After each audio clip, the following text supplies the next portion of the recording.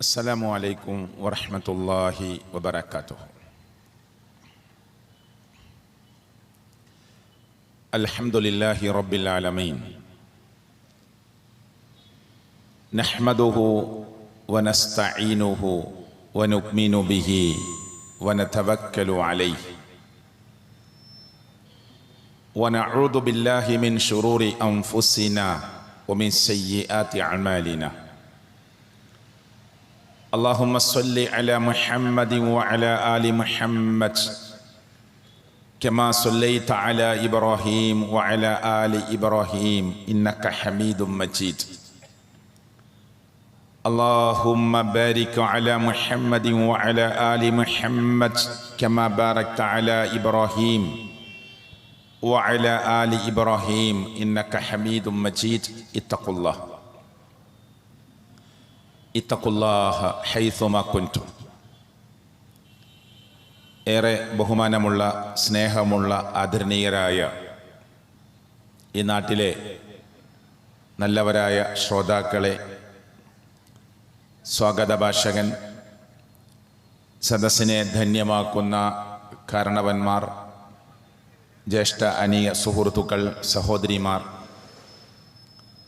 സർവശക്തനായ അല്ലാഹു ഈ ഒരു സംഗമം ഒരു പുണ്യകർമ്മമായി, സൽക്കർമ്മമായി നമ്മിൽ നിന്ന് സ്വീകരിക്കുമാറാകട്ടെ. കേരളത്തിലെ ഒട്ടുമിക്ക നഗരങ്ങളിലും ഗ്രാമാന്തരങ്ങളിലും വിസ്ഡം ഇസ്ലാമിക് ഓർഗനൈസേഷൻ്റെ യൂത്ത് ഘടകത്തിൻ്റെ കീഴിൽ തസ്ഫിയ എന്ന് പേരിട്ടുകൊണ്ട് ഒരു ബോധവൽക്കരണ കൊച്ചു കൊച്ചു സംഗമങ്ങളും സമ്മേളനങ്ങളും നടന്നുകൊണ്ടിരിക്കുകയാണ്. നോമ്പിന് മുമ്പ് താൽക്കാലികമായി റമദാൻ സമാഗതമായപ്പോൾ താൽക്കാലികമായി ഒന്ന് സ്റ്റോപ്പ് ചെയ്ത് വീണ്ടും നോമ്പ് കഴിഞ്ഞപ്പോൾ വീണ്ടും ഈ സമ്മേളനങ്ങൾ തുടരുകയാണ്. നിരന്തരമായ പ്രോഗ്രാമുകളിലൂടെയാണ് കേരളക്കരയിൽ വിസ്ഡം ഇസ്ലാമിക് ഓർഗനൈസേഷനും അതിൻ്റെ യുവജന ഘടകങ്ങളും ദഅവ രംഗത്ത് സമൂഹത്തെ ഉത്ബോധിപ്പിച്ചുകൊണ്ടിരിക്കുന്നത്. ലക്ഷ്യം ഇവിടെ സ്വാഗത ഭാഷണത്തിൽ സൂചിപ്പിച്ചതുപോലെ നമുക്കൊക്കെ ഈ ലോകം വിട്ടു പോവണം. എന്നിട്ട് നാം ഇഷ്ടപ്പെട്ടാലും ഇല്ലെങ്കിലും നമ്മൾ ചെന്നു കയറേണ്ടതായ സർവശക്തനായ റബ്ബ് നിശ്ചയിച്ച ഒരു വിചാരണ കോടതിയുണ്ട്. ആ കോടതിയിൽ രക്ഷപ്പെടാൻ നമുക്കെന്ത് ചെയ്യാൻ പറ്റും എന്നതിനെക്കുറിച്ച് സംസാരിക്കുന്ന ഞാനും ആലോചിക്കുക, കേൾക്കുന്ന നമ്മൾ ഓരോരുത്തരും ആലോചിക്കുക, ആലോചിപ്പിക്കുക, ചിന്തിപ്പിക്കുക എന്നതാണ് ഇങ്ങനെയുള്ള തസ്ഫിയ സമ്മേളനത്തിൻ്റെ ലക്ഷ്യം. നമ്മുടെ നാട് മാറി മാറി ഓരോ ഗവൺമെൻറ് ഇങ്ങനെ ഭരിച്ച് ഇടതും വലതുമൊക്കെ ഭരണം നടത്തുന്ന ഒരു കൊച്ചു സ്റ്റേറ്റാണ് കേരളം. ആര് ഭരിച്ചാലും മാറാത്ത കുറേ ചിന്താഗതികളും ശീലങ്ങളൊക്കെ ഉണ്ട്. അതിൽപ്പെട്ട ഒന്നാണ് നമ്മുടെ യുവാക്കളെ കാർന്നു തിന്നുകൊണ്ടിരിക്കുന്ന ലഹരി. അത് പലതരത്തിലുണ്ട്. ഇന്നിൻ്റെ യുവ സമൂഹത്തെ നോക്കിയാൽ ഇവർ മുസ്ലിം പേരിട്ട് അവരെ കുറിച്ച് മാത്രം ചിന്തിച്ചാൽ ഇവർ പരലോകത്തെ പ്രതീക്ഷിക്കുന്നവരാണോ എന്ന് നെഞ്ചത്ത് കൈവച്ച് ചോദിച്ചു പോകുന്ന വിധത്തിലാണ് പുതിയ തലമുറയുടെ നീക്കുപോക്കുകൾ കണ്ടുകൊണ്ടിരിക്കുന്നത്. ഈ മലപ്പുറത്തിൻ്റെ വെളിപ്പാടകലെ കിടക്കുന്ന ഈ കൊച്ചു ഗ്രാമം അല്ലെങ്കിൽ ഈ അങ്ങാടി, ഇവിടെയുള്ള സമസ്തയും തബ്ലീഗും ജമാഅത്തും മുജാഹിദും ഇനി മുസ്ലിങ്ങളല്ലാത്തവരും എല്ലാവരും ഒരുമിച്ചു നിന്ന് സമൂഹത്തോട് പറയേണ്ടതായ ഗൗരവമേറിയ ചില കാര്യങ്ങളുണ്ട്. നമ്മളെല്ലാവരും ഒരേ പ്ലാറ്റ്ഫോമിൽ നിന്നുകൊണ്ട് സംസാരിക്കേണ്ടതായ ചില വിഷയങ്ങളുണ്ട്. അത് പള്ളിയിലെത്തുന്ന യുവാക്കളോട്, സലഫി പള്ളികളാണെങ്കിൽ അവിടെ എത്തുന്ന ജുമഅക്കെത്തുന്ന യുവാക്കളോട് അവർക്ക് മനസ്സിലാകുന്ന ഭാഷയിൽ മലയാളത്തിൽ ഖുത്ബ നടക്കുന്നു എന്നതുകൊണ്ട് കുറേ കാര്യങ്ങളൊക്കെ പറഞ്ഞ് ബോധ്യപ്പെടുത്താൻ കഴിയുമെന്ന വിശ്വാസം നമുക്കുണ്ട്. ജുമഅയ്ക്ക് ഇരിക്കുന്നത് പോലെ നമ്മുടെ നാട്ടിലെ മറ്റുള്ള പള്ളികളിൽ ജുമഅയ്ക്ക് ഇരിക്കുന്നത് പോലെ ജുമഅ കഴിഞ്ഞിട്ടുള്ളൊരു പ്രസംഗത്തിന് യുവാക്കൾ ഇരിക്കണമെന്നില്ല. ലഹരി എന്ന വിഷയത്തെ ഹെഡിങ് ആക്കിക്കൊണ്ട് ഒരു ബോധവൽക്കരണ ക്യാമ്പ് പ്രഖ്യാപിച്ചാൽ, ഒരു പ്രത്യേക ബോധവൽക്കരണ പ്രോഗ്രാം നിശ്ചയിച്ചാൽ എല്ലാവരും വന്നുകൊള്ളണമെന്നില്ല. അതുകൊണ്ട് നമ്മൾ ഓരോ നാടിനും സമയത്തിനും ആവശ്യമായ വിഷയങ്ങളെ എടുത്തുകൊണ്ട് നാട്ടുകാർക്കിടയിലേക്ക് ഇറങ്ങിച്ചെന്ന് പ്രത്യേകം ക്ഷണിച്ചില്ലെങ്കിലും കേട്ടുപോകുന്ന വിധത്തിൽ ഓരോ കവലയിലും അങ്ങാടിയിലും നമ്മൾ എഴുന്നേറ്റ് നിൽക്കുകയാണ്. ഇതിന്റെ പിന്നിൽ നമുക്ക് മറ്റൊരു ലക്ഷ്യമില്ല. ഞാൻ പറഞ്ഞു, അത് പരലോകത്തിന്റെ വിജയം മാത്രമാണ്. മുഹമ്മദ് മുസ്തഫ സല്ലല്ലാഹു അലൈഹി വസല്ലമ 1400 വർഷങ്ങൾക്ക് മുമ്പ് ആ സമൂഹത്തിന്റെ മുമ്പിലേക്ക് വരുമ്പോൾ അവർ ലഹരിക്കടിമകളാണ്. കള്ള്, പെണ്ണ്, യുദ്ധം എന്ന മുദ്രാവാക്യമാണ് അവർ ഉയർത്തിയിരുന്നത്. ഇതിലൊന്നും ആർക്കും തർക്കമില്ല. പ്രായപൂർത്തി എത്തിയ ഒരു പെണ്ണ് ഒരു വീട്ടിലുണ്ടെങ്കിൽ അള്ളാന്റെ റസൂൽ സല്ലല്ലാഹു അലൈഹി വസല്ലമ നബിയായി വരുന്നതിന്റെ മുമ്പ് ആ പരിസരത്തെ സ്വഭാവം എന്ത് എന്ന് ചരിത്ര ഗ്രന്ഥങ്ങൾ രേഖപ്പെടുത്തുന്നത്, പ്രായപൂർത്തി എത്തിയ ഒരു പെണ്ണ് ഒരു വീട്ടിലുണ്ടെങ്കിൽ ആ വീടിന്റെ മുകളിൽ ഒരു പതാക ഉയർത്തും. ആ പതാക കണ്ടാൽ ആ നാട്ടിലെ ആളുകൾക്കറിയാം ഇവിടെ ഒരു യുവതിയായ പെണ്ണുണ്ട്, ഒരു സഹോദരിയുണ്ട് എന്ന്. അങ്ങനെ ആ വീട്ടിലേക്ക് പലരും കയറി ചെല്ലും. ഇന്ന ആള് എന്നില്ല, പലരും ആ വീട്ടിലേക്ക് ഇങ്ങനെ കയറി ചെന്ന് ആ സഹോദരിയെ, അവരുടെ ശരീരത്തെ ദാഹിച്ച് അവരുടെ ശരീരത്തെ മോഹിച്ച് കയറി ചെല്ലുന്നവരാണ്. അങ്ങനെ പലരും ഇടപെടുന്നു, പലരും ആ സ്ത്രീയെ കണ്ടുമുട്ടുന്നു, പലരും ആ സ്ത്രീയുടെ കിടപ്പറ പങ്കിടുന്നു. അവസാനം അവൾ പ്രഗ്നൻസി പീരീഡിലേക്ക്, ഒരു ഗർഭിണിയായി മാറുന്നു. പ്രസവം കഴിഞ്ഞ് കുട്ടുകുടുംബ ബന്ധുമിത്രാദികളെല്ലാം ആ സ്ത്രീയോട് ചോദിക്കും, ആരാണ് കുട്ടിയുടെ ഉപ്പ, അച്ഛനാരാണ്? ആ കുട്ടിക്ക് പ്രത്യേകിച്ച് മറുപടി പറയാനില്ല. അപ്പൊ ആ നാട്ടിലെ കാരണവന്മാർ അവിടെ വന്ന ആളുകളെ പറ്റിയൊക്കെ ചോദിക്കും, ആരൊക്കെയാണ് ഇവിടെ വന്നിരുന്നത്. അവർ 5 പേരുടെ പേര്, 6 പേരുടെ, 8 പേരുടെ, 10 പേരുടെ ഒക്കെ പേര് ഈ സ്ത്രീ പറഞ്ഞാൽ അവരെ എല്ലാവരെയും വിളിക്കും. വിളിച്ചിട്ട് ഈ കുട്ടിയുടെ മുഖച്ഛായ, ഈ വന്നവരിൽ ആരുടെ മുഖച്ഛായയുമായിട്ടാണ് ബന്ധമെന്ന് നോക്കി ആ മുഖച്ഛായയുള്ള മനുഷ്യനെ ഈ സ്ത്രീയുടെ ഇണയായി തീരുമാനിക്കുകയും ഈ സ്ത്രീയെ അയാൾക്ക് വിട്ടുകൊടുക്കുകയും ചെയ്യുന്ന ഒരു ഡാർക്ക് ഏജിന്റെ ജാഹിലിയ കാലത്തെ ഒരു സമ്പ്രദായം നിലനിൽക്കുന്ന നാട്ടിലേക്കാണ് മുഹമ്മദ് റസൂൽ കരീം സല്ലല്ലാഹു അലൈഹി വസല്ലമ അള്ളാഹുവിന്റെ ദൂതനായി കടന്നു വരുന്നത്. നമ്മളൊന്ന് ആലോചിച്ച് നോക്കുക. അപ്പൊ ആ നാട് എത്രത്തോളം വൈജ്ഞാനികമായി, വിദ്യാഭ്യാസപരമായി, ചിന്തനീയമായി, ആലോചനാപരമായി ആ സമൂഹം എത്രത്തോളം ഉയർച്ചയിലേക്ക് എത്തിയിട്ടുണ്ടാകുമെന്ന് ഈ സംഭവങ്ങൾ കേട്ടാൽ നമുക്ക് മനസ്സിലാവും. അപ്പുറത്തെ ഒട്ടകം ഇപ്പുറത്തെ പറമ്പിൽ നിന്ന് ഒരു ചെടിയോ അവർ നനച്ചുണ്ടാക്കിയ കൃഷിയിൽ നിന്ന് വല്ലതും തിന്നാൽ അതിന്റെ പേരിൽ വർഷങ്ങളോളം വൈരാഗ്യം കാത്തു സൂക്ഷിക്കുകയും അതിന്റെ പേരിൽ യുദ്ധം പ്രഖ്യാപിക്കുകയും ഗോത്രങ്ങൾ തമ്മിൽ യുദ്ധം നടക്കുകയും ചെയ്യുന്ന ഒരു കാലഘട്ടം. അതാണ് അവിടെ മുദ്രാവാക്യം. പെണ്ണ്, യുദ്ധം, കള്ള്, ഇത് ഞങ്ങൾക്ക് വേണം, ഇതില്ലാതെ ഞങ്ങൾക്ക് ജീവിക്കാൻ കഴിയില്ല എന്ന് പറയുന്ന ഒരു സമൂഹത്തിന്റെ മുന്നിലേക്കാണ് അവരുടെ കൂട്ടത്തിൽ നിന്ന് പൂർണ്ണമായ നിരക്ഷരനായ പ്രവാചകൻ മുഹമ്മദ് റസൂൽ സല്ലല്ലാഹു അലൈഹി വസല്ലം, സ്വന്തം ഭാഷയിൽ എഴുത്തും വായനയും അറിയില്ല, ഒരു ലെറ്റർ എഴുതണമെങ്കിൽ വേറൊരാളെ എഴുതി കൊടുക്കണം. അള്ളാഹുവിന്റെ പ്രവാചകൻ സല്ലല്ലാഹു അലൈഹി വസല്ലമക്ക് എഴുതാനും വായിക്കാനും അറിയില്ല. ഗാറു ഹിറ എന്ന് പറയുന്ന ഹിറാ ഗുഹയിൽ ചെന്നിരുന്ന് ലോകത്തിന്റെ രക്ഷിതാവായ റബ്ബിനെ മാത്രം ഓർത്തുകൊണ്ട് അവിടെ ഒറ്റയ്ക്കിരുന്ന് അള്ളാനെ ഓർക്കുന്ന, എല്ലാ തിന്മകളിൽ നിന്നും മാറി നിൽക്കുന്ന അള്ളാഹുവിന്റെ പ്രവാചകനായി വരാൻ പോകുന്ന മുഹമ്മദ് മുസ്തഫ സല്ലല്ലാഹു അലൈഹി വസല്ലമ അവിടെ ഇങ്ങനെ ഇരിക്കുമ്പോ ജിബ്രീൽ വന്ന ചരിത്രം നമുക്കറിയാം. ആദ്യമായി വഹി ഇറങ്ങാണ്.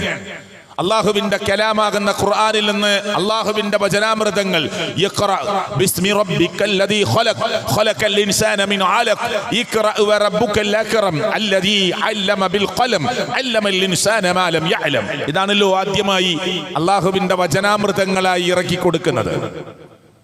അത് അള്ളാന്റെ സംസാരമാണ്. ജിബ്രീൽ അലൈഹിസ്സലാത്തു വസ്സലാം ഇഖ്റ എന്ന് പറയുമ്പോൾ പ്രവാചകൻ സല്ലല്ലാഹു അലൈഹി വസല്ലം ഗാറു ഹിറയിൽ ഇരുന്ന് ഹിറാ ഗുഹയിൽ ഇരുന്ന് പറയുന്ന മറുപടി മാ അന ബിഖാരി, എനിക്ക് വായിക്കാൻ അറിയില്ല എന്നാണ്. ജിബ്രീൽ എന്ന മലക്ക് അലൈഹിസ്സലാത്തു വസ്സലാം വീണ്ടും പറയും വായിക്കാൻ. അള്ളാന്റെ പ്രവാചകൻ പറയും എനിക്ക് വായിക്കാൻ അറിയില്ല, എന്നാൽ ഞാൻ ഓതിത്തരാം, അത് ഓതണമെന്ന് നബിയോട് പറയണം. അങ്ങനെയാണ് ഈ സൂറത്തിലെ ആദ്യത്തെ ഈ 5 വചനാമൃതങ്ങൾ ഓതിക്കൊടുക്കുകയും അത് ഏറ്റു ചൊല്ലുകയും പേടിച്ചു വിറച്ച് പനിച്ച് വീട്ടിലേക്ക് വരികയും എന്നെ പുതപ്പിട്ട് മൂടിക്കൊണ്ടായി എന്ന് പറയുകയും ആയിഷ ബീബി റളിയല്ലാഹു അൻഹ, ഖദീജ ബീബി റളിയല്ലാഹു അൻഹ, പ്രിയപ്പെട്ടവരെ നിങ്ങൾ ആലോചിച്ച് നോക്ക്, മുടികൾക്കിടയിലൂടെ വിരലോടിച്ചുകൊണ്ട് പേടിക്കേണ്ട, ഭയപ്പെടേണ്ട, നിങ്ങൾ മനുഷ്യരുടെ വേദനകൾ അറിയുന്ന ഒരാളാണ്, പ്രശ്നങ്ങളെ അറിയുന്ന ഒരാളാണ്, ആളുകളുടെ ഭാരം ഏറ്റെടുക്കുന്ന ഒരാളാണ്, അവരുടെ ഭാരം ഇറക്കി വെക്കുന്ന ഒരാളാണ്. അങ്ങനെ നീണ്ടു പോകുന്നു ആ സംസാരം. നിങ്ങൾ ഭയപ്പെടേണ്ടതില്ല. ഞാനിത് പറഞ്ഞത് ആ ചരിത്രത്തിലേക്ക് നമ്മളെ കൊണ്ടുപോയി അവിടെ കുറെ കാര്യങ്ങൾ ചർച്ച ചെയ്യാനല്ല. പിന്നെ എഴുത്തും വായനയും അറിയാത്ത പ്രവാചകൻ മുഹമ്മദ് റസൂൽ കരീം സല്ലല്ലാഹു അലൈഹി വസല്ലമക്ക് ആ നാട്ടിലെ മനുഷ്യരെ നന്നാക്കാൻ കിട്ടിയ സമയം കേവലം 23 വർഷക്കാലമാണ്. എത്ര? 23 വർഷക്കാലം. ഇവിടെ ഈ അങ്ങാടിയിൽ ഈ സദസ്സിലിരിക്കുന്ന അധിക ആളുകളും ചിന്തിച്ചോക്ക്, 40, 45, 50 ഒക്കെ വയസ്സുള്ള ആളുകളുണ്ട്. അതിനേക്കാൾ ചെറിയ പ്രായമുള്ളവരും ഈ സദസ്സിലുണ്ട്. കേട്ടു നിൽക്കുന്ന അങ്ങാടിയുടെ ഓരത്ത് നിൽക്കുന്നവരിലുണ്ട്.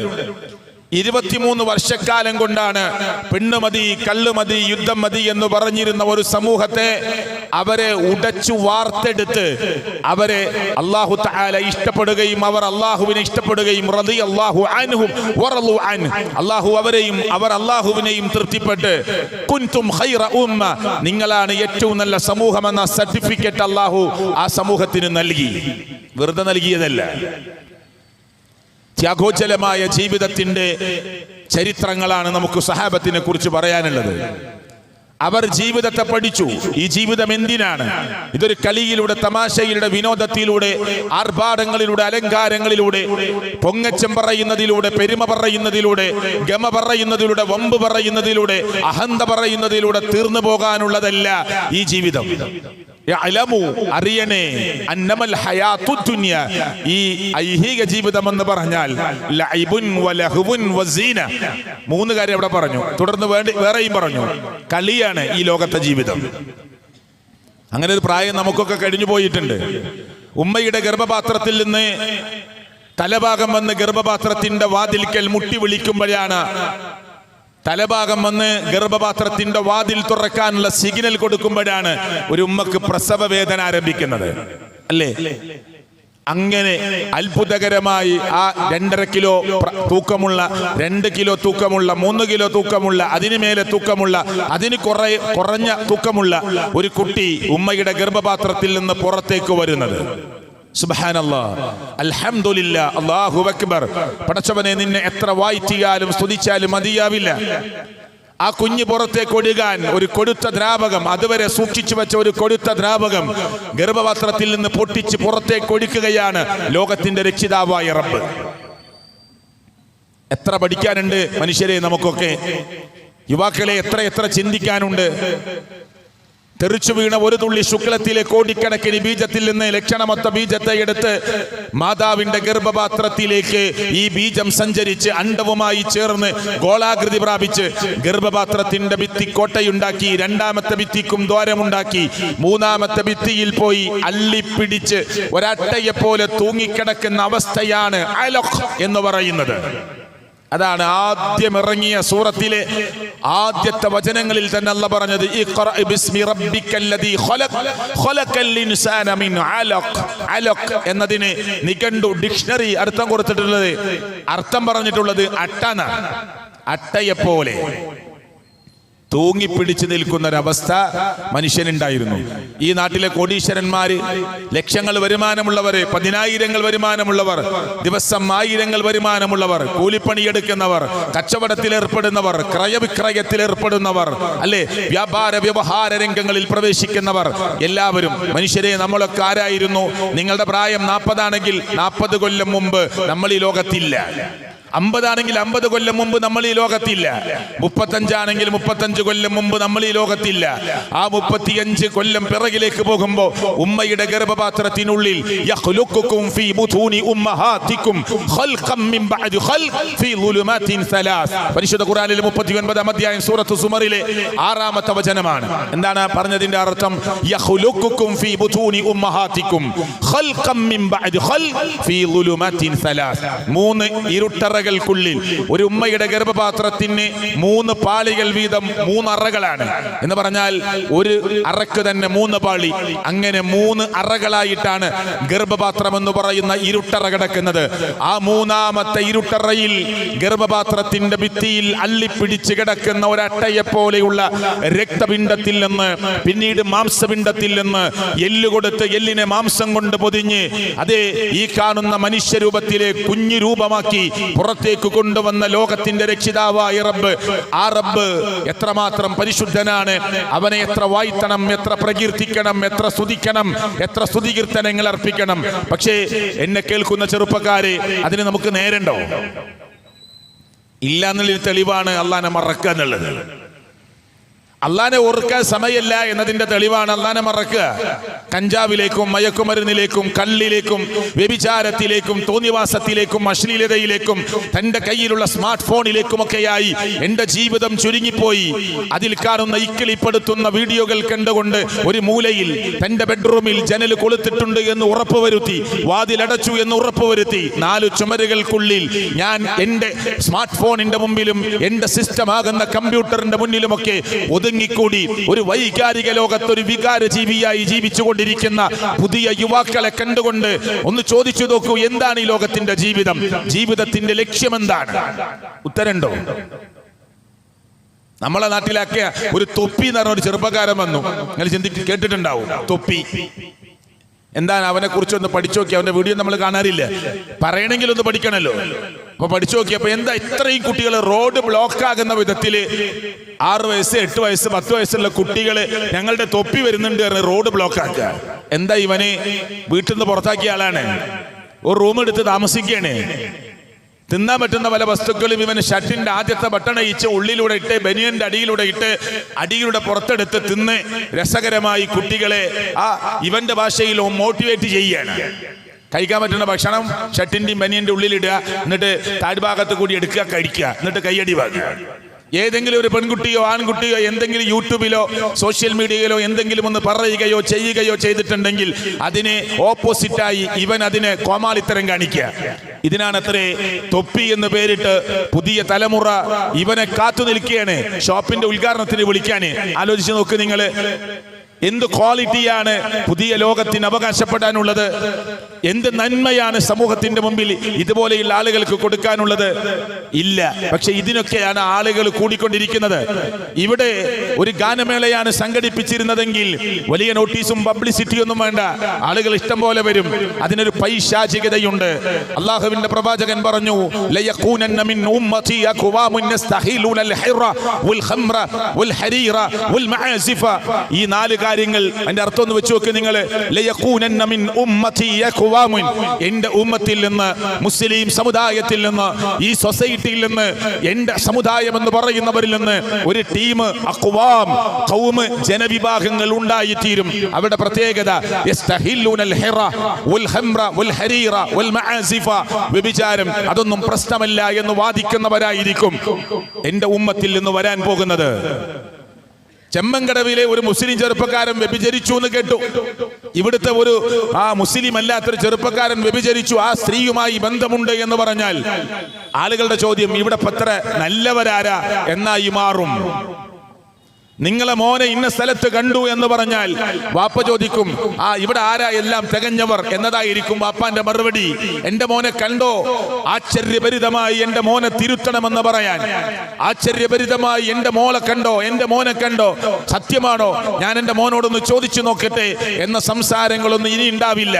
പിന്നെ വാപ്പ പറയും, ആരാ ഇവിടെ നല്ലവർ, ആരാ ഇവിടെ തികഞ്ഞവർ, ആരാ ഇവിടെ തെറ്റ് ചെയ്യാത്തവർ, ആരാ ഇവിടെ കുടിക്കാത്തവർ, ആരാ ഇവിടെ വ്യഭിചരിക്കാത്തവർ, എന്ന അർത്ഥത്തിലേക്ക് എന്റെ ഉമ്മത്തിൽപ്പെട്ടവർ കടന്നു ചെല്ലുമെന്ന് പറയുന്നത് അല്ലാഹുവിന്റെ പ്രവാചകൻ മുഹമ്മദ് റസൂൽ സല്ലല്ലാഹു അലൈഹി വസല്ലമ. അദാല യകൂനന്ന മിൻ ഉമ്മതി അഖ്വാമുൻ യസ്തഹില്ലൂനൽ ഹിറ വൽ ഖംറ വൽ ഹരീറ വൽ മആസിഫ്, മ്യൂസിക്കൽ ഇൻസ്ട്രുമെന്റ്സ്. അത് മുസ്ലിം സമുദായം ഉപയോഗിച്ചുകൊണ്ടിരിക്കും. അല്ലാഹുവിന്റെ റസൂൽ പറഞ്ഞതാ. ഇതൊക്കെ വലിയൊരു സംഭവമായിട്ട് പറയല്ല. ഒരു വഅദ് നടക്കുന്ന സദസ്സിൽ വരെ മുസ്ലിങ്ങളെ, നമ്മളൊക്കെ മുസ്ലിങ്ങളാണ്, വഅദ് നടക്കുന്ന സദസ്സിൽ വരെ അല്ലാഹുവിന്റെ റസൂല് വ്യഭിചാരത്തിന്റെ കൂടെ, കള്ളിന്റെ കൂടെ, പുരുഷന്മാർ പട്ടുവസ്ത്രം അണിയരുത് എന്ന് പറയുന്നതിന്റെ കൂടെ നാലാമത്തെ വിഷയമായി എണ്ണിയത് മ്യൂസിക്കൽ ഇൻസ്ട്രുമെന്റ്സ്. പാട്ടുപാടാം, നല്ല അർത്ഥമുള്ള പാട്ടുപാടാം, അതിനൊന്നും ഇസ്ലാം എതിർത്തിട്ടില്ല. കവിത പറയാം, കവിത പറയാം, കവിത പാടാം, അതിനൊന്നും പ്രശ്നമില്ല. പക്ഷെ മ്യൂസിക്കൽ ഇൻസ്ട്രുമെന്റ്സുകൾ ഉപയോഗിച്ചാൽ ആ സദസ്സ് ഇളകും, ഡാൻസ് ചെയ്യും, നൃത്തമാടും. കോളേജ് ഡേ നടക്കുമ്പോ സാധാരണ ഒരു പാട്ട് പാടിയാൽ കുട്ടികൾ അടങ്ങിയിരിക്കും.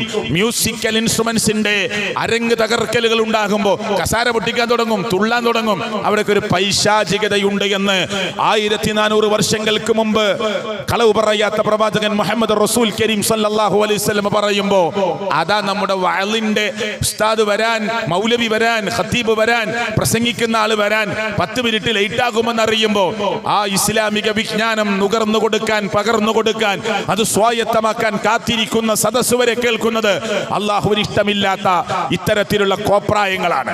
പിന്നെ എങ്ങനെ നമ്മുടെ സമുദായം നന്നാവുക? എങ്ങനെ നന്നാവുക? ചിന്തിക്കണം, ആലോചിക്കണം. അതിനായത് പറയുന്നത്. അതുകൊണ്ടൊരു പുതിയ തലമുറ ഒരു പ്രത്യേക ദിശയിലേക്ക് ഇങ്ങനെ നടന്നു പോയിക്കൊണ്ടിരിക്കുകയാണ്. പരിഹാരങ്ങളില്ല എന്ന് പറയാൻ നമുക്കൊരു വഅദ് വെക്കേണ്ട ആവശ്യമില്ല. എല്ലാ തിന്മകളെയും ഇങ്ങനെ എടുത്തു പറഞ്ഞിട്ട് ഇനി ഒരിക്കലും രക്ഷപ്പെടില്ല എന്ന് പറയാൻ ഇല്ല സുഹൃത്തുക്കളെ. ജനാധിപത്യ രാജ്യമായ, മതേതരത്വ രാജ്യമായ, നാനാത്വത്തിൽ ഏകത്വം ഉദ്ഘോഷിക്കുന്ന ഈ ജനാധിപത്യ സംവിധാനം നിലനിൽക്കുന്ന രാജ്യം തകർച്ചയിലേക്ക് എന്ന് മാത്രം പറയാൻ നമ്മളാരും എഴുന്നേറ്റ് നിൽക്കേണ്ടതില്ല. പിന്നെ സൊല്യൂഷനാ നമ്മൾ പറഞ്ഞു കൊടുക്കേണ്ടത്, പരിഹാരങ്ങളാണ് എല്ലാ സ്ഥലത്തും. അത് ദുന്യവിയായ കാര്യങ്ങളാണെങ്കിലും ഉഖ്റവിയായ കാര്യങ്ങളാണെങ്കിലും, പാരത്രിക ലോകവുമായി ബന്ധപ്പെട്ട് നിൽക്കുന്ന വിഷയമാണെങ്കിലും, ദുനിയാവുമായി ബന്ധപ്പെട്ട വിഷയമാണെങ്കിലും പരിഹാരങ്ങൾ പറഞ്ഞു കൊടുക്കലാണ് എന്റെയും നിങ്ങളുടെയും ഡ്യൂട്ടി. അത് പ്രായോഗികമാക്കലാണ്, അത് പ്രാക്ടിക്കലാക്കി മാറ്റലാണ്. അതല്ലാതെ കൂട്ടത്തിൽ നിന്നൊന്ന് ഒരു പ്രാവശ്യം കള്ള് കുടിച്ചു പോയ ഒരാളെ, ചീട്ട് കളിച്ചു പോയ ഒരാളെ, അല്ലെങ്കിൽ ഏതെങ്കിലും അർത്ഥത്തിൽ മലകയറി സ്റ്റവുമായി കള്ളുമായി ഒരു കമ്പനി പിന്നെ വൃത്തികേടിലേക്ക് പോയ ഒരാളെ അഗണ്യകോണിലേക്ക് തള്ളി മാറ്റുകയല്ല. ഒരു പ്രാവശ്യം തിന്മ ചെയ്തവന് തിന്മയുടെ ഹോൾസെയിൽ കച്ചവടക്കാരനായി സമൂഹത്തിന്റെ മുമ്പിൽ പരിചയപ്പെടുത്തുകയല്ല, അവനെ ചേർത്ത് പിടിക്കുകയാണ്, അവനെ കൂട്ടിപ്പിടിക്കുകയാണ്. എന്നിട്ട് അവനോട് പറയുന്നു, അരുത് സുഹൃത്തേ, അരുത്. നീ മദ്രസയിൽ പഠിച്ചവനാണ്, നീ പള്ളിയിൽ പോകുന്നവനാണ്. 6236 ആയത്തുള്ള പരിശുദ്ധ ഖുർആനിന്റെ ആയത്തുകളിൽ നിന്ന് നിനക്ക് പല ആയത്തുകളും അറിയുന്നവനാണ്. 114 അധ്യായമുള്ള പരിശുദ്ധ ഖുർആനിൽ നിന്ന് പല അധ്യായങ്ങളും നിനക്കറിയുന്നവനാണ്. അതുകൊണ്ട് നീ തിന്മയുടെ മായാലോകത്തിലേക്ക് വീണു പോകരുത്. നിനക്ക് കൈയുതരാനാണ് ഞാൻ വന്നത്. ഇരുട്ടിൽ തപ്പുന്ന നിനക്ക് വെളിച്ചത്തിലേക്ക് കയറാൻ. അതേ, അധർമ്മത്തിന്റെ, അശ്ലീലതയുടെ, അക്രമങ്ങളുടെ, അനീതിയുടെ, വൃത്തികേടിന്റെ ലോകത്തേക്ക് നടന്നു പോകുന്ന നിന്നെ ധർമ്മത്തിന്റെ, നീതിയുടെ, സത്യത്തിന്റെ, ധർമ്മത്തിന്റെ വീതിയിലേക്ക് തിരിച്ചു വിളിക്കാനാ ഞാൻ നിന്റെ മുമ്പിൽ കൈനീട്ടുന്നത് എന്ന് അല്ലേ? ആ ഉത്തരവാദിത്തമാണ് നമ്മൾ നിർവഹിക്കുന്നത്. ഈ സമൂഹത്തോട് നമുക്ക് ഒരു റെസ്പോൺസിബിലിറ്റി ഉണ്ട്, ഒരു ഉത്തരവാദിത്ത ബോധമുണ്ട്. അത് ഞാനല്ലെങ്കിൽ നിങ്ങളിൽ ഓരോരുത്തരും എഴുന്നേറ്റ് നിന്ന് നിർവഹിക്കേണ്ടതാണ്. അള്ളാഹുവിന്റെ പ്രവാചകൻ സ്വല്ലല്ലാഹു അലൈഹി വസല്ലമ മദ്യപിച്ച് നിസ്കരിക്കാൻ എത്തുന്നവരോട് അള്ളാഹുവിന്റെ വഹീ പ്രകാരം പറഞ്ഞു, നിങ്ങൾ മദ്യപിച്ചുകൊണ്ട്, കള്ളുകുടിച്ചുകൊണ്ട് നിങ്ങൾ നിസ്കാരത്തെ സമീപിക്കരുത്. ഘട്ടങ്ങൾ ഘട്ടങ്ങളായി, 3 ഘട്ടങ്ങളായി അവരോട് അവസാനം പറഞ്ഞു, ഫഹൽ അൻതും മുൻതഹൂൻ, ഇനി നിങ്ങൾക്ക് വിരമിക്കാൻ സമയമായില്ലേ? ഉപകാരമുണ്ട് എന്ന് പറയുന്നവരോട് ഉപദ്രവമാണതിൽ കൂടുതൽ എന്ന് പറഞ്ഞു കൊടുത്തു. എന്നിട്ടും നിർത്താതെ വന്നപ്പോ അള്ളാഹു ആകാശത്തിന്റെ മേലാപ്പിൽ നിന്ന് ആയത്തിറക്കിയവരെ പഠിപ്പിച്ചു, നിങ്ങൾക്കിനിയും വിരമിക്കാൻ സമയമായില്ലേ? ഉടനെ കള്ളു കുടിച്ചുകൊണ്ടിരിക്കുന്നവർ, കുടിക്കാൻ വേണ്ടി കോപ്പയിൽ ഒഴിച്ചു വെച്ചവർ, നാളെ വിൽപ്പന നടത്താൻ വീപ്പയിൽ സൂക്ഷിച്ചു വെച്ചവർ, റീറ്റെയിൽ കച്ചവടക്കാർ, ഹോൾസെയിൽ കച്ചവടക്കാർ ആ വീപ്പകൾ നിലത്തേക്ക് തള്ളിയിട്ടു. കുടിച്ചവർ വിരലുകൾ വായിലേക്ക് തള്ളിക്കയറ്റി ഓക്കാടിച്ചു. കുടിക്കാൻ വേണ്ടി എടുത്തു വെച്ച ഗ്ലാസുകൾ നിലത്തേക്ക് എറിഞ്ഞു. എന്നിട്ട് അവിടുത്തെ സമൂഹം ഉറക്കെ പറഞ്ഞു, ഇൻതഹൈന, ഇൻതഹൈന, ഇൻതഹൈന, ഞങ്ങൾ ഇതാ രാജി പറഞ്ഞിരിക്കുന്നു. ഇതൊക്കെ ഇങ്ങനെ പ്രസംഗത്തിൽ പറയാ. ചെറുപ്പക്കാരെ, നമ്മൾ ഇങ്ങനെ കേട്ടിട്ട് പോവല്ല. ഒരു മദ്യപിക്കുന്ന കഞ്ചാവിനും മയക്കുമരുന്നിനും MDMA പോലെയുള്ള വൃത്തികേടിന് അടിമയായ ഒരു ചെറുപ്പക്കാരന്റെ ഭാര്യ എത്രമാത്രം വിഷമത്തിലായിരിക്കും, മക്കൾ എത്രമാത്രം വിഷമത്തിലായിരിക്കും. എന്റെ വാപ്പയാണ് ആ റോഡിൽ വീണ് കിടക്കുന്നത് എന്ന് പറയാൻ ഒരു കുട്ടിക്ക് ആത്മാഭിമാനം ഉണ്ടാകുമോ? ഔറത്ത് പോലും മറക്കാതെ റോഡിൽ വീണ് കിടക്കുന്ന, ഓവുചാലുകളിൽ കിടക്കുന്ന, ഇന്ന് ലഹരിയുടെ പുതിയ ലോകമായതുകൊണ്ട് മദ്യപിച്ചിട്ടുണ്ടോ, കള്ളു കുടിച്ചിട്ടുണ്ടോ, കഞ്ചാവ് അടിച്ചിട്ടുണ്ടോ എന്ന് പോലും തിരിച്ചറിയാൻ പറ്റാതെ, ആ ശബ്ദം പോലും പുറത്തേക്ക് ഒരു അക്ഷരം പോലും പറയാതെ മണിക്കൂറുകൾ തന്റെ ബെഡിൽ കമയുന്നും മലന്നും കിടക്കുന്ന, സ്റ്റിക്കറുകളിൽ അഭയം തേടുന്ന, ഒരു സ്റ്റവും ഒരു ചെറിയ ആ ചട്ടിയും കുറച്ച് വസ്തുക്കളും ഉണ്ടെങ്കിൽ ഉണ്ടാക്കിയെടുക്കാൻ പറ്റുന്ന MDMA പോലെയുള്ള അതിമാരകമായ ലഹരി നമ്മുടെയൊക്കെ നാടിന്റെ ഗ്രാമാന്തരങ്ങളിലൂടെ കടന്നുപോയിക്കൊണ്ടിരിക്കുമ്പോൾ 50-60 വയസ്സുള്ള തന്റെ പേരക്കുട്ടികളെ പോലും മറന്നു പോകുന്ന 60-കാരനും 50-കാരനും MDMA പോലെയുള്ള മാരകമായ മയക്കുമരുന്നിന്റെ കച്ചവടക്കാരായി കൊച്ചു വിദ്യാലയങ്ങളുടെ മുന്നിലേക്ക്, മതിലിന്റെ ഓരങ്ങളിലേക്ക്, മറഞ്ഞിരിക്കുന്ന മരത്തിന്റെ മറവിലിരുന്ന് 60-കാരനും 50-കാരനും തന്റെ പേരക്കുട്ടിയുടെ പ്രായമുള്ള LP-യിലും UP-യിലും പഠിക്കുന്ന കുട്ടികൾക്ക് MDMA പോലെയുള്ള അതിമാരകമായ ലഹരിയുടെ കച്ചവടക്കാരായി മാറുമ്പോ ആരായി സമൂഹത്തെ തിരുത്താനുള്ളത്? ആരാണ് ഈ സമൂഹത്തെ തിരുത്താനുള്ളത്? അവിടെയാണ് വിസ്ഡം എഴുന്നേറ്റിരിക്കുന്നത്. പലരും പറയുന്നുണ്ടാവും, നമ്മുടെ ഡ്യൂട്ടി നിർവഹിക്കുകയാണ്, നമ്മുടെ ഉത്തരവാദിത്തം നിർവഹിക്കുകയാണ്. നമുക്ക് വലിയ ഡ്യൂട്ടിയുണ്ട്.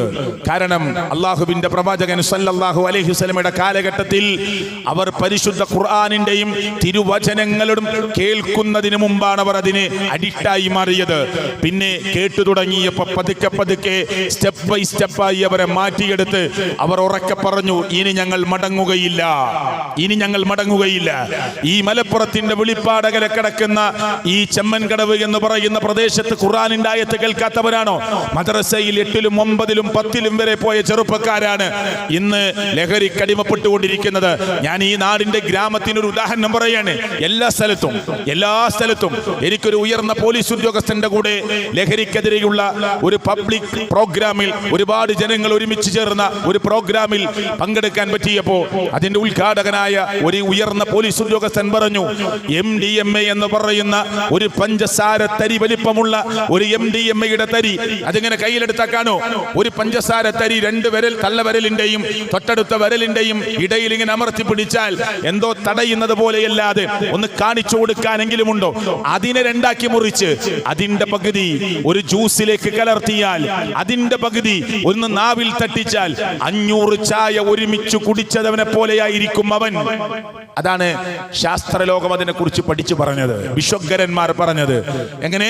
MDMA-യുടെ പഞ്ചസാര തരി വലിപ്പമുള്ള MDMA-യുടെ പകുതി, ഒരു പഞ്ചസാര തരിയുടെ പകുതി അത് നാവിൽ വെച്ചാൽ 500 ചായ ഒരുമിച്ച് കുടിച്ച ഒരു മനുഷ്യന്റെ അവസ്ഥ എന്തായിരിക്കും? അതാ +2കാരി പറഞ്ഞത്. ജ്യൂസിലേക്ക് ഇവൾ അറിയാതെ കാമുകൻ കാമുകിക്ക് കൂൾബാറിലേക്ക് കയറി, കോളേജിന്റെ മുമ്പിലുള്ള സ്കൂളിന്റെ മുമ്പിലുള്ള കൂൾബാറിലേക്ക് കയറി ഒരു പഞ്ചസാര തരികിടെ പകുതി വലിപ്പമുള്ള ഒരു MDMA ഇവൾ അറിയാതെ ജ്യൂസിലേക്ക് ഇടാൻ ഇത്ര മാജിക് ഒന്നും പഠിക്കേണ്ട ആവശ്യമില്ല. അതാ ഗ്ലാസ്സിലേക്ക് ഇട്ട് അവളങ്ങ് കുടിച്ച് രാത്രി 12 മണിക്ക് കുട്ടി വിളിക്കുകയാണ്, ഇവന്റെ അഫെയറിനെ വിളിക്കുകയാണ് ഇവളുടെ, അല്ലേ? ഇവനെ കാമുകനെ വിളിച്ചിട്ട് പറഞ്ഞു, ഞാൻ ഇന്നുവരെ ഇങ്ങനൊരു ജ്യൂസ് കുടിച്ചിട്ടില്ല, നീ നല്ല ജ്യൂസ് ഇട്ടും ആ കടയിൽ എന്ന് പറഞ്ഞപ്പോൾ ഞാൻ ഇത്ര പ്രതീക്ഷിച്ചിട്ടില്ല, എനിക്ക് ഉറങ്ങാൻ പറ്റിയിട്ടില്ല, എന്തോ ഒരു പവർ കിട്ടിയതുപോലെ. നീ എവിടെ? നീ വിളിച്ചാൽ ഞാൻ വരാം, നീ എന്റെ വീടിന്റെ പരിസരത്ത് വാ, ഞാൻ വരാം നിന്റെ കൂടെ. ഇത് ഇന്നിന്റെ പോലീസ് ഉദ്യോഗസ്ഥന്മാരോട് ചോദിച്ചു നോക്കൂ. കേരളക്കരയിലെ വ്യത്യസ്തമായ ഗ്രാമങ്ങളുടെ ചരിത്രമാണ്.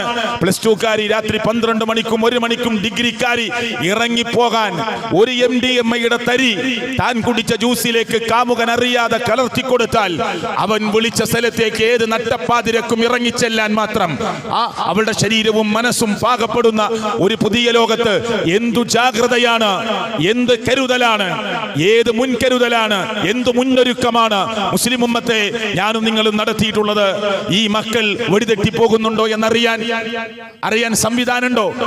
നിങ്ങളുടെ മക്കളെ കുറിച്ച് നിങ്ങൾക്ക് എഞ്ചിനീയർ ആണെന്ന് പറയാൻ MBBS പഠിക്കുന്നു, മെഡിക്കൽ ഫീൽഡിലാണെന്ന് പറയാൻ, ഹോമിയോ അല്ലെങ്കിൽ അതേ ആയുർവേദം അതുമല്ലെങ്കിൽ മറ്റേതെങ്കിലും തരത്തിലുള്ള ഒരു മെഡിക്കൽ ഫീൽഡിലാണ് എന്റെ മോനെ എന്റെ മോള് എന്ന് പറഞ്ഞ് അതിനേക്കാൾ ബിരുദാനന്ദ ബിരുദങ്ങളിൽ എന്റെ മോൾ പഠിച്ചുകൊണ്ടിരിക്കുകയാണ്.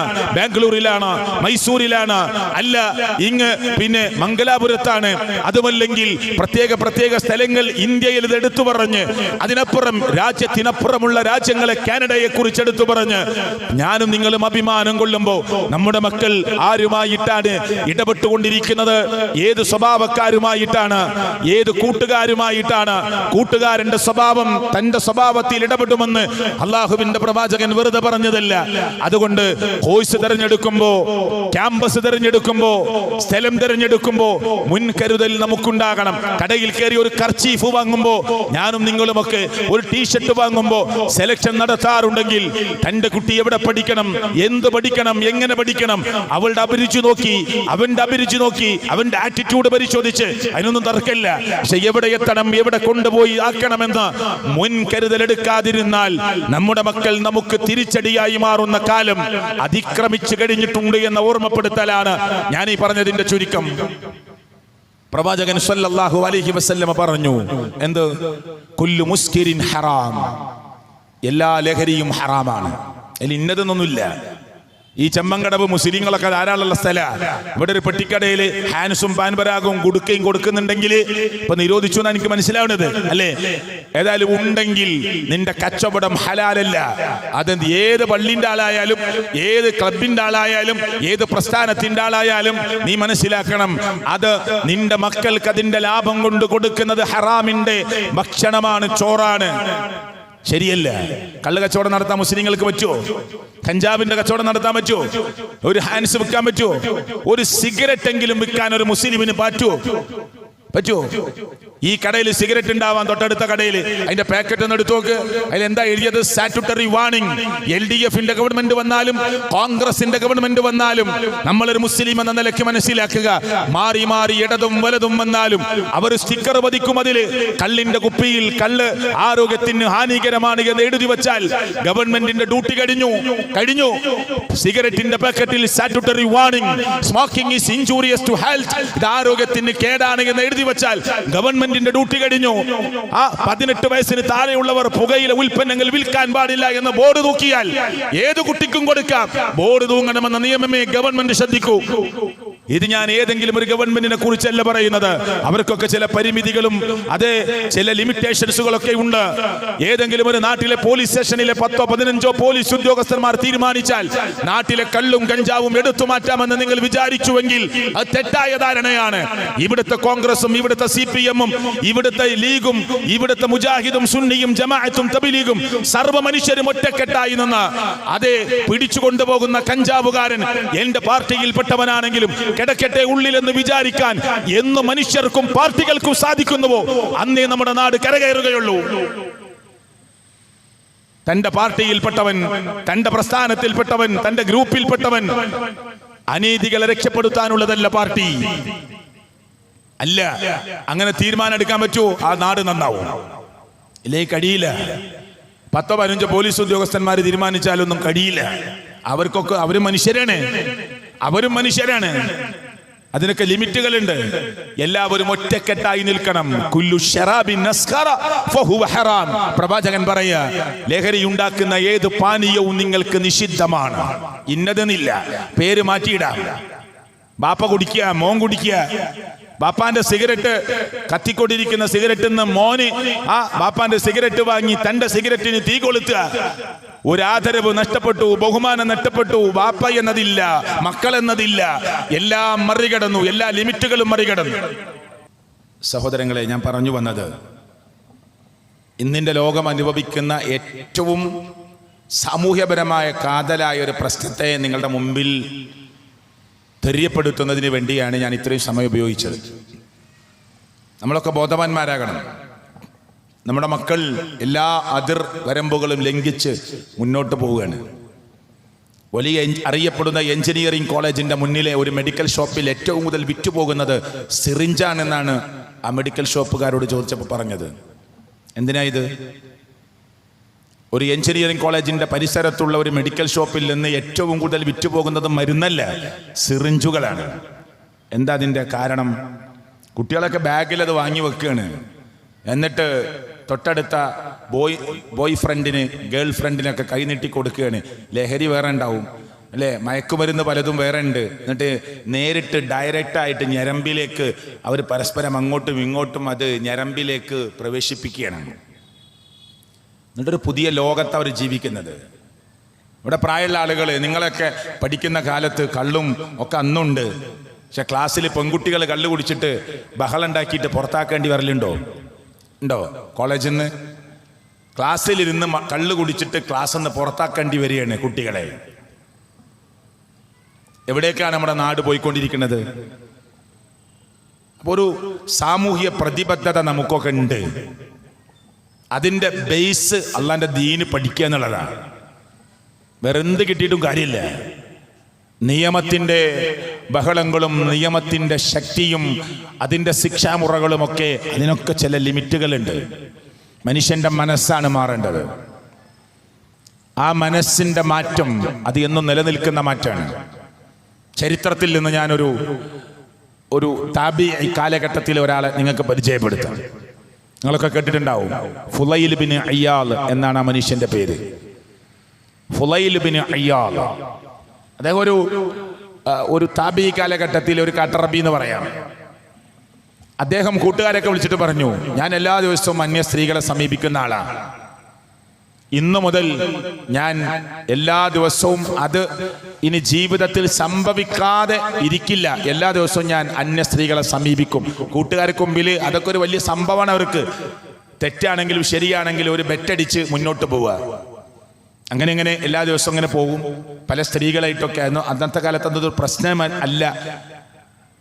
അങ്ങനെ ആ ചങ്ങാതി, ആ ചെറുപ്പക്കാരൻ, ആ മനുഷ്യൻ ആ തീരുമാനം എടുത്ത് മുന്നോട്ട് പോകുമ്പോൾ ഒരു ദിവസം തൻ്റെ ഇംഗിതത്തിനും ഇഷ്ടത്തിനും അനുസരിച്ച് ഒരു സഹോദരിയെ കിട്ടാതെ വന്നപ്പോൾ തൻ്റെ വീടിൻ്റെ തൊട്ടടുത്ത് ഒറ്റയ്ക്ക് താമസിക്കുന്ന മാതൃതുല്യയായ, ഉമ്മക്ക് തുല്യ പ്രായമുള്ള ഒരു സഹോദരി ഒറ്റയ്ക്ക് താമസിക്കുന്നുണ്ട്. അവിടേക്ക് കയറി ചെല്ലാൻ തീരുമാനിച്ചു. ഒരു കാമഭ്രാന്തനായി ഒരു വൈകാരിക മുൾമുനയിൽ നിന്ന് ഈത്തപ്പന ഓല കൊണ്ട് മറച്ചുണ്ടാക്കിയ, മെടഞ്ഞുണ്ടാക്കിയ വാതിലും അതേ ചുമരുമൊക്കെയുള്ള ആ വീട്ടിലേക്ക് ഫുലൈൽ അങ്ങോട്ട് കയറി ചെല്ലുകയാണ്. ആ വീട്ടിൽ വേറെ ആരുമില്ല, ആ ഉമ്മ മാത്രമാണ്. പക്ഷെ ആ ഉമ്മ ഖുർആൻ ഓതിക്കൊണ്ടിരിക്കുക. സൂറത്തുൽ ഹദീദ് പാരായണം ചെയ്യുക. ഫുലൈൽ എന്ന് പറയുന്ന മനുഷ്യനാര എല്ലാ ദിവസവും വ്യഭിചരിക്കും, മദ്യപിക്കും, എല്ലാ വൃത്തികേടും അതൊക്കെ പരസ്യമായി പ്രഖ്യാപിച്ച് നടക്കുന്ന ആളാണ്. ആ മനുഷ്യനായി ഈ വീട്ടിലേക്ക് ഇങ്ങോട്ട് വാതില് തുറന്ന് കയറി വരുന്നത്. ആ ഉമ്മ പരിശുദ്ധ ഖുർആനിലെ സൂറത്ത് ഹദീദിൽ നിന്ന് അലം യഇനി ലില്ലദീന ആമനു അൻ തഖ്ശഅ ഖുലൂബുഹും ലിദിക്രില്ലാഹ് എന്ന ആയത്താ ഓതിക്കൊണ്ടിരിക്കുന്നത്. എൻ്റെ അർത്ഥം എന്താ? പടച്ചോനിൽ വിശ്വാസമുള്ള മനുഷ്യരെ, അള്ളാഹുവിൽ വിശ്വാസമുള്ളവരെ, നിങ്ങൾക്ക് അള്ളാഹുവിനെ കുറിച്ച് ഓർത്തിട്ട് നിങ്ങളുടെ ഖൽബിന്, നിങ്ങളുടെ ഹൃദയത്തിന് നടുങ്ങാൻ, വിറക്കാൻ, അതൊന്ന് ഉൾക്കൊള്ളാൻ, നിങ്ങളുടെ ഹൃദയത്തിന് പേടി വരാൻ, പേടി ഉൾക്കൊള്ളാൻ സമയമായിട്ടില്ലേ എന്നതാണ് ആയത്തിന്റെ സാരം, അതിന്റെ ആശയത്തിന്റെ തുക. ഇതങ്ങ് കേട്ടതോടുകൂടി ഫുലൈൽ ബിൻ അയ്യാൽ എന്ന് പറയുന്ന മനുഷ്യൻ പറയാണ്, ഇത് ഈ ഉമ്മാന്റെ അടുത്ത് നിന്ന് ഞാൻ പ്രതീക്ഷിച്ച വാക്കല്ല. ഇത് പറയാനാണോ മുഹമ്മദ് സല്ലല്ലാഹു അലൈഹി വസല്ലം ഇവിടെ കടന്നുപോയത്? എങ്കിൽ ഞാൻ അതിനെക്കുറിച്ച് പഠിക്കും എന്ന് പറഞ്ഞ് ഫുലൈൽ തന്റെ വീട്ടിലേക്ക് ഓടി. ചിന്തിച്ച് ഈ കേട്ട ആയത്ത്, കുറെ വഅദ് കേട്ടിട്ടില്ല, കുറെ പ്രസംഗം കേട്ടിട്ടില്ല, ഒരുപാട് ക്യാമ്പിൽ പങ്കെടുത്തിട്ടില്ല. തെറ്റ് ചെയ്യാൻ വേണ്ടി ഉമ്മക്ക് തുല്യയായ ഒരു സ്ത്രീയുടെ അടുക്കലേക്ക് കയറി ചെല്ലുമ്പോൾ ആ ഉമ്മയുടെ നാവിൻ തുമ്പിലൂടെ ചുണ്ടുകൾക്കിടയിൽ നിന്ന് അടർന്നു വീണ പരിശുദ്ധ ഖുർആനിലെ സൂറത്തുൽ ഹദീദിലെ മനുഷ്യരെ, നിങ്ങളുടെ ഖൽബുകൾക്ക്, ഹൃദയങ്ങൾക്ക് വിറക്കാൻ, പിടക്കാൻ സമയമായിട്ടില്ലേ എന്ന ഒരു ചോദ്യത്തിന്റെ ഒരു ചെറിയ വശം, ആയത്തിന്റെ കഷ്ണം ഫുലൈൽ ബിൻ അയ്യാൽ എന്ന് പറയുന്ന കാട്ടറബിയുടെ കർണപുടങ്ങളിൽ ചെന്നടിച്ച് അത് ചിന്തയിലേക്ക്, ആലോചനയിലേക്ക്, വാരിയല്ലുകൾ കൊണ്ട് മൂടിയ ഖൽബിനുള്ളിലേക്ക്, അല്ലെ തലയോട്ടി കൊണ്ട് ഭദ്രമാക്കി സൂക്ഷിച്ചു വച്ചിരിക്കുന്ന 496 കിലോമീറ്റർ നീളമുള്ള ഞരമ്പുകൾ ചുരുട്ടിയ തലച്ചോറിലേക്ക്. സുബ്ഹാനല്ലാഹ്, ചിന്തിച്ചോക്ക്. ചെറുപ്പക്കാരെ, നമ്മളൊക്കെ കയ്യിൽ മൊബൈലില്ലേ? ഈ മൊബൈൽ ഫോണിൽ മെമ്മറി കാർഡ് ഉണ്ട്. എല്ലാവരുടെ ഫോണിലും ഉണ്ടാവാം. അല്ലെങ്കിൽ അത് ഉണ്ടാക്കുമ്പോൾ തന്നെ അതിനുള്ള സംവിധാനം ഉണ്ടാക്കി അതിന്റെ ആവശ്യം പ്രത്യേക മെമ്മറി കാർഡ് ഇടേണ്ട ആവശ്യമില്ലാത്ത ഫോൺ ഉണ്ടാവാം. ശരി, അതിലെത്ര ഏറ്റവും ചുരുങ്ങിയത് 12 GB 24 GB അങ്ങനെയൊക്കെ പോവാണ്. വലിയ ശേഖരമാണ്. ഒരു 24 GB എന്നൊക്കെ പറഞ്ഞാൽ ഈ റൂമിൽ വെക്കാവുന്ന ഒരു കിതാബിന്റെ മുഴുവനും ഒരു ആ GB-യിലേക്ക് കൊണ്ടുവരാം. ആ ചെറിയ മെമ്മറി ചിപ്പിലേക്ക് കൊണ്ടുവരാം. അതിന്റെ പ്ലാസ്റ്റിക്കിന്റെ ആ കറുത്ത ഭാഗമൊക്കെ അങ്ങോട്ട് കളഞ്ഞ് അതിന്റെ ഫൈബർ ഭാഗവും പ്ലാസ്റ്റിക് ഭാഗമൊക്കെ കളഞ്ഞാൽ മെമ്മറി ചിപ്പ് എന്ന് പറയുന്നത് കണ്ടാൽ ഒരു ചെമ്പിന്റെ നൂല് പോലത്തെ 2 ചെറിയ നൂൽ കഷ്ണ. അതിലാണ് 24 GB, 50 GB, 100 GB. സുബ്ഹാനല്ലാഹ്. മനുഷ്യന്റെ മെമ്മറി കാർഡിന്റെ നീളത്തിലറിയ നിങ്ങള് മനുഷ്യന്റെ തലയൊട്ടി തുറന്നിട്ട് കയ്യിൽ ഇങ്ങനെ എടുക്കുക തലച്ചോറ്. ആ തലച്ചോറ് ഞരമ്പുകൾ ചുരുട്ടി ചുരുട്ടി ചുരുട്ടി അള്ള ഉണ്ടാക്കിയതാ. ആ ഞരമ്പുകൾ ഇങ്ങനെ നിവർത്തിയാൽ 496 കിലോമീറ്റർ മിനിമം നീളമുണ്ട് ഒരു മനുഷ്യന്റെ തലച്ചോറിന്. സുബ്ഹാനല്ലാഹ്. ഒരു മനുഷ്യന്റെ തല മുതൽ കാല് വരെ നീണ്ടുകിടക്കുന്ന അവന്റെ രക്തക്കോയിലുകൾക്ക് ഞരമ്പുകളുടെ നീളം എത്രയെന്നറിയോ? ഈ ഭൂമിയെ, ഇവിടുത്തെ ഈ Chemman കടവിനെയല്ല, Malappuram ജില്ലയല്ല, കേരളത്തെയല്ല, ഇന്ത്യയല്ല, Asian രാജ്യങ്ങളെയല്ല, African രാജ്യങ്ങളെയല്ല, European രാജ്യങ്ങളെയല്ല, അതിന്റെ 3/4 ഭാഗം വരുന്ന സമുദ്രമായി നിൽക്കുന്ന, വെള്ളമായി നിൽക്കുന്ന ഈ ഭൂമി എന്ന് പറയുന്ന ഒന്നിച്ചുള്ള ഭൂമിയെ 2 തവണ ചുറ്റാനുള്ള നീളം. പ്രിയപ്പെട്ടവരെ, ഒരു മനുഷ്യന്റെ ശരീരത്തിലെ രക്തക്കോയിലുകൾക്ക് മാത്രമുണ്ട്, ഞരമ്പുകൾക്ക് മാത്രമുണ്ട്. ഒരൊറ്റ മനുഷ്യന്റെ ഞരമ്പുകൾക്ക് ഈ ഭൂമിയെ 2 തവണ ചുറ്റാനുള്ള നീളമുണ്ടെന്ന് ആധുനിക ലോകത്തെ ചിന്തകന്മാരും ഗവേഷകന്മാരും വിശ്വജ്ഞന്മാരും ലോകത്തോട് പറയുമ്പോൾ ഇത് അള്ള വെറുതെ സംവിധാനിച്ചതല്ല. ഒരു മനുഷ്യന്റെ തലച്ചോറ്, ആ എരുമന്റെ തലച്ചോറ് വാങ്ങി ചിന്തിക്കാതെ തിന്നണ പോത്താവരുത് നമ്മള്. പിന്നെ അതിനെക്കുറിച്ചൊന്നൊക്കെ ആലോചിക്കുകയാണ്. ഒരു തലച്ചോറ് ഇങ്ങനെ നിവർത്തിയാൽ 500 കിലോമീറ്ററോളം നീളമുണ്ട് എന്ന് പറയുമ്പോൾ ഇതൊരു അത്ഭുതമാണ്. അപ്പോൾ ഒരു മൊബൈലിൽ എത്രമാത്രം കാര്യങ്ങൾ ശേഖരിച്ചു വെക്കാൻ പറ്റും. ഈ മനുഷ്യന്റെ തലച്ചോറ് വെറുതെ കൊടുത്തതല്ല. ഈ ഖുർആനിൽ 200-ലധികം സ്ഥലത്ത് മനുഷ്യരോട് ചിന്തിക്കുന്നില്ലേ, ആലോചിക്കുന്നില്ലേ എന്ന് ചോദിക്കുന്നുണ്ട് വ്യത്യസ്ത ശൈലിയിൽ. അഫല തഅഖിലൂൻ, അഫല യതദബ്ബറൂൻ, ഇങ്ങനെ അഫല യതഫക്കറൂൻ, ഈ അർത്ഥത്തിൽ 200-ലധികം സ്ഥലത്ത് ഖുർആനിൽ എന്ത് ചോദിക്കുകയാണ്? മനുഷ്യനോട് ചിന്തിക്കാൻ വേണ്ടി പറയണേ. എന്തിനാ അല്ലാഹ് ഇങ്ങനെ പറയുന്നത്? ഒരു നിയമം അങ്ങ് പറഞ്ഞു കൊടുത്തിട്ട് പാലിച്ചോളൂ, ഇല്ലെങ്കിൽ നരകം എന്ന് പറഞ്ഞാൽ മതി. പക്ഷെ മനുഷ്യന്റെ മുന്നിൽ കാരുണ്യവാനായ കരുണാനിധിയായ ലോകത്തിന്റെ രക്ഷിതാവ് അവൻ നന്നാകാനുള്ള വഴികൾ എങ്ങനെ ഒരുക്കി കൊടുക്കുകയാണ്. 2 മാർഗം ഇതാ നിന്റെ മുമ്പിൽ ഇങ്ങനെ തുറന്നു വച്ചിരിക്കുകയാണ്. ഒന്ന്, സ്വർഗമെന്ന് പറയുന്ന ഒരു കാതും കേട്ടിട്ടില്ലാത്ത, ഒരു കണ്ണും കണ്ടിട്ടില്ലാത്ത, ഒരു ഹൃദയത്തിലും ഭാവനയിൽ കൊണ്ടുവരാനാവാത്ത ആകാശഭൂമിയോളം വിശാലമായ ഒരു സ്വർഗത്തിലേക്കുള്ള പാതയാണ് ഒന്ന്. മറ്റതോ മനുഷ്യനെ കല്ലിനെയും കത്തിജ്വലിക്കുന്ന നരകമെന്ന് പറയുന്ന ആ റൂട്ടിലേക്കുള്ള വഴിയാണ്. അപ്പോ ഞാൻ പറഞ്ഞു വന്നത്, ഇത്രയും വലിയ ബൃഹത്തായ ഒരു സംവിധാനം ലോകത്തിന്റെ രക്ഷിതാവ് നമ്മുടെ ശരീരത്തില്. ചിന്തിക്ക് നിങ്ങൾ, കണ്ണ്, കാത്, ഞാൻ കൂടുതൽ സമയം കളയുന്നില്ല, ഒന്നും വേണ്ട. നമ്മൾ വെജ് കഴിക്കുന്നവരാ, നോൺ വെജ് കഴിക്കുന്നവരാ, ഇറച്ചി ആ ആടിൻ്റെയും പോത്തിൻ്റെയും ഒക്കെ കഴിക്കുന്ന ആളുകളാ. പിന്നെ വെജിറ്റേറിയൻ കഴിക്കുന്നവരാ, വെജാണോ, വെജും നോൺ വെജും കഴിക്കുന്നവരാ. 8 മണിക്കൂർ കൊണ്ട് അരച്ച് പൊടിച്ച് വേർതിരിച്ച് ആമാശയം ദഹിപ്പിക്കുമെല്ലാം. സുബ്ഹാനല്ലാഹ്. ഇനി ഒരു കാര്യം പറയാനാ, ഈ ആമാശയത്തിന്റെ ഉള്ളിൽ നമ്മൾ മിക്സി വർക്ക് ചെയ്യുന്ന സ്ഥലത്തെ ചുമരിലൊക്കെ ശ്രദ്ധിച്ചോളൂ, ടൈൽസ് ഒന്നും ഇട്ടിട്ടില്ലെങ്കിൽ ചുമരിലേക്ക് പെയിന്റ് അടിച്ച ഭാഗത്തേക്കൊക്കെ ഇങ്ങനെ തെറിച്ചിട്ട് കല വീണിട്ടുണ്ടാവും. കുറച്ച് ദിവസം ഉപയോഗിക്കുമ്പോൾ നമ്മുടെ ആമാശയത്തിന്റെ ഉള്ളില് എല്ലിന്റെ പൊടികളൊക്കെ ഈ കടിച്ചതിൽ പോയിട്ടുണ്ട്, കട്ടിയുള്ളത് പോയിട്ടുണ്ട്, കട്ടി കുറഞ്ഞത് പോയിട്ടുണ്ട്, ചവച്ചരച്ചവരുണ്ട്, അരക്കാതെ വിട്ടവരുണ്ട്, ഒക്കെ ഉണ്ട്. അതിനെ വെച്ച് അവിടെ അരിച്ച് പൊടിച്ച് എല്ലാം വേർതിരിക്കുന്ന ആമാശയത്തിന്റെ ഉള്ളിൽ, ആമാശയത്തിന്റെ ഭിത്തിക്ക് പരിക്കേൽക്കാതിരിക്കാൻ ലോകത്തിന്റെ രക്ഷിതാവായ റബ്ബ് ആമാശയത്തിന്റെ ഉള്ളിൽ ഒരു പാട, ഒരു ബ്ലാഡർ കൊടുത്തിട്ടുണ്ട്. ഫുട്ബോളിന്റെ കേസിനുള്ളിൽ കാണുന്ന ബ്ലാഡർ പോലെ ഒരു നേർത്ത എല്ലാ മനുഷ്യന്റെ ആമാശയത്തിന്റെ ഉള്ളിലും അല്ലാഹ് കൊടുത്തു. എന്നിട്ടോ അതിങ്ങനെ ഒരു ദിവസം കഴിയുമ്പോൾ അതിലേക്ക് തെറിച്ചിട്ട് പാട് വീഴും. രണ്ടാമത്തെ ദിവസമായി, മൂന്നാമത്തെ ദിവസമാകുമ്പോഴേക്ക് ഓട്ട വീഴാനാകും. അപ്പൊ അല്ലാ മൂന്നാമത്തെ ദിവസം ആമാശയത്തിന്റെ ഉള്ളിൽ കൊടുത്ത ഈ ബ്ലാഡർ പോലെ നേർത്ത പാടയെ പടച്ചോൻ ചുരുട്ടി കരിച്ചങ്ങോട്ട് കളഞ്ഞിട്ട് ഉടനെ പുതിയത് കൊടുക്കും. ഓരോ 3 ദിവസം കൂടുമ്പോഴും ഓരോ മനുഷ്യന്റെ വയറിലെ ആമാശയത്തിന്റെ ഉള്ളിലെ പാടയെ പുതുക്കിക്കൊണ്ടേയിരിക്കുന്നു ലോകത്തിന്റെ രക്ഷിതാവ്. 700 ചില്ലാൻ കോടി മനുഷ്യർ ലോകത്തുണ്ടെങ്കിൽ മുഴുവൻ മനുഷ്യരുടെയും ആമാശയത്തിന്റെ ഉള്ളിലെ പാടയെ ഓരോ 3 ദിവസം കൂടുമ്പോഴും അല്ലാഹ് പുതുതായി കൊടുത്തുകൊണ്ടിരിക്കുന്നു. ഒരു ഹോസ്പിറ്റലിലും പോവണ്ട, ഒരു അനസ്തേഷ്യയും വേണ്ട, ഒരു ഡോക്ടറുടെ സഹായവും വേണ്ട. പ്രകൃതിയിൽ ലയിച്ചു ചേർന്നത് പോലെ ലോകത്തിന്റെ രക്ഷിതാവ് സിസ്റ്റമാറ്റിക്കായി നമ്മുടെ ശരീരത്തിൽ സ്ഥാപിച്ചതാണത്. നന്ദി കാണിച്ചോ? അതിന് പകരം കാണിച്ചോ? നമ്മൾ കഴിച്ച ഭക്ഷണം വേസ്റ്റ് പുറത്തേക്ക് തള്ളി, അതിനാ ടോയ്ലറ്റ് പോകുന്നത് അല്ലേ? അതിനാ മൂത്രമൊഴിക്കാൻ, അതിനാ നമ്മൾ ടോയ്ലറ്റിൽ 1നും 2നും വേണ്ടി പോകുന്നത്. ആശ്വാസത്തോടു കൂടി തിരിച്ചു വരും.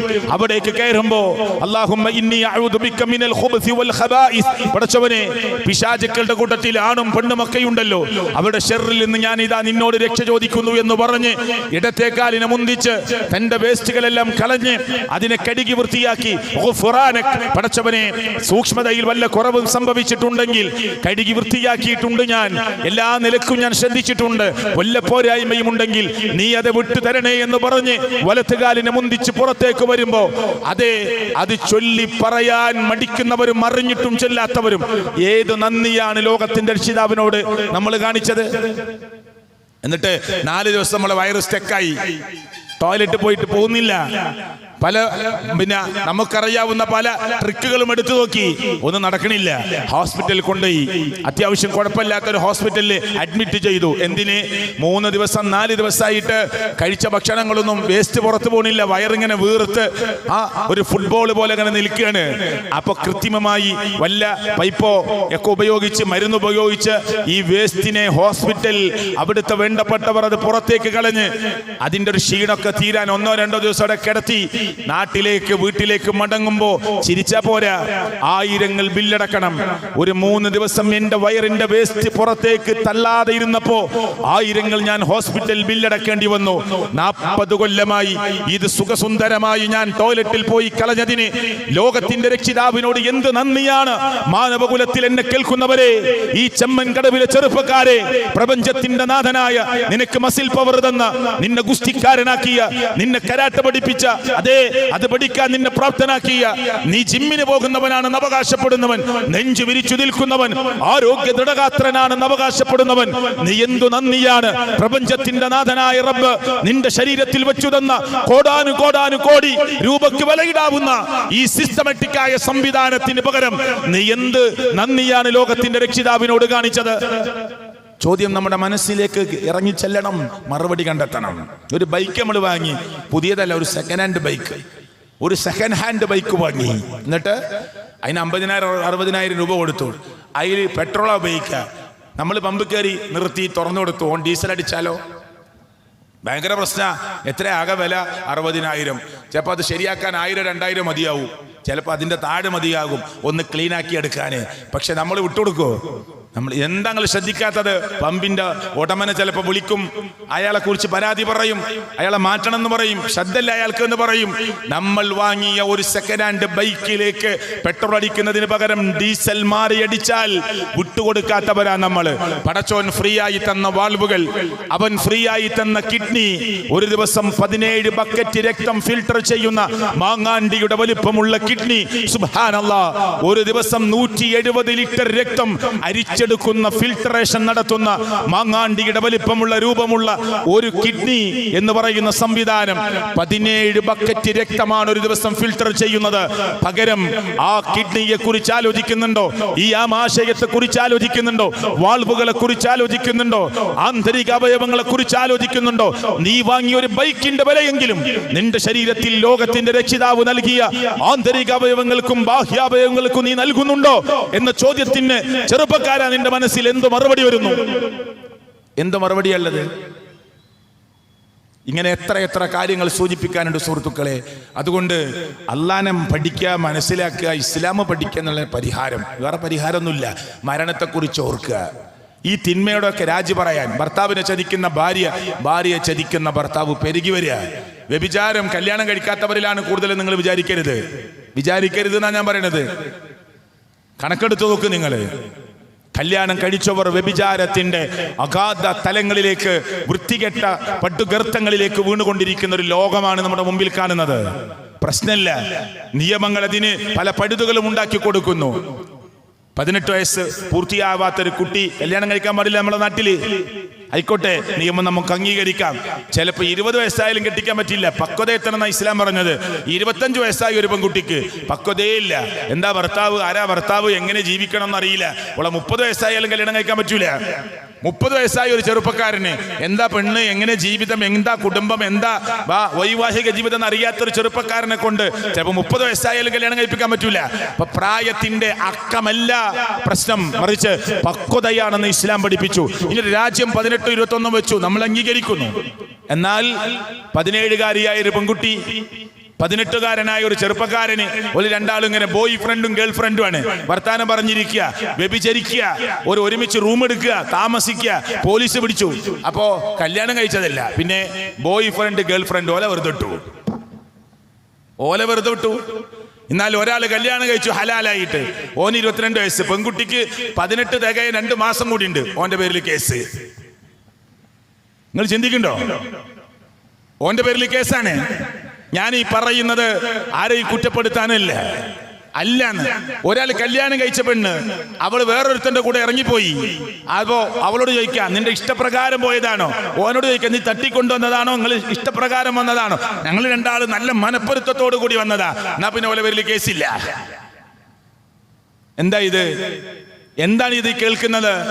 രാജ്യത്തിന്റെ ഏറ്റവും പരമോന്നത നീതിപീഠമെന്ന് അവകാശപ്പെടാവുന്ന കോടതിയിൽ നിന്ന് വരെ വരുന്നത്, ഇന്ത്യ രാജ്യമെന്ന് പറയുന്ന രാജ്യത്ത് ഒരിക്കലും വേശ്യാലയം അനുവദിക്കുന്നില്ല. എന്നാൽ എവിടെയെങ്കിലും നിങ്ങൾ ചില പുരുഷന്മാരും സ്ത്രീകളും ഉണ്ടെന്നറിഞ്ഞ് പോലീസ് ഉദ്യോഗസ്ഥന്മാരെത്തിയാൽ അവരെ കൊണ്ടുപോകുന്നതിന് മുമ്പ് ചോദിക്കണം, അവർ പരസ്പരം ഇഷ്ടപ്പെട്ടു വന്നതാണോ എന്ന്. എങ്കിൽ അവരുടെ പേരിൽ കേസെടുക്കാൻ പാടില്ല. എന്നാ വേശ്യാലയം അനുവദിക്കണില്ല. എങ്ങനെ? ഇന്ന സ്ഥലത്ത് കുറച്ച് സ്ത്രീകളും പുരുഷന്മാരൊക്കെ ഉണ്ട്. ഒരു വാടക വീട്ടിൽ നിന്ന് നമ്മൾ പോലീസിലേക്ക് വിളിച്ചു പറഞ്ഞു. അപ്പോൾ പോലീസുകാർ വന്നു, അവരെ ചോദ്യം ചെയ്തു. അപ്പൊ പെണ്ണ് പറയാണ്, ഇന്നാരും തട്ടിക്കൊണ്ടേതല്ല, ഞാൻ എൻ്റെ ഇഷ്ടപ്രകാരം ഇവരെ കൂടെ വന്നതാ. ഇവൻ പറയാ, ഞാൻ ആരെയും ചതിച്ചിട്ടില്ല, ഞങ്ങൾ സ്വന്തം ഇഷ്ടപ്രകാരം വന്നതാ. എന്നാ ശരി, പോയിക്കോളൂ, പ്രശ്നമില്ല, കേസെടുക്കാൻ പാടില്ല. ഇങ്ങനെയൊക്കെ ഒരു നിയമം നമ്മുടെ നാടിന്റെ മുമ്പിൽ ഉണ്ടാകുമ്പോ എങ്ങനെയായിരിക്കും നമ്മൾ ധർമ്മത്തിലേക്ക് വിളിക്കുക? എങ്ങനെ ധർമ്മത്തിലേക്ക് വിളിക്കുക? അവിടെയാണ് വിശ്വാസമെന്ന് പറയുന്ന കരുതൽ, അവിടെയാണ് വിശ്വാസമെന്ന് പറയുന്ന പടച്ചട്ട ഒരു മുസൽമാന്, പ്രിയപ്പെട്ടവരെ, അവിടെ പ്രതീക്ഷയായി കടന്നു വരുന്നത്. ഞാൻ രാജ്യത്തിന്റെ നിയമം ഇത് ഓപ്പണാക്കി കൊടുത്താലും പ്രപഞ്ചത്തിന്റെ നാഥനായ റബ്ബ് ഈ തിന്മ ചെയ്യരുത് എന്ന് പറഞ്ഞിട്ടുണ്ടെങ്കിൽ ആ തിന്മയിലേക്ക് ഞാൻ പോവില്ല എന്ന് തീരുമാനിക്കാൻ അവന്റെ ഹൃദയം എന്ന് പറയുന്നതിലേക്ക് വിശ്വാസത്തിന്റെ ശക്തി എത്തേണ്ടതുണ്ട്. അങ്ങനെയാണ് ഏറ്റവും വിപ്ലവമായ മാറ്റം ഉണ്ടാകുന്നത്. അതിനെ ഞാൻ ഫുലൈൽ ഇബ്നു അയ്യാദിന്റെ ഉദാഹരണം പറഞ്ഞത്. അപ്പോഴാണ് ഭർത്താവിനെ ചതിക്കാത്ത ഭാര്യ ഉണ്ടാവുക, ഭാര്യയെ ചതിക്കാത്ത ഭർത്താവ് ഉണ്ടാവുക. അവൻ ഏത് യാത്രയിലാണെങ്കിലും, ഏത് ട്രെയിനിലാണെങ്കിലും, ഏത് ഫ്ലൈറ്റിലാണെങ്കിലും, ഏത് കൂരിരുട്ടുള്ള സ്ഥലമാണെങ്കിലും ലോകത്തിന്റെ രക്ഷിതാവായ റബ്ബ് എന്നെ കാണുന്നു എന്ന ബോധം. ഇന്ന റബ്ബക ലബിൽ മിർസാദ്, ഇന്ന റബ്ബക ലബിൽ മിർസാദ്. എല്ലാം പതിസ്ഥാനത്തിരുന്ന് വീക്ഷിച്ചു കൊണ്ടിരിക്കുന്ന ലോകത്തിന്റെ റബ്ബ് അവൻ കാണുന്നു എന്ന ബോധം അല്ലേ? ഒരു കാട്ടറബി വന്ന് അള്ളാഹുവിന്റെ പ്രവാചകനോട് പറഞ്ഞു, നബിയെ, ഇനി ഒരാളോടും ചോദിക്കേണ്ട ആവശ്യമില്ലാത്ത വിധം നിങ്ങൾ എനിക്കൊരു ഉപദേശം തരണം. ആ ഉപദേശം കേട്ടാൽ എന്റെ സംശയങ്ങൾക്കും എന്റെ പ്രശ്നങ്ങൾക്കുമുള്ള പരിഹാരമാകണം. അള്ളാഹുവിന്റെ പ്രവാചകൻ അയാളോട് പറഞ്ഞു, ഫമൻ യഅമൽ മിസ്ഖാല ദർറത്തിൻ ഖൈറൻ യറ വമൻ യഅമൽ മിസ്ഖാല ദർറത്തിൻ ശർറൻ യറ. പോയിക്കോർന്നു. അയാൾ പറഞ്ഞു, നബിയെ, എനിക്ക് നല്ല ഉപദേശമാണ് തരേണ്ടത്. അല്ലാഹുവിന്റെ റസൂൽ വീണ്ടും ഈ ആയത്ത് ഓതി കൊടുത്തു, ഫമൻ യഅമൽ മിസ്ഖാല ദർറത്തിൻ ഖൈറൻ യറ വമൻ യഅമൽ മിസ്ഖാല ദർറത്തിൻ ശർറൻ യറ. സഹോദര, ഒരണുമണി തൂക്കം നന്മ നീ ചെയ്താൽ അത് കാണും, ഒരണുമണി തൂക്കം തിന്മ ചെയ്താൽ അതും കാണും. കൊണ്ടുവരുന്ന ആളെ പരലോകത്ത്. ഇതിലും വലിയൊരു ഉപദേശം എന്താ? ഇതിങ്ങനെ കേട്ടിട്ട് മനസ്സിലേക്ക് ഇറങ്ങി ആ കാട്ടറബി ചുണ്ടിൽ തട്ടിക്കളിച്ച് എന്ന് പറഞ്ഞിങ്ങനെ പോകുമ്പോൾ അല്ലാഹുവിന്റെ റസൂൽ സഹാബത്തിനോട് ചോദിച്ചു, സ്വർഗത്തിലേക്ക് പോകുന്ന ഒരു മനുഷ്യനെ നിങ്ങൾക്ക് കാണണോ? വരി, ഞാൻ ചൂണ്ടിക്കാണിച്ചു തരാമെന്ന് പറഞ്ഞു. സഹാബ കിറാം ആശ്ചര്യഭരിതരായി പറഞ്ഞു, കാണണം നബിയെ, എവിടെ? അതാ ആ പോകുന്ന മനുഷ്യനാണെന്ന് പറഞ്ഞ് അത് അയാളുടെ മനസ്സിൽ തട്ടിയിട്ടുണ്ട് എന്ന് അള്ളാഹുവിന്റെ വഹീ പ്രകാരം മുഹമ്മദ് റസൂൽ സല്ലല്ലാഹു അലൈഹി വസല്ലം സഹാബത്തിന്റെ മുമ്പിൽ പറഞ്ഞു കൊടുക്കുന്നത് ചരിത്രത്തിൽ നമുക്ക് വായിക്കാൻ പറ്റും. അപ്പോ മനുഷ്യരെ നമ്മൾ കുറെ കേൾക്കുന്നു, അതിനപ്പുറം കേൾക്കുന്നത് ഹൃദയത്തിന്റെ ഉള്ളിലേക്ക് ഇറക്കി ഇതെന്നെ കുറിച്ചാണോ, എന്റെ ഭാര്യയെ കുറിച്ചാണോ, എന്റെ ഭർത്താവിനെ കുറിച്ചാണോ, എന്റെ ഉമ്മയെ കുറിച്ചാണോ, എന്റെ വാപ്പയെ കുറിച്ചാണോ, എന്റെ കുടുംബത്തെ കുറിച്ചാണോ, എന്റെ മക്കളെ കുറിച്ചാണോ ചിന്തിച്ച് ഞാനും അതിൽ അംഗമാണല്ലോ, എനിക്കെന്ത് തിരുത്താനുണ്ട്, എന്ത് ശരിയാക്കാനുണ്ട്, എന്റെ ഇടപെടലുകളിൽ, എന്റെ ഭാര്യ ഭർത്തൃ ജീവിതങ്ങളിൽ, ഞാനും മക്കളും തമ്മിലുള്ള സംസാരങ്ങളിൽ, ഞങ്ങൾ തമ്മിലുള്ള ഇടപെടലുകളിൽ, അതേ എന്റെ കുടുംബ ജീവിതത്തിന്റെ രാത്രിയുടെ അന്ത്യയാമങ്ങളിലെ സംസാരങ്ങളിൽ, വൈവാഹിക ജീവിതങ്ങളിൽ, എന്റെ കച്ചവടങ്ങളിൽ, എന്റെ ക്രയവിക്രയങ്ങളിൽ, എന്റെ റിയൽ എസ്റ്റേറ്റുകളിൽ, അല്ല ജീവിതത്തിന്റെ മുച്ചൂട് രംഗങ്ങളിൽ ഞാൻ തിരുത്തേണ്ടവനായിട്ടുണ്ടോ? ഉണ്ടോ? ഉണ്ടെങ്കിൽ ഞാൻ തിരുത്തണം. അവിടെയാണ് മനുഷ്യന്റെ നന്മ, വിശ്വാസം അവനെ നന്മയിലേക്ക്, നന്മയിൽ നിന്ന് നന്മയിലേക്ക്, അതേ ഏറ്റവും ഹൈറായതിൽ നിന്ന് വീണ്ടും വീണ്ടും അതിനേക്കാൾ നന്മയിലേക്ക് കുതിച്ചു പായാനുള്ള ഒരു ശക്തിയും ഗമനത്തിനുള്ള ശക്തിയും നൽകുന്നത് എന്ന് അവിടെയാണ് വിശ്വാസം. അതുകൊണ്ട് റസൂൽ പറഞ്ഞത് സല്ലല്ലാഹു അലൈഹി വസല്ലമ, ലൈസ ശദീദു ബിസുർഅ ഇന്നമ ശദീദു അല്ലദീ യംലികു നഫ്സഹു ഇൻദൽ ഗളബ്. എന്താ പറഞ്ഞത്? ദേഷ്യം ഇങ്ങനെ വരുമ്പോ ആ ദേഷ്യത്തെ കടിച്ചു പിടിച്ച് നിർത്താൻ പറ്റുന്ന ഒരാൾ, അവനാണ് എൻ്റെ കൂട്ടത്തിൽ ഏറ്റവും വലിയ ഗുസ്തിക്കാരനെന്ന് അള്ളാഹുവിൻ്റെ പ്രവാചകൻ സല്ലല്ലാഹു അലൈഹി വസല്ലമ. ഒരു ദേഷ്യം ഇങ്ങനെ വരുമ്പോ ഗളബിനെ, അൽ ഗളബു മിനശ് ശൈത്താൻ, ഇത് പിശാചിൽ നിന്നുള്ളതാണ് എന്ന് മനസ്സിലാക്കി, വേണ്ട ഞാൻ ക്ഷമിക്കുകയാണ്, ഞാൻ നിൽക്കുന്നിടത്ത് നിന്ന് ഇരിക്കുകയാണെങ്കിൽ കിടക്കുകയാണ്, ഒന്ന് പോയി ഒളിവെടുക്കുകയാണ്, എൻ്റെ ദേഷ്യത്തെ ഞാൻ ശമിപ്പിക്കുകയാണ്. തീരുമാനിക്കാൻ പറ്റുമോ? പിശാചിൽ നിന്ന് അവനിങ്ങനെ അകലെയാണ്, പിശാചിൽ നിന്ന് അവൻ അകലുകയാണ്, അവന് സുരക്ഷിതമാവുകയാണ്. ദിക്റുകളിൽ നിങ്ങൾ ഇങ്ങനെ ചൊല്ലിയ ജീവിതത്തിൽ എല്ലാ ദിക്റും, ടോയ്ലറ്റിൽ കിടക്കുമ്പോൾ ഞാൻ പറഞ്ഞില്ലേ എന്തിനെ, ഹിസ്നുൽ മുസ്ലിം, മുസ്ലിമിന്റെ സുരക്ഷിതത്വമാണിത്. ഓരോ ദിക്റും അവന് സുരക്ഷിതത്വം നൽകുകയാണ്. എന്താ കാരണം? ടോയ്ലറ്റ് പിശാചിന്റെ വീടാണ്, അവന് ഇഷ്ടപ്പെട്ട സ്ഥല. അതുകൊണ്ടാണ് പബ്ലിക് ടോയ്ലറ്റിൽ കയറിയൊക്കെ നിങ്ങൾ ട്രെയിനിൽ, അതുപോലെ തന്നെ സ്കൂളിന്റെ, കോളേജിന്റെ, മുനിസിപ്പാലിറ്റിയുടെ, പഞ്ചായത്തിന്റെ പബ്ലിക് ടോയ്ലറ്റിലൊക്കെ കയറിയൊക്കെ അവിടെയാണ് പലരും പലതും എഴുതിയേക്കുക. അവിടെയാണ്. എന്താ കാരണം? അവിടെ പ്ലസ് ഇട്ടിട്ട് രാമൻ പ്ലസ് സോമന, Muhammad plus Fathima, Joseph plus Jaseen ഒക്കെ എല്ലാ മതക്കാരും ഉണ്ടായിക്കോട്ടെ, അവിടെ എഴുതിയേക്കില്ലേ? ഇതെന്താ? ഇത് പിശാചിന്റെ പണിയാ.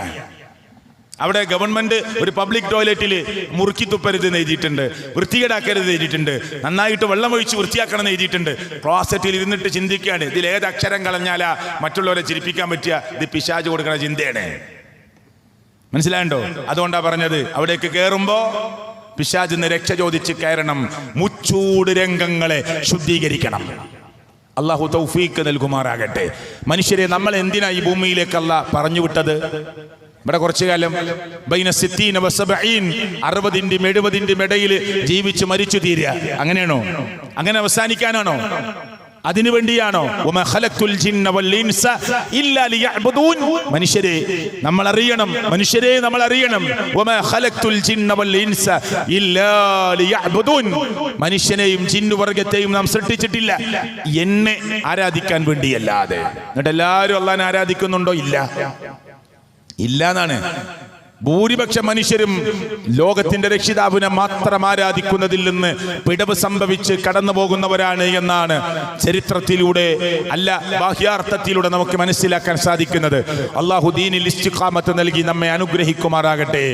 വിശ്വാസ രംഗത്ത് കളങ്കമില്ലാതെ മുന്നോട്ട് പോകാൻ നമുക്ക് കഴിയണം, മായം ചേർക്കാതെ ജീവിക്കാൻ കഴിയണം. മുസ്ലിങ്ങളെ, ഇതുവരെ ഞാൻ പറഞ്ഞ വിഷയം എല്ലാവർക്കും സന്തോഷമായിരിക്കും. പക്ഷേ ഏകനായ ലോകത്തിന്റെ റബ്ബ് ഏകനായ ഈ പ്രപഞ്ചത്തിന്റെ നാഥൻ, ഏകനായ അണ്ഡഘടാഹങ്ങളുടെ അധിപനായ പ്രപഞ്ചത്തിന്റെ രക്ഷിതാവായ റബ്ബിനെ മാത്രമേ ആരാധിക്കാൻ പാടുള്ളൂ. 5 നേരം മുസ്ലിങ്ങളെ 5 നേരം കൈകെട്ടി നിന്ന് നെഞ്ചിന്റെ താഴെയും ആ കൈകെട്ടുന്നത് അതിന്റെ താഴെയൊക്കെ ഉണ്ട്, അതൊക്കെ വേറെ വിഷയമാണ്, നിൽക്കട്ടെ. മുസ്ലിങ്ങളെ 5 നേരം ആ 5 വക്ത നമസ്കാരങ്ങളിൽ 17 തവണ ഇയ്യാക നഅ്ബുദു വ ഇയ്യാക നസ്തഈൻ, നിന്നെ മാത്രമേ ഞങ്ങൾ ആരാധിക്കുകയുള്ളൂ, നിന്നോട് മാത്രമേ ഞങ്ങൾ സഹായതേട്ടം നടത്തുകയുള്ളൂ എന്ന് പറയുന്ന സമസ്തക്കാരനും മുജാഹിദും തബ്ലീഗും ജമാഅത്തും മുസ്ലിങ്ങളായി അറിയപ്പെടുന്നവരെ, ഇത് കഴിഞ്ഞ് നമ്മുടെ ഉമ്മ മുസല്ലമടക്കി അലമാരയുടെ മുകളിലേക്കൊന്ന് മെല്ലെ വെക്കാൻ ശ്രമിക്കുമ്പോൾ ഉമ്മയുടെ കാലൊന്ന് വഴുക്കിയാൽ, ഉമ്മയുടെ കാലൊന്ന് സ്ലിപ്പായാൽ, ഉമ്മയുടെ കാലൊന്ന് വഴുതിപ്പോയാൽ അപ്പ വിളിച്ചു ഉമ്മ, പടച്ചോനെ എന്റെ കാലി നല്ല പറയുന്നത്, ബദരീങ്ങളെ മമ്പ്രത്തങ്ങളെ എന്റെ കാലിന. ഈ നിസ്കാരത്തിലെ ഉമ്മ പ്രതിജ്ഞ ചെയ്തതോ ഇയ്യാക നഅ്ബുദു വ ഇയ്യാക നസ്തഈൻ, പടച്ചോനെ നിന്നെ മാത്രമേ ഞങ്ങൾ ആരാധിക്കൂ, നിന്നോട് മാത്രമേ ഞങ്ങൾ സഹായതേട്ടം നടത്തൂ. മുസ്ലിങ്ങളെ ചിന്തിക്കണം, ആലോചിക്കണം. ഇത് കുറ്റപ്പെടുത്തിയല്ല, നമ്മുടെ പരലോക രക്ഷയ്ക്ക് വേണ്ടിയ ലോകത്തിലേക്ക് കടന്നു വന്ന 1,00,000-ൽ പരം വരുന്ന പ്രവാചകന്മാർ, ഖുർആനിൽ പേരെടുത്തു പറഞ്ഞ 25ഓളം പ്രവാചകന്മാർ, അവരുടെ സമൂഹത്തിൽ ഇപ്പൊ ലൂത്ത് നബി അലൈഹി സ്വലാത്തു വസ്സലാം വരുമ്പോ ഇന്നിന്റെ ലോകം പോലെ സ്വവർഗരതി വ്യാപിച്ചു നിൽക്കുന്ന കാല. ഇന്നതിന് ആനുകൂല്യമാണെന്ന് പറയുന്ന ലോകത്താണ് നമ്മൾ ജീവിക്കുന്നത്. ആണും നമ്മളുടെ കല്യാണത്തിന് നിയമാനുവാദം വേണം എന്ന് വാദിച്ചുകൊണ്ടിരിക്കുകയാണ്. മനസ്സിലായില്ലേ? മുഹമ്മദിന്റെ അഹമ്മദിന്റെ കല്യാണം, സുലൈഖാനി ഫാത്തിമാനി കല്യാണം. ഇനി കല്യാണ കത്തൊക്കെ അങ്ങനെയാണ്. ഇതുവരെ വധു വരുന്നുണ്ടായിരുന്നത് ഈ ഇണകളാണ് കല്യാണത്തിന്. ഒന്ന് സുലൈഖ, ഒന്ന് മൈമൂന, ഒന്ന് ആയിഷ, ഒന്ന് ഫാത്തിമ. മനസ്സിലായില്ലേ? ഒന്ന് അബൂബക്കർ, ഒന്ന് ഇസ്മായില്. ഇങ്ങനെയാണ് കല്യാണം. ഇങ്ങനത്തെ ഒരു കത്ത് നമുക്ക് അടുത്ത് പ്രതീക്ഷിക്കാം. നൂറയും ഫാത്തിമയും ചാനലിൽ വന്ന് ചോദിച്ചു. എന്താ ചോദിച്ചത്? ഞങ്ങൾ രണ്ടുപേരും ഭാര്യ ഭർത്താവിനെ പോലെ ഒരുമിച്ച് ജീവിക്കാൻ തീരുമാനിച്ചപ്പോ എന്തേ കുറെ ആളുകൾക്ക് ഇങ്ങനെ ഹാലിളകുന്നത്? ഞങ്ങൾ ഇങ്ങനെ ജീവിച്ചാൽ ആകാശം ഇടിഞ്ഞു വീടുമോ? 2 മുസ്ലിം കുട്ടികൾ ചോദിച്ച ചോദ്യ. നല്ല ചുരിദാറും. എന്നാ അന്ന് ചാനലിലേക്ക് വരുമ്പോ വരെ മഫ്ത മാറ്റിയിട്ടില്ല. മഫ്തൊക്കെ നേരിട്ട് വന്നിട്ടാ ചോദിക്കണത്, ഞങ്ങൾ ഇങ്ങനെ ജീവിച്ചാൽ ആകാശം ഇടിഞ്ഞു വീഴുമോന്ന്. ലൂത്ത് നബി അലൈഹി സ്വലാത്തു വസ്സലാം വരുന്ന സമയമുണ്ടല്ലോ, പുരുഷന്മാര് ആൺകുട്ടികളെ തന്നെ ലൈംഗിക വൈകൃതങ്ങൾക്ക് ഉപയോഗിക്കുന്ന വല്ലാത്ത ലോക. മലക്കുകൾ വേഷം മാറി വന്ന അവരവരെ പിടിച്ചുകൊണ്ടാൻ വരുന്ന ലോക. ലൂത്ത് നബി അലൈഹി സ്വലാത്തു വസ്സലാമിന്റെ ഭാര്യയോട് പറഞ്ഞു, ഇവിടെ എൻ്റെ വീട്ടിൽ വിരുന്നുകാർ വന്നു എന്ന് പറയണ്ടാന്ന്. അടുക്കള വാതിൽ തുറന്നിട്ട് ഇങ്ങനത്തെ ആളുകളോട് പോയി അറിയിച്ചു, ആര്? ഇംറഅത്തു ലൂത്ത്. അതുകൊണ്ട് അവൾ നരകത്തിലാണെന്ന് അള്ളാഹുവിന്റെ ഖുർആൻ. ഇംറഅത്തു ലൂത്ത് വംറഅത്തു നൂഹ്, ഇവരൊക്കെ നരകത്തിലാണെന്ന് പരിശുദ്ധ ഖുർആൻ പറഞ്ഞിട്ടില്ലേ? നബിന്റെ ഭാര്യയാണ് നരകത്തില്. ലിവാത്ത്, സ്വവർഗരതി, സ്വവർഗത്തിൽപ്പെട്ട ആണിനെ തന്നെ, പെണ്ണിനെ തന്നെ ഈ തന്റെ ലൈംഗിക ദാഹങ്ങൾക്ക് വേണ്ടി ഉപയോഗിക്കുന്ന പ്രകൃതി വിരുദ്ധമായ തോന്നിയവാസം. ഞാൻ തിന്നത് പറഞ്ഞത് അത് നടന്നുകൊണ്ടിരിക്കുന്ന കാലത്താ ലൂത്ത് നബി വന്നത് അലൈഹി സ്വലാത്തു വസ്സലാം. സിഹറിന്റെയും ഈ ചെപ്പടി വിദ്യകളുടെയും ഒക്കെ അരങ്ങ് തകർക്കുന്ന സമയത്തേക്കാണ് മൂസാ നബി അലൈഹി സ്വലാത്തു വസ്സലാം വരുന്നത്. എന്നിട്ട് അവരോട് അല്ലാഹ് എല്ലാ നബിമാരോടും പറഞ്ഞു, യാ ഖൗമി അബ്ദുല്ലാഹ്, വിളിക്ക് മനുഷ്യരെ, യാ ഖൗമി അബ്ദുല്ലാഹ്, ഓ മനുഷ്യരെ നിങ്ങൾ അല്ലാഹുവിനെ ആരാധിക്കണം. മാ ലക്കും മിൻ ഇലാഹിൻ ഗൈറു, അവനല്ലാതെ നിങ്ങൾക്ക് ആരാധനക്ക് അർഹനായി മറ്റാരുമില്ല. ഇതാണ് ശരിയായ, ബാക്കിയൊക്കെ റെഡിയാവും. അതാണ് എൻ്റെ സത്യം. നിങ്ങൾ അള്ളാഹിനെ കുറിച്ച് ശരിക്കാണ് ബോധം ഉണ്ടാവുക. അള്ളാഹിനെ മാത്രമേ ആരാധിക്കാൻ പാടുള്ളൂ. എല്ലാം കാണുന്നവനാ, എല്ലാം കേൾക്കുന്നവനാ, ഹൃദയത്തിൻ്റെ തുടിപ്പും മിടിപ്പും അറിയുന്നവനാ, ഹൃദയത്തിൻ്റെ അതിൻ്റെ ഓരോ ചലനവും അറിയുന്നവനാ. അതുകൊണ്ട് ലോകത്തിൻ്റെ രക്ഷിതാവായ റബ്ബ്, എന്തൊരു ചൂടാ നമ്മൾ പറയണത്, എന്തൊരു ചൂടാണ് അങ്ങനെ പറയല്, എന്തൊരു ചൂടാണ്. എത്ര കിലോമീറ്റർ അപ്പുറത്താ സൂര്യൻ കിടക്കണത്? 15 കോടി അല്ലേ? നോക്കിക്കളെ, കോടി കിലോമീറ്റർ. ചിന്തിക്കുങ്ങള് ഒന്ന് നോക്കണം കേട്ടോ, നെറ്റിൽ നോക്കിയാൽ മതി. എങ്ങനെ ഇത്രയും കോടിക്കണക്കിന് കിലോമീറ്റർ അപ്പുറത്താണ് ആര്? സൂര്യനെ അള്ള വെച്ചിട്ടുള്ളത്. എന്നിട്ടാണ് ഈ ചൂട്. വർഷത്തിലൊരിക്കൽ സൂര്യനോട് ചിന്തിച്ചോട്ടോ നിങ്ങള്, വർഷത്തിലൊരിക്കൽ സൂര്യനോട് അള്ളാഹു ഒന്ന് താവാൻ പറഞ്ഞിരുന്നെങ്കിൽ നമുക്കൊന്ന് നിൽക്കാൻ പറ്റുമായിരുന്നില്ല. എന്നാൽ വർഷത്തിലൊരിക്കൽ നരകത്തിനോട് അള്ളാഹ് പറഞ്ഞു, ഒന്ന് നിശ്വസിച്ചോളൂന്ന്. ഒന്ന് ആവി പുറത്ത് കൂട്ടുള്ളൂ എന്ന്. അങ്ങനെ മുഹമ്മദ് മുസ്തഫ സല്ലല്ലാഹു അലൈഹി വസല്ലം പറയാ, നരകം ആവലാതി പറഞ്ഞു അള്ളാനോട്, എന്നിൽപ്പെട്ടതിൽ ചിലതിനെ തിന്നു കളയുന്നു അല്ല പറഞ്ഞു, ശരി, ഒരു നിശ്വസിക്കാൻ നിനക്ക് അവസരം തരാം, ഒന്ന് ആവി പുറത്തേക്ക് വിടാൻ. അങ്ങനെ വർഷത്തിലൊരിക്കൽ നരകം ഒരാവി ഇങ്ങനെ പുറത്തു വിടും. അതിൻ്റെ ചൂട് നിങ്ങൾക്ക് കഠിനമായി വരുമെന്ന്, ഭൂമിയിലേക്ക് പതിക്കുമെന്ന് മുഹമ്മദ് മുസ്തഫ സല്ലല്ലാഹു അലൈഹി വസല്ലമ. ചിന്തിക്കണ്ട നിങ്ങള്. അപ്പൊ എന്തായിരിക്കും നരകം? മനുഷ്യനും കല്ലും കത്തുന്ന നരകം. മനുഷ്യനും കല്ലും കത്തുന്ന നരകം. മനുഷ്യനും കല്ലും കത്തുന്ന നരകം. എങ്ങനെ സുഹൃത്തുക്കളെ നമുക്ക് ചിന്തിക്കാൻ പറ്റുക? കല്ലാണ് ഇവിടെ നമ്മൾ അടുപ്പാക്കി വെക്കുന്നത്, എന്നാൽ മനുഷ്യനും കല്ലും കത്തുകയാണ് നരകത്തിൽ. ചിന്തിച്ചു നോക്ക് നിങ്ങള്. അതാണ് അത് കാഫിരീൻ, സത്യത്തെ നിഷേധിച്ച ആളുകൾക്ക് വേണ്ടി സർവശക്തനായ അള്ളാഹു പറയാണ്, ആ സത്യത്തെ നിഷേധിച്ച ആളുകൾക്ക് വേണ്ടി അള്ളാഹു തആല ഒരുക്കി വെച്ചതാണ്. ഈ ഒരു നരകം മുന്നിൽ കണ്ടുകൊണ്ട് ഇതിൽ ഞാൻ പെട്ടുപോവാൻ പാടില്ല എന്ന നിലക്ക് ആ നരകത്തെ ശ്രദ്ധിക്കുകയും പേടിക്കുകയും ഭയപ്പെടുകയും ചെയ്യേണ്ടവരാണ് നമ്മൾ. അള്ളാഹു നമ്മെ കാത്തുരക്ഷിക്കുമാറാകട്ടെ.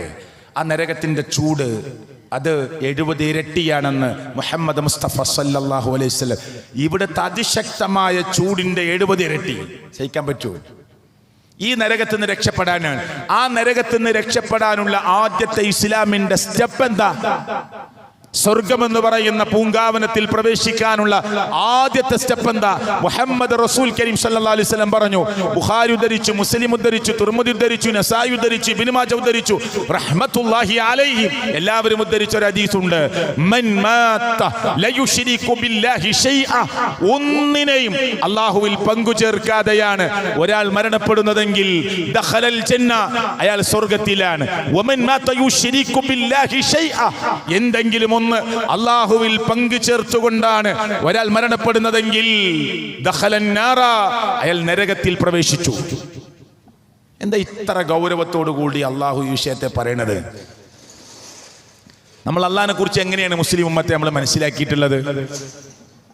അള്ളാഹിനെ കുറിച്ച് നമ്മൾ എങ്ങനെയാണ് മനസ്സിലാക്കിയിട്ടുള്ളത്? ലഹു മാ ഫിസ് സമാവാതി വമാ ഫിൽ അർദ്, ഭൂമിയിൽ എന്തൊക്കെയുണ്ടോ എല്ലാം അവന്റേതാണ്, ആകാശത്തിൽ എന്തൊക്കെയുണ്ടോ എല്ലാം അവന്റേതാണ്. ആകാശത്തിന്റെ വിഹായസിൽ വട്ടമിട്ട് പറക്കുന്ന പക്ഷികൾ, പറവകൾ ചിറകിനിങ്ങനെ നിവർത്തി പിടിച്ചിട്ട് അള്ളാഹുവിനെ പ്രകീർത്തിക്കുകയാണ്. മാളത്തിലിരിക്കുന്ന ഉറുമ്പുകൾ, വെള്ളത്തിന്റെ ആഴിയിലേക്ക്, കടലിന്റെ ആഴിയിലേക്ക് ഊളിയിട്ട് പോകുന്ന കോടാനുകോടി ജീവജാലങ്ങൾ എല്ലാം അള്ളാഹുവിനെ പ്രകീർത്തിക്കുന്നു. പടച്ചവനെ സ്തുതി ചെയ്യാത്ത, അള്ളാഹുവിനെ ഓർക്കാതെ ജീവിക്കുന്ന ഒരേ ഒരു സൃഷ്ടി മനുഷ്യരെ നമ്മിൽപ്പെട്ടവരാണ്. എല്ലാരുമല്ല, കുറെ ആളുകൾ. അവർക്ക് ഹൃദയമില്ല ഉണ്ട്, കണ്ണില്ല ഉണ്ട്, കാതില്ല ഉണ്ട്. ഖുർആൻ പറഞ്ഞു ലഹും ഖുലൂബ്, അവർക്ക് ഖൽബുണ്ട്, ലാ യഫ്ഖഹൂന ബിഹാ, ചിന്തിക്കേണ്ടത് ചിന്തിക്കുന്നില്ല.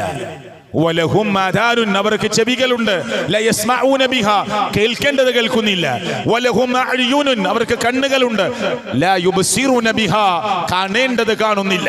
ഉലൈക കൽ അൻആം, അവർ നാക്കാലികളെ പോലെയാണ്. ബൽ ഹും അളൽ, അതിനേക്കാൾ മോശം. ഇതൊക്കെ അല്ലാഹുവിന്റെ ഖുർആൻ പറഞ്ഞല്ലേ. ഒരു നാക്കാലി പകരം കൂട്ടാൻ കാത്തുക്കലുണ്ടോ? ഇല്ല. മനുഷ്യനാണ് വൈരാഗ്യം വെച്ച് കാത്തിരിക്കല്. മൃഗങ്ങൾക്ക് അതൊന്നും കൊടുത്തിട്ടില്ല. അവരവരുടെ ജനിത കോഡിൽ രേഖപ്പെടുത്തിയത് പശുവിനെ പ്രസവിച്ചു കുഞ്ഞ് കുളത്തുക്ക വീണത് നീന്തി കരയിലേക്ക് അങ്ങോട്ട് വരും. അതിനാരും പഠിപ്പിക്കണ്ട. നമ്മൾ കരയിൽ ഒരാൾ നീന്തുന്നത് ഒരു 5 ദിവസം നോക്കി നിന്നിട്ട് 6ാമത്തെ ദിവസം ചാടിയാൽ നമ്മൾ വെള്ളം കുടിക്കും. നമ്മൾ പരിശീലിക്കണം, കണ്ടാ പോരാ, പ്രാക്ടീസ് ചെയ്യണം. മനുഷ്യന് കാട്ടിലെ നാവ് റഫായ കാട്ടിയുടെ വ്യത്യസ്ത തലത്തിലുള്ള മൃഗങ്ങളുണ്ട്. കാട്ടിയിൽ തന്നെ വ്യത്യസ്ത വിഭാഗങ്ങളുണ്ട്. നാവ് ഇങ്ങനെ റഫായ മുള്ളു പോലത്തെ നാവുള്ളൊരു മൃഗം, ആ മൃഗം പ്രസവിച്ചാൽ അതിൻ്റെ കുഞ്ഞ് ഉടനെ കയ്യും കാലും നിവർത്തി ഒറ്റ ഓട്ട. എന്തിനാ എന്ന് ജന്തുലോക വിദഗ്ധന്മാർ അതിനെ കുറിച്ച് പഠിച്ചെഴുതിയിട്ടുണ്ട്. സെർച്ച് ചെയ്താൽ കിട്ടും. എന്തിനാണ് അത് ഓടിയത്? ഒരു പറയണ്, അതിൻ്റെ നാവ് മുള്ളു പോലത്തെ നാവാ, കറുത്ത കട്ടിയുള്ള മുള്ളും ഇലകളൊക്കെ പറിച്ചു തിന്നുന്ന മൃഗ. അതുകൊണ്ട് ഈ കുഞ്ഞിനെ നാവ് കൊണ്ട് നക്കിയാൽ അതിന്റെ തൊലി വരെ പൊളിഞ്ഞു പോകും. അതുകൊണ്ട് അള്ള പറഞ്ഞു അതിന്റെ കുഞ്ഞിനോട് പ്രസവിച്ച് ഭൂമിക്ക് വീണ ഉടനെ സ്ഥലം വിട്ടോളണം.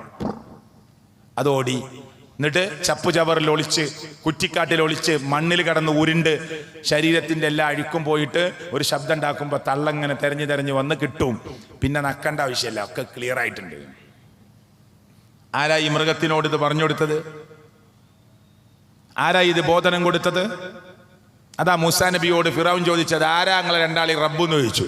ഫിറൗന്റെ കൊട്ടാരത്തിന്റെ മുറ്റത്തേക്ക് എത്തിയപ്പോൾ ആ റംസസ് രണ്ടാമനെന്ന ഫിറഔൻ, ധിക്കാരിയായ ഫിറഔൻ, അഹങ്കാരിയായ ഫിറഔൻ, മുങ്ങിച്ചാവുമ്പോ ഞാൻ വിശ്വസിക്കാമെന്ന് പറഞ്ഞ ഫിറഔൻ വലിയ കൊട്ടാരം പടുത്തുയർത്തി അതിന്റെ മുകളിൽ കയറി നിന്ന് അന റബ്ബുക്കുമുൽ അഅ്ലാ, ഞാനാണ് ലോകത്തിന്റെ റബ്ബ്, ഉന്നതനായ റബ്ബ് എന്ന് പറഞ്ഞ ഫിറഔൻ മൂസാ നബി അലൈഹിസ്സലാത്തു വസ്സലാമിനോട്, ഹാറൂൻ നബി അലൈഹിസ്സലാത്തു വസ്സലാമിനോട് ചോദിച്ചു, ഖാല ഫമർ റബ്ബുക്കുമാ യാ മൂസാ, ആരാ നിങ്ങൾ രണ്ടുപേരുടെയും റബ്ബ്? ഖാല ഫമർ റബ്ബുക്കുമാ യാ മൂസാ, ആരാ മൂസാ നിങ്ങൾ രണ്ടുപേരുടെയും റബ്ബ്? ഖാല റബ്ബുനല്ലദീ അഅ്താ കുല്ല ശൈഇൻ ഖൽഖഹു സുമ്മ ഹദാ. എല്ലാ മറുപടിയും അതിൽ വന്നു. റബ്ബ് എന്ന് പറഞ്ഞാൽ സൃഷ്ടിച്ചു, എന്നിട്ട് മാർഗദർശനം നൽകി എങ്ങനെ പോകണം. കോഴിമുട്ടയെന്ന് വിരിഞ്ഞ് കോഴിക്കുഞ്ഞുങ്ങൾ പുറത്തിറങ്ങി. നാടൻ മനുഷ്യന്മാരൊക്കെ ചെമ്മങ്കടവിലുണ്ടാവും. നിങ്ങൾക്ക് മനസ്സിലാക്കാൻ വേഗം പറയാ. കോഴിമുട്ട അടച്ചു കൊടുത്തു, കോഴി അടയിരുന്നു, മുട്ട വിരിഞ്ഞ് പൊട്ടി, തോട് പൊട്ടി, കുഞ്ഞ് പുറത്തു വന്നു. 2 ദിവസമായിട്ടുള്ളൂ. പുറത്തിറങ്ങി തള്ളക്കോഴിയുടെ കൂടെ ചിക്കി ചെനക്കിങ്ങനെ കൊടുക്കുക തള്ളക്കോഴി. അപ്പോൾ ഒരു പരുന്ത്, ഒരു കാക്ക, ഒരു കഴുകൻ മേലെ ഇങ്ങനെ പറന്നാൽ തള്ളക്കോഴി ഒരു പ്രത്യേക ശബ്ദം ഉണ്ടാക്കും. അപ്പോൾ ചിറകിനുള്ളിലേക്ക്, ഇലയുടെ മറവിലേക്ക്, കല്ലിൻ്റെ ബാക്കിലേക്ക്, പുല്ലിൻ്റെ ഉള്ളിലേക്ക് കോഴിക്കുഞ്ഞ് ഒളിച്ചു. ഇത് ഒരു അപകട റെഡ് സിഗ്നലാണെന്ന് ഈ കോഴിക്കുഞ്ഞിനാരാ പറഞ്ഞു കൊടുത്ത്? പിന്നെ നമ്മൾ നോക്കിയിട്ട് ഒറ്റ കോഴിക്കുട്ടികളെയും കാണാനില്ല.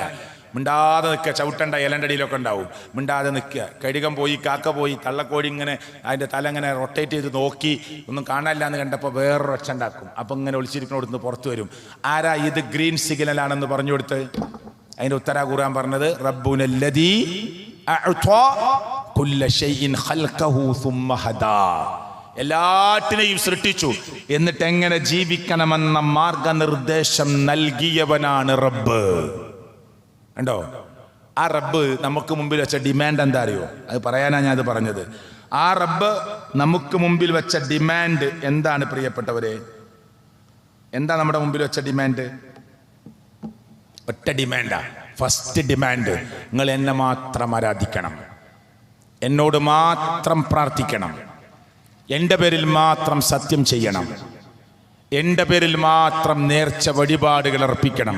മുസ്ലിങ്ങളെ, ചെമ്മങ്കടവിലെ വ്യത്യസ്ത സംഘടനയിൽപ്പെട്ട മുസ്ലിങ്ങളെ എല്ലാവരോടും പറയാ, പടച്ചോന്റെ ഈ ഡിമാൻഡ് നമുക്ക് അംഗീകരിക്കാൻ പറ്റൂലേ? എന്തെങ്കിലും ബുദ്ധിമുട്ടുണ്ടോ അംഗീകരിക്കാൻ? ഖുർആനിലെ 2-ാം അധ്യായം സൂറത്ത് ബഖറയിലെ 21-22 വചനം എന്താ? യാ അയ്യുഹന്നാസു അബ്ദു റബ്ബക്കുമുല്ലദീ ഖലഖക്കും വല്ലദീന മിൻ ഖബലിക്കും ലഅല്ലക്കും തത്തഖൂൻ അല്ലദീ ജഅല ലക്കുമുൽ അർള ഫിറാശ വസ്സമാഅ ബിനാഅ വഅൻസല മിനസ് സമാഇ മാഅ ഫഅഖ്റജ ബിഹി മിനസ് സമറാത്തി റിസ്ഖൻ ലക്കും ഫലാ തജഅലൂ ലില്ലാഹി അൻദാദ വഅൻതും തഅലമൂൻ. സുബ്ഹാനല്ലാഹ്, എത്ര മനോഹരമായിട്ടാണ് അല്ലാഹ് പറഞ്ഞത്. അതിൽ ആദ്യത്തെ വചനം എന്താ? മനുഷ്യരെ, മുസ്ലിങ്ങളെ എന്നല്ല, മനുഷ്യരെ നിങ്ങളെ സൃഷ്ടിച്ചതാരാ? അവൻ ആരാധിക്കണം. നമ്മളെ സൃഷ്ടാവല്ലേണ്. നിങ്ങൾക്ക് മുമ്പുള്ളവരെ സൃഷ്ടിച്ചവനാരാ? അവൻ ആരാധിക്കണം. മുഹമ്മദ് നബിയെ സൃഷ്ടിച്ചതാരാ? യേശു ക്രിസ്തുവിനെ സൃഷ്ടിച്ചതാരാ? ഇബ്രാഹിം നബിയെ സൃഷ്ടിച്ചതാരാ? എല്ലാ നബിമാരെയും ആദ്യത്തെ വാപ്പയും ആദ്യത്തെ നബിയുമായ ആദ നബിയെ 60 അടി 60 മുഴം നീളമുള്ള 90 അടി ഹൈറ്റുള്ള നമ്മുടെ വാപ്പാനെ സൃഷ്ടിച്ചതാരാ? സുബ്ഹാനല്ലാഹ്. ഉത്തരം എന്താ? അല്ലാഹ്. നമ്മളെ വല്ലിപ്പാന്റെ നീളത്തിനാണ് 60 മുഴം. 1 മുഴം തന്നെ 1.5 അടിയാ. അപ്പൊ എത്ര അടിയായി? 60 അടി. 60 അടി ഹൈറ്റാണ് നമ്മുടെ വാപ്പ, വല്ലിപ്പ. ഇനി ഖിയാമത്ത് നാൾ അടുക്കും തോറും മനുഷ്യന്റെ വലിപ്പൊക്കെ കുറഞ്ഞു വരും, പക്ഷെ ദുൽമ് കൂടി വരുന്ന കണ്ടാല് 6-ാം ക്ലാസ്സിലെ പഠിക്കണുള്ളൂ തോന്നും കേട്ടോ. അക്രമവാസനയൊക്കെ +2 കഴിഞ്ഞിട്ടുണ്ടാവും. അതാ പറഞ്ഞത്. ദുൽമ് ഇങ്ങനെ കൂടി വരും. നമ്മുടെ വല്ലിപ്പാന്റെ നീളം അത്ര ഉണ്ടായിരുന്നു, ചെറുതായി ചെറുതായി വരികയാണ് മനുഷ്യന്മാര്. നിൽക്കട്ടെ, ആദം നബി അലൈഹി സ്വലാത്തു വസ്സലാമിനെ സൃഷ്ടിച്ചതാരാ? അല്ലാഹ്. മുട്ടിയാൽ ശബ്ദമുണ്ടാകുന്ന കളിമണ്ണിന്റെ സത്തയിൽ നിന്ന് രൂപം കൊടുത്ത് എഴുന്നേൽക്കാൻ പറഞ്ഞു ലോകത്തിന്റെ റബ്ബ്. നിൽക്കട്ടെ, അതാ പറഞ്ഞത്, യാ അയ്യുഹന്നാസ് അബ്ദു റബ്ബക്കുമുല്ലദീ ഖലഖക്കും വല്ലദീന മിൻ ഖബലിക്കും ലഅല്ലക്കും തത്തഖൂൻ അല്ലദീ ജഅല ലക്കുമുൽ അർള ഫിറാശ. ഭൂമിയെ നിങ്ങൾക്ക് വിരിപ്പാക്കി തന്നു, ആകാശത്തെ മേൽക്കൂരയാക്കി തന്നു, ആകാശത്തുനിന്ന് വെള്ളമിറക്കി തന്നു. മഴ കിട്ടാഞ്ഞിട്ട് കുറെ സ്ഥലത്ത് മഴയ്ക്ക് വേണ്ടി പ്രാർത്ഥന നടക്കുക, മഴയ്ക്ക് വേണ്ടി നമസ്കാരം നടക്കുക.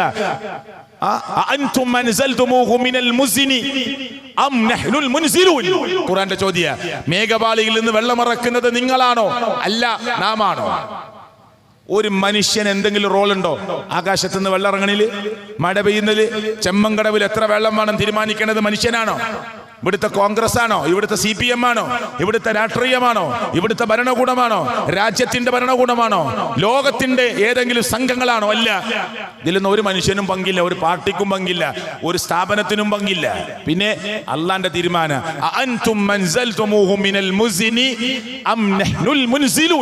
നിങ്ങളാണോ മേഘപാളിയിൽ നിന്ന് വെള്ളമിറക്കുന്നത്? അതല്ല, നാമാണോ? ഉത്തരം എന്താ? മനുഷ്യന്റെ മനസ്സ് പറയും, അല്ല പടച്ചോനെ നീയാണ്. എന്തിനത് പറഞ്ഞത്? ആകാശത്തുനിന്ന് വെള്ളമിറക്കി നിങ്ങൾക്ക് വേണ്ടത് പലതും പ്രൊഡക്റ്റ് ചെയ്തു തന്നു. എന്നിട്ടല്ല പറയാ, അതുകൊണ്ട് നിങ്ങൾക്ക് വെള്ളം തന്നത്, നിങ്ങൾക്ക് ഭക്ഷണം തന്നത്, നിങ്ങൾക്ക് വായു തന്നത്, നിങ്ങൾക്ക് വെളിച്ചം തന്നത്, നിങ്ങൾക്ക് ഈ ശ്വസന പ്രക്രിയ തന്നത്, നിങ്ങൾക്ക് വേണ്ടി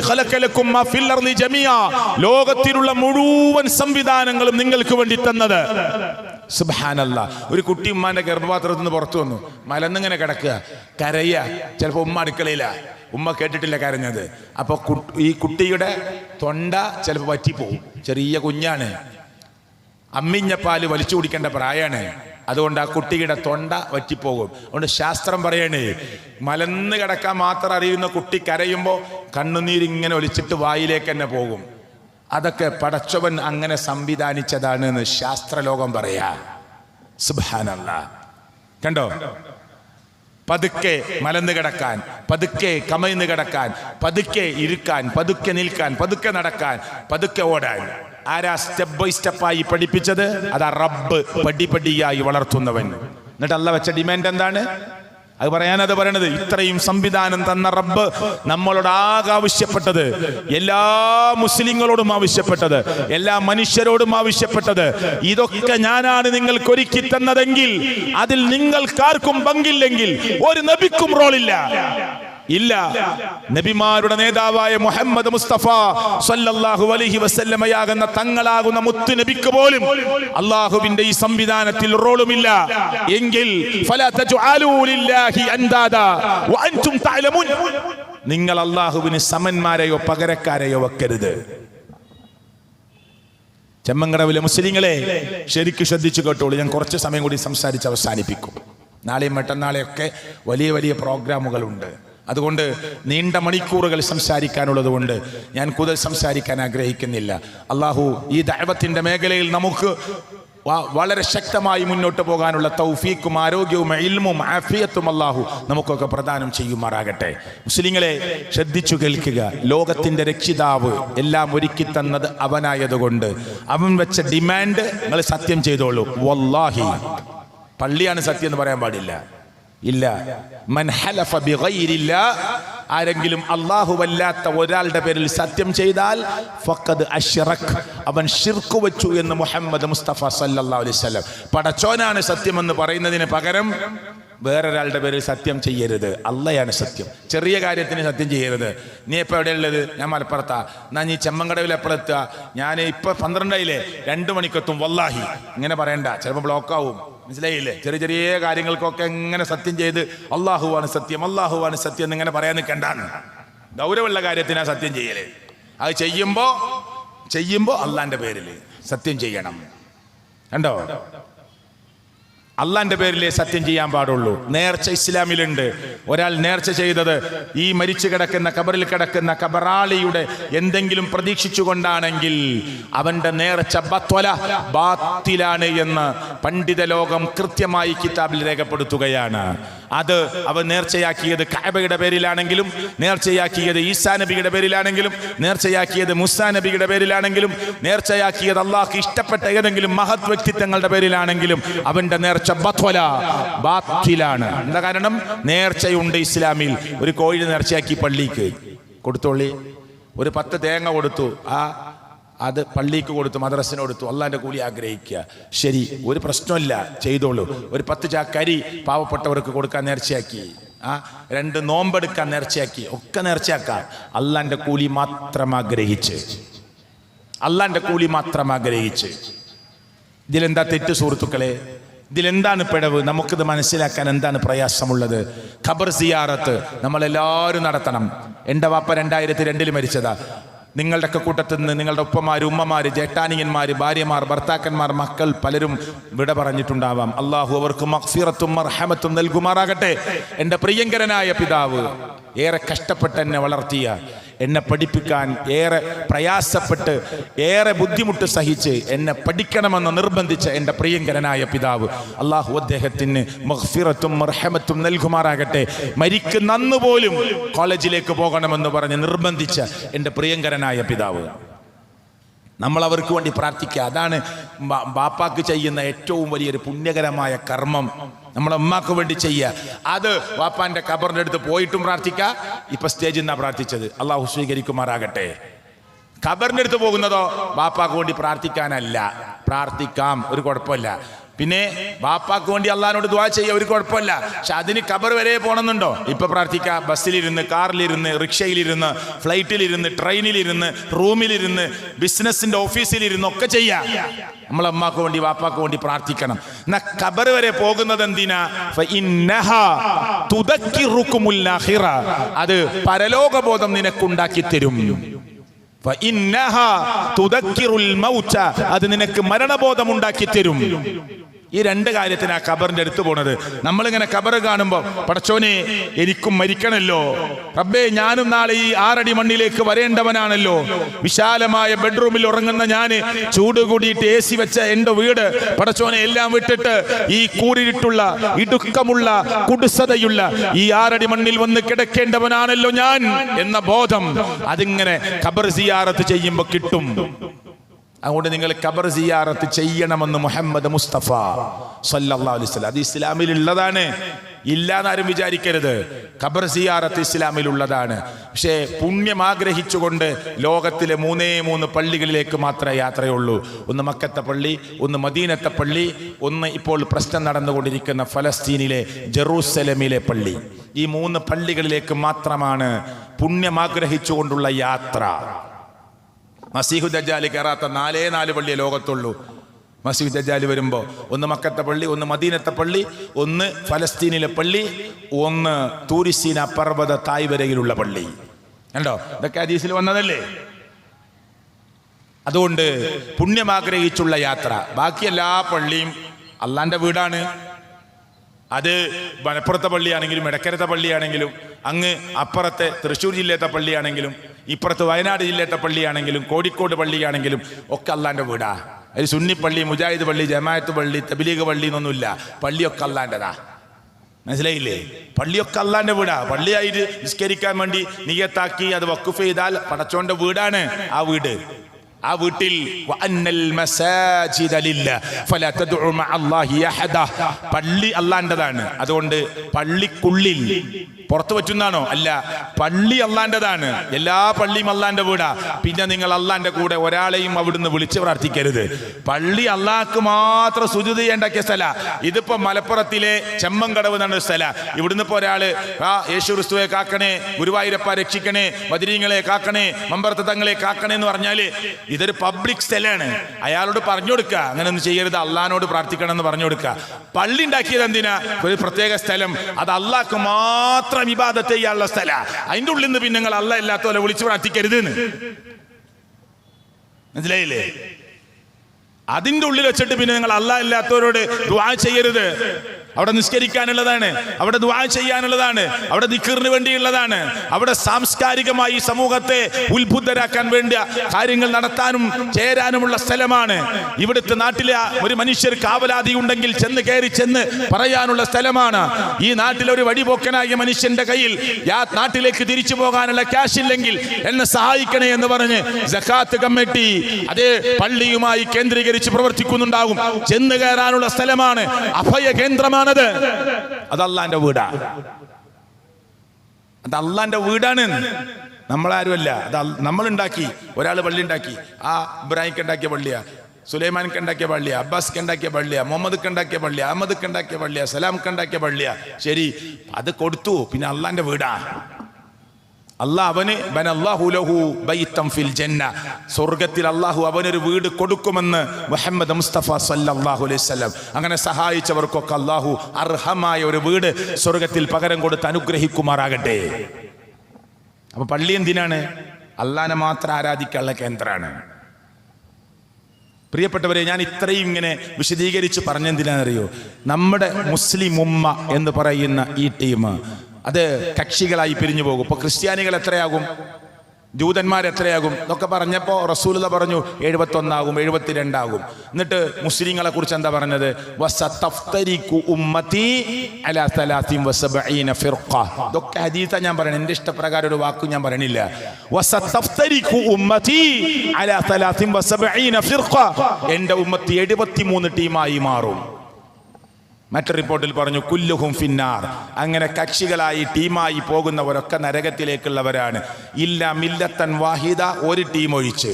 ആ ടീം ആരാന്നൊന്നും അള്ളാന്റെ റസൂൽ പറഞ്ഞിട്ടില്ല, പേര് പറഞ്ഞിട്ടില്ല, ഒരു ടീമിന്റെ പേരും പറഞ്ഞിട്ടില്ല, ഒരു സംഘടനയുടെ പേരും പറഞ്ഞിട്ടില്ല, ഒരു ഗ്രൂപ്പിന്റെ പേരും പറഞ്ഞിട്ടില്ല. അവർക്കുണ്ടാകേണ്ട ക്വാളിറ്റിയാണ് പറഞ്ഞത്, അവർക്കുണ്ടാകേണ്ട മാനദണ്ഡമാണ് പറഞ്ഞത്, അവർ പാലിക്കേണ്ട മര്യാദയാണ് പറഞ്ഞത്. ആ മര്യാദ എന്താ? അവർക്കുണ്ടാകേണ്ട ഗുണമെന്താ? കുല്ലുഹും ഫിന്നാർ ഇല്ലാ മില്ലത്തൻ വാഹിദ. ഒരൊറ്റ ടീം ഒഴിച്ച് ബാക്കിയുള്ളവർ നഷ്ടത്തിലാണ്, നരകത്തിലാണ്. ആരാണ് എന്ന് സഹാബത്ത് ചോദിച്ചു. വമൻ ഹിയ യാ റസൂലല്ലാഹ്, ആരാണ് സ്വർഗ്ഗത്തിലേക്ക് പോകുന്ന ടീം? മാ അന അലൈഹി അൽയൗം വഅസ്ഹാബി, ഞാനും എൻ്റെ സ്വഹാബത്തും എങ്ങനെ ജീവിച്ച് ഇന്ന് വരെ കാണിച്ചു കൊടുത്തോ അവിടെ നിൽക്കുന്നവർക്കാണ് സ്വർഗം. ഇനി ഒന്നും നമുക്ക് കൂട്ടാനും കുറക്കാനൊന്നും പാടില്ല. ളുഹർ 4, അതിൽ ഉറക്കന ഓതലില്ല. ഇനി കുറച്ച് കഴിഞ്ഞിട്ട് മാറ്റം വരുത്തിയിട്ട് ഉറക്കന ഓതാൻ പറ്റൂല.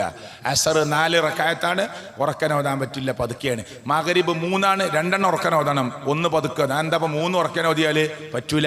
അങ്ങനെയാണ് ദീന് പഠിപ്പിച്ചത്. ഇശാ 4 റക്അത്താ, 2 റക്അത്ത് ഉറക്കന ഓതണം, 2 റക്അത്ത് പതുക്കെ. എന്താ അങ്ങനെ? അത് അള്ളാന്റെ റസൂൽ അങ്ങനെയാണ് പഠിപ്പിച്ചത്. സുബൈക്ക് കഷ്ടപ്പെട്ട് വീട്ടിൽ നിന്ന് എണീറ്റ് നടന്നിട്ടും വണ്ടി എടുത്തിട്ടും വരുന്നതാ, അത് 2 റക്അത്ത്, അത്രേ ഉള്ളൂ. അതാ അള്ളാന്റെ റസൂൽ പഠിപ്പിച്ചത്. കൂട്ടാൻ പറ്റോ? ഇല്ല. കുറക്കാൻ പറ്റോ? ഇല്ല. യാത്രയിൽ ളുഹർ അസർ ഒരുമിച്ച് നിസ്കരിക്കുക, രണ്ടും രണ്ടാക്കി നിസ്കരിക്കാം. ഇനി യാത്രയിലല്ല, നാട്ടിൽ ചില പ്രശ്നങ്ങളും പ്രയാസങ്ങളൊക്കെ ഉള്ള സമയമാണ് എങ്കിൽ ജമ്മാക്കി നമസ്കരിക്കാം. ളുഹർ 4 അസർ 4 ളുഹറിന്റെ സമയത്ത് തന്നെ നമസ്കരിക്കാം, പ്രശ്നമില്ല. ഇതൊക്കെ ഇസ്ലാം പഠിപ്പിച്ച അഡ്ജസ്റ്റ്മെന്റുകളാണ്. അതിന്റെ അപ്പുറം നമുക്ക് കൂട്ടാനും കുറക്കാനും പറ്റുമോ? പറ്റൂല. അതാ ദീന്. നിസ്കാരത്തിന് ശേഷം സുബ്ഹാനല്ലാഹ് അൽഹംദുലില്ലാഹ് അല്ലാഹു അക്ബർ എത്ര? 33. ഒരാൾ പറയാം ഞാൻ 40 ചൊല്ലും. ചെല്ലാൻ പാടില്ലാന്ന്. 33 നമ്മൾ ചെല്ലിയപ്പോ 34 പോയി. നമ്മൾ 33 വിചാരിച്ച് നിർത്തിയത് 32 ചൊല്ലിയിട്ടുള്ളൂ, കുറ്റം കിട്ടൂല. ഒരാൾ പറയാണ് ഞാൻ 33 5 ചൊല്ലിയിട്ടേ നിർത്തുള്ളൂ, വാശി എനിക്ക്. അത് പറ്റൂല. കാരണം അള്ളാന്റെ റസൂല് പറഞ്ഞതിന് അപ്പുറം ചെയ്യലാണ്. വേറെ സമയത്ത് ഇഷ്ടം പോലെ ചൊല്ലിക്കോ. നിസ്കാര ശേഷം 33 പറഞ്ഞാൽ 33 തന്നെ നിർത്തണം. തെറ്റിപ്പോയ പ്രശ്നമില്ല. അതാണ് ദീന്. അത് പൂർത്തിയാക്കാൻ ലാ ഇലാഹ ഇല്ലല്ലാഹ് വഹ്ദഹു ലാ ശരീക ലഹു എന്ന് പറഞ്ഞ് 100 തികക്കാൻ പറഞ്ഞു. അതാണ് ദീന്. കൂട്ടാൻ പാടില്ല, കുറക്കാൻ പാടില്ല. അങ്ങനെ എല്ലാം നിങ്ങൾ ചിന്തിച്ചോ. ഒരാൾ മരിച്ചു, അയാളെ താടി കെട്ടുക, കണ്ണടച്ചു കൊടുക്കുക, കാല് കെട്ടുക, അയാൾക്ക് വേണ്ട കാര്യങ്ങൾ ചെയ്തു കൊടുക്കുക, മയ്യത്തിൻ്റെ തുണി കൊണ്ടുവരിക, അതേ മയ്യത്ത് കുളിപ്പിക്കുക, മയ്യത്തിനെ കഫൻ പുടവയിൽ പൊതിയുക, പെട്ടെന്ന് ധൃതിയിൽ ഖബറിലേക്ക് കൊണ്ടുപോവുക, നിസ്കരിക്കുക, ഖബറിലേക്ക് കൊണ്ടുപോവുക, ആ ഖബറിലേക്ക് ഇറക്കുക, മൂടുകല്ല് വെക്കുക, 3 പിടി മണ്ണ് ഒന്നും പറയാതെ വാരിയിടുക, മൗനമായി മയ്യത്ത് കൊണ്ടുപോകുമ്പോൾ അള്ളാനെ ഓർത്ത്, ഈ മയ്യത്തിനെ ഓർത്ത് അയാൾക്ക് വേണ്ടി ദുആ ചെയ്ത് മുന്നോട്ട് പോവുക. അതൊക്കെ ദീനാണ്. എന്നാൽ ഇപ്പം നമ്മൾ ലാ ഇലാഹ ഇല്ലല്ലാഹ് എന്ന് ഉറക്കനെ ചൊല്ലും. ചെമ്മങ്കടവിലെ മുസ്ലിങ്ങളെ ചിന്തിക്കാൻ വേണ്ടി പറയാ. ഇതൊക്കെ ചെറിയ കാര്യം, വാശിക്ക് വേണ്ടി പറയല്ല. അപ്പോൾ ലാ ഇലാഹ ഇല്ലല്ലാഹ് നമ്മൾ ഉറക്കനെ ചൊല്ലിയിട്ട് ഇങ്ങനെ പോകും. അള്ളാന്റെ റസൂൽ അങ്ങനെ പോയിട്ടില്ല. മനസ്സിലായില്ലേ? ഉറക്കനെ ദിക്ർ ചൊല്ലിയിട്ട് അള്ളാന്റെ റസൂലും സഹാബത്ത് ഒരു മയ്യത്തിന്റെ കൂടിയും പോയിട്ടില്ല. അതുകൊണ്ട് സെലഫികളായ ആളുകൾ മയ്യത്ത് കൊണ്ടുപോകുമ്പോൾ മിണ്ടാതെ പോകും. എന്നാൽ മൗനമായി നിങ്ങളുടെ മനസ്സിൽ ദിക്റും പ്രാർത്ഥനയൊക്കെ ഉണ്ടാവും. മിണ്ടാതെ, ആരും കേൾക്കണില്ല. അങ്ങനെ പോകാനാണ് പറഞ്ഞത്. ഇപ്പോ കേരളത്തിലെ മുസ്ലിങ്ങളിൽ ഭൂരിപക്ഷ മുസ്ലിങ്ങൾ ആരാ? കേരളത്തിലെ മുസ്ലിങ്ങളിലെ ഭൂരിപക്ഷ മുസ്ലിങ്ങൾ ആരാ? ഇവിടുത്തെ സമസ്ത എന്ന് പറയുന്ന ടീമാണ്. സമസ്തയിൽ ഏറ്റവും കൂടുതൽ മുസ്ലിങ്ങൾ ഏത് മദ്ഹബിന്റെ ആളുകളാ? ഷാഫി മദ്ഹബിന്റെ ആളുകളാ. ഷാഫി മദ്ഹബിന്റെ ഇമാം ഷാഫി കഴിഞ്ഞാൽ രണ്ടാം ഷാഫി എന്നറിയപ്പെടുന്നത് ആരാ? ഇമാം നബവിയാണ്. ഇമാം നബവി നമ്മളെ പള്ളിയിൽ വെച്ച കിതാബിൽ പറഞ്ഞ എന്താണ്? അസുഖുത്തു ഫി ഹാലി സൈരി മഅൽ ജനാസ, മയ്യത്ത് കൊണ്ടുപോകുമ്പോൾ നിങ്ങൾ മിണ്ടാതെ പോകണം. ലാ യർഫ ബിസൗത്തിൻ ബിഖിറാഅത്തിൻ സൗത്തിൻ ബിഖിറാഅത്തിൻ വലാ ദിക്രിൻ വലാ ഗൈരി ദാലിക്. ഉണ്ടോ? അവൻ ശബ്ദം ഉയർത്തരുത്. ഖുർആൻ ഓതിക്കൊണ്ട് ദിക്ർ ചൊല്ലിക്കൊണ്ട് വേറെ എന്തെങ്കിലും വർത്താനം പറഞ്ഞിട്ട് ഒന്നും ശബ്ദം ഉയർത്താൻ പാടില്ല. ഇത് ആര് പറഞ്ഞ? ഇമാം നബവി പറഞ്ഞാണ്. നമ്മളെ പള്ളിയിൽ അലമാരിൽ വെച്ച അൽ അദ്കാർ എന്ന് പറഞ്ഞ ഗ്രന്ഥത്തിലുള്ളതാണ്. ഇതൊന്നും വാശിയല്ല. ഇമാം നബവി പറഞ്ഞു കൊടുക്കുകയാണ്, നിങ്ങൾ മയ്യത്ത് കൊണ്ടുപോകുമ്പോൾ മിണ്ടാതെ പോകണം കേട്ടോ. ദിക്ർ ചൊല്ലിയിട്ട് ഉറക്കനെ ശബ്ദം ഉണ്ടാക്കരുത്, ഖുർആൻ ഓതി ശബ്ദം ഉണ്ടാക്കരുത്. നീ വർത്തമാനം പറഞ്ഞു പോകാൻ പറ്റുമോ? ഒരിക്കലും പറ്റൂല. മിണ്ടാതെ മയ്യത്തിനെ കുറിച്ച് ആലോചിച്ച്, ഖബറിനെ കുറിച്ച് ആലോചിച്ച്, മനസ്സിൽ ദിക്റൊക്കെ ചൊല്ലി അങ്ങനെ പോവുക. ഫലാ യർഫഅ സൗതൻ ബിഖിറാഅത്തിൻ. ഞാൻ നേരത്തെ പറഞ്ഞപ്പോൾ ഏതൊരു വാക്ക് വിട്ടിട്ടുണ്ടോ എന്ന് സംശയമാണ് കേട്ടോ. എങ്ങനെ പറഞ്ഞത്? ഞാൻ എൻ്റെ ഓർമ്മയെന്ന് പറയാണ്. എങ്ങനെ പറഞ്ഞത് ഇമാം നബവി? അസ്സുഖൂത്തു ഫി ഹാലി സൈരി മഅൽ ജനാസ, മയ്യത്തിന്റെ കൂടെ മിണ്ടാതെയാണ് പോവേണ്ടത്. ഫലാ യർഫഅ സൗതൻ ബിഖിറാഅത്തിൻ വലാ ദിക്രിൻ വലാ ഗൈരി ദാലിക്. കണ്ടോ? ശബ്ദമുയർത്തരുത് ഖുർആൻ ഓതിക്കൊണ്ട്, ശബ്ദമുയർത്തരുത് ദിക്ർ ചൊല്ലിക്കൊണ്ട്, ശബ്ദമുയർത്തരുത് മറ്റെന്തെങ്കിലും കൊണ്ട്. എന്ന് പറഞ്ഞാൽ എന്താ? ഖുർആനും അല്ല ദിക്റും അല്ലേ, പിന്നെ എന്താ ശബ്ദം? വേറെ വർത്താനം പറയാ. കുറേ കാലമായിട്ട് കാണാത്ത ഒരാളെ മയ്യത്തുണ്ടോമ്പോ കണ്ടു, എന്നാ വന്നത്? ഇപ്പൊ ഗൾഫിൽ എവിടെയാണ്? ഒന്നും അപ്പൊ ചോദിക്കാൻ പാടില്ല. വാപ്പാക്ക് സുഖാണോ, ഉമ്മാക്ക് സുഖാണോ, മിണ്ടാതെ പോവുക. ഒക്കെ മയ്യത്തസ്കാരം കഴിഞ്ഞിട്ട് മയ്യത്തൊക്കെ എത്തിയിട്ട് പറയാ വർത്താനൊക്കെ. ഇനി നേരത്തെ ചോദിച്ചില്ലേ, വാ കുറച്ചു നേരം സംസാരിക്കുക, വാ മാറിക്കുക, സംസാരിക്കുക. മയ്യത്ത് കൊണ്ടുപോകുമ്പോ മിണ്ടാതെ പോകണം. അതാ നിയമം. മനസ്സിലായില്ലേ? അപ്പൊ അത് എടുക്കുക എന്നുള്ളതാണ് അള്ളാന്റെ റസൂൽ സല്ലല്ലാഹു അലൈഹി വസല്ലമയോടുള്ള നമ്മുടെ ഇഷ്ടം, നമ്മുടെ മഹബ്ബത്ത്, നമ്മുടെ സ്നേഹം. അള്ളാന്റെ റസൂൽ സല്ലല്ലാഹു അലൈഹി വസല്ലമ എങ്ങനെ നമുക്ക് കാണിച്ചു തന്നോ അങ്ങനെ ചെയ്യുക. സ്വല്ലു കമാ റഅയ്തുമൂനി ഉസല്ലി, ഞാൻ നമസ്കരിക്കും നിങ്ങൾ എങ്ങനെ കണ്ടോ അങ്ങനെ നമസ്കരിക്കണം. ഒന്നും കൂട്ടാൻ പാടില്ല, ഒന്നും കുറക്കാൻ പാടില്ല. അങ്ങനെ എല്ലാം നിങ്ങൾ ചിന്തിച്ചോ. ഇപ്പം മരിച്ച ഒരാളുടെ കണ്ണൂക്ക്, ഇതൊക്കെ ഒരു വാശിയുടെ പേരിൽ നമ്മൾ ചർച്ചാ വിഷയമൊക്കെയാണ്. മരിച്ചിട്ട് മുത്ത് റസൂൽ സല്ലല്ലാഹു അലൈഹി വസല്ലമ, സഹാബ കിറാം ആരെങ്കിലും മരിച്ച വീട്ടിലൊരു മൂന്നാമത്തെ ദിവസം പ്രത്യേക പ്രോഗ്രാമോ പരിപാടിയോ ദിക്റോ ഹൽക്കയോ ഒന്നും ഉണ്ടാക്കിയിട്ടില്ല. മനസ്സിലായില്ലേ?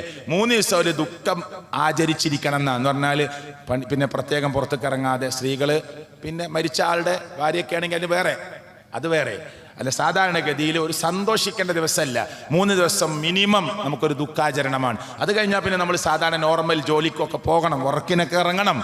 മനസ്സിലായില്ലേ? ആ 3 ദിവസം അയൽവാസികളോട് എന്താ ദീന് പറഞ്ഞത്? നിങ്ങൾക്ക് അവർക്ക് വല്ല ഭക്ഷണമോ കഞ്ഞിയൊക്കെ ഉണ്ടാക്കി കൊടുക്കണം. കാരണം അവർ മരിച്ച വീട്ടുകാരാണ്, മരിച്ച ഒരാളുടെ ഏറ്റവും അടുത്ത ആളുകളാണ്. അവർ ദുഃഖിച്ച് കിടക്കുകയാണ്. സാരല്ല, എഴുന്നേൽക്കുക, നമുക്കൊക്കെ മരിക്കണ്ടേ, നിങ്ങൾ നമസ്കരിച്ചോ, ബാങ്ക് കൊടുത്തിട്ടോ, നിസ്കരിക്കുക, ഇതാ കുറച്ച് കഞ്ഞി കുടിക്കുക. 3 ദിവസം അങ്ങോട്ട് ഭക്ഷണം ഉണ്ടാക്കി കൊടുക്കണം. അതാ ദീന്, അതാ ഇസ്ലാം പറഞ്ഞത്. അതിന് 3-ാമത്തെ ദിവസം നമ്മൾ ആ വീട്ടിൽ തന്നെ ഒരു ഭക്ഷണം ഉണ്ടാക്കുന്ന സമ്പ്രദായം കണ്ണൂക്ക് എന്ന് പേരിട്ട്. അള്ളാന്റെ റസൂലിന് പരിചയമല്ല, മുഹമ്മദ് മുസ്തഫ സല്ലല്ലാഹു അലൈഹി വസല്ലമക്ക് പരിചയമല്ല, സ്വഹാബത്തിന് പരിചയമല്ല, മദ്ഹബിന്റെ ഇമാമുകൾക്ക് പരിചയമല്ല. എത്ര ക്ലിയറായിട്ട് നിങ്ങൾ മനസ്സിലാക്കിക്കോളി. അങ്ങനെ എല്ലാം. ഇപ്പം മരിച്ച സ്ഥലത്തിരുന്ന ഒരാൾ ഖുർആൻ ഓതി, നമ്മൾ സെലഫികൾ നിങ്ങളെ വീക്ഷണത്തിൽ മരിച്ചാ പിന്നെ ഒരു ഖുർആൻ പോലും ഓതാത്ത ടീമാ. എന്നാ ഷാഫി ഇമാം എന്താ പറഞ്ഞേ? നിങ്ങൾ ചോദിച്ചു നോക്കി നിങ്ങളെ പണ്ഡിതന്മാരോട്, ഈ നാട്ടിലെ ചെമ്മങ്കടവിലെ മുസ്ലിങ്ങളോട് ഞാൻ പറയാ, നിങ്ങൾക്ക് ഇഷ്ടപ്പെട്ട ഒരു ഉസ്താദിനോട് ചോദിച്ചു നോക്കി. നമ്മൾ മരിച്ചെടുത്തിരുന്ന് ഖുർആൻ ഓതുന്നുണ്ടല്ലോ, ഖുർആൻ നമുക്ക് എപ്പോഴും ഓതാ, പക്ഷെ മരിച്ച ഒരാളുടെ മയ്യത്തിൻ്റെ അടുത്തിരുന്ന് പ്രത്യേകം ഓതുന്നുണ്ടല്ലോ. അങ്ങനെ നബിയും സഹാബത്തൊക്കെ ഓതിയിട്ടുണ്ടോ എന്ന് ചോദിച്ചു നോക്കി നിങ്ങൾ. ഓതാന്നുള്ളത് മറുപടിയൊക്കെ അവിടെ നിൽക്കട്ടെ. നബിയും സഹാബത്ത് ഓതിയിട്ടുണ്ടോ എന്ന് ചോദിച്ചാൽ എന്താ മറുപടി? ഇല്ല. പിന്നെ മുൻഗാമികളായ പണ്ഡിതന്മാർ ഓതിയിട്ടുണ്ടോ? ഇല്ല. പിന്നെ ഷാഫി ഇമാമ് ഓതരുത് എന്ന് പറഞ്ഞിട്ടുണ്ടോ? അതൊന്ന് ചോദിച്ചു നോക്കി നിങ്ങൾ. ഞാൻ പറഞ്ഞുതരാം, നിങ്ങൾ കേട്ടിട്ട് നിങ്ങൾ സംശയം ചോദിച്ചോളി, പഠിച്ചോളി, അന്വേഷിച്ചോളി. ഒരു വാശിയില്ല. ഇഷ്ടപ്പെട്ടവർ സ്വീകരിക്കുക, അല്ലാത്തവർക്ക് കളയാം. എത്രയോ പരിപാടികൾ നിങ്ങൾ കേൾക്കുന്നല്ലേ. ഖുറാന്റെ ആയത്താ. ഈ ആയത്തിന് ഷാഫി മദ്ഹബിലെ തഫ്സീറായ ഇമാം ഇബ്നു കസീർ റഹ്മത്തുള്ളാഹി അലൈഹിയുടെ തഫ്സീറിൽ ഇമാം ഷാഫി പറഞ്ഞു എന്ന് പറഞ്ഞിട്ട് ഇമാം ഇബ്നു കസീർ പറയുന്നത് എന്താ അറിയോ? എന്താ? ഈ ആയത്തിന്റെ വിശദീകരണത്തിൽ പറയാണ്, വമിൻ ആദിഹിൽ ആയ അൽ കരീമ, ഈ മഹത്തരമായ ആയത്തിൽ നിന്ന്. ഏതായത്ത്? വലൈസ ലിൽ ഇൻസാനി ഇല്ലാ മാ സഅ.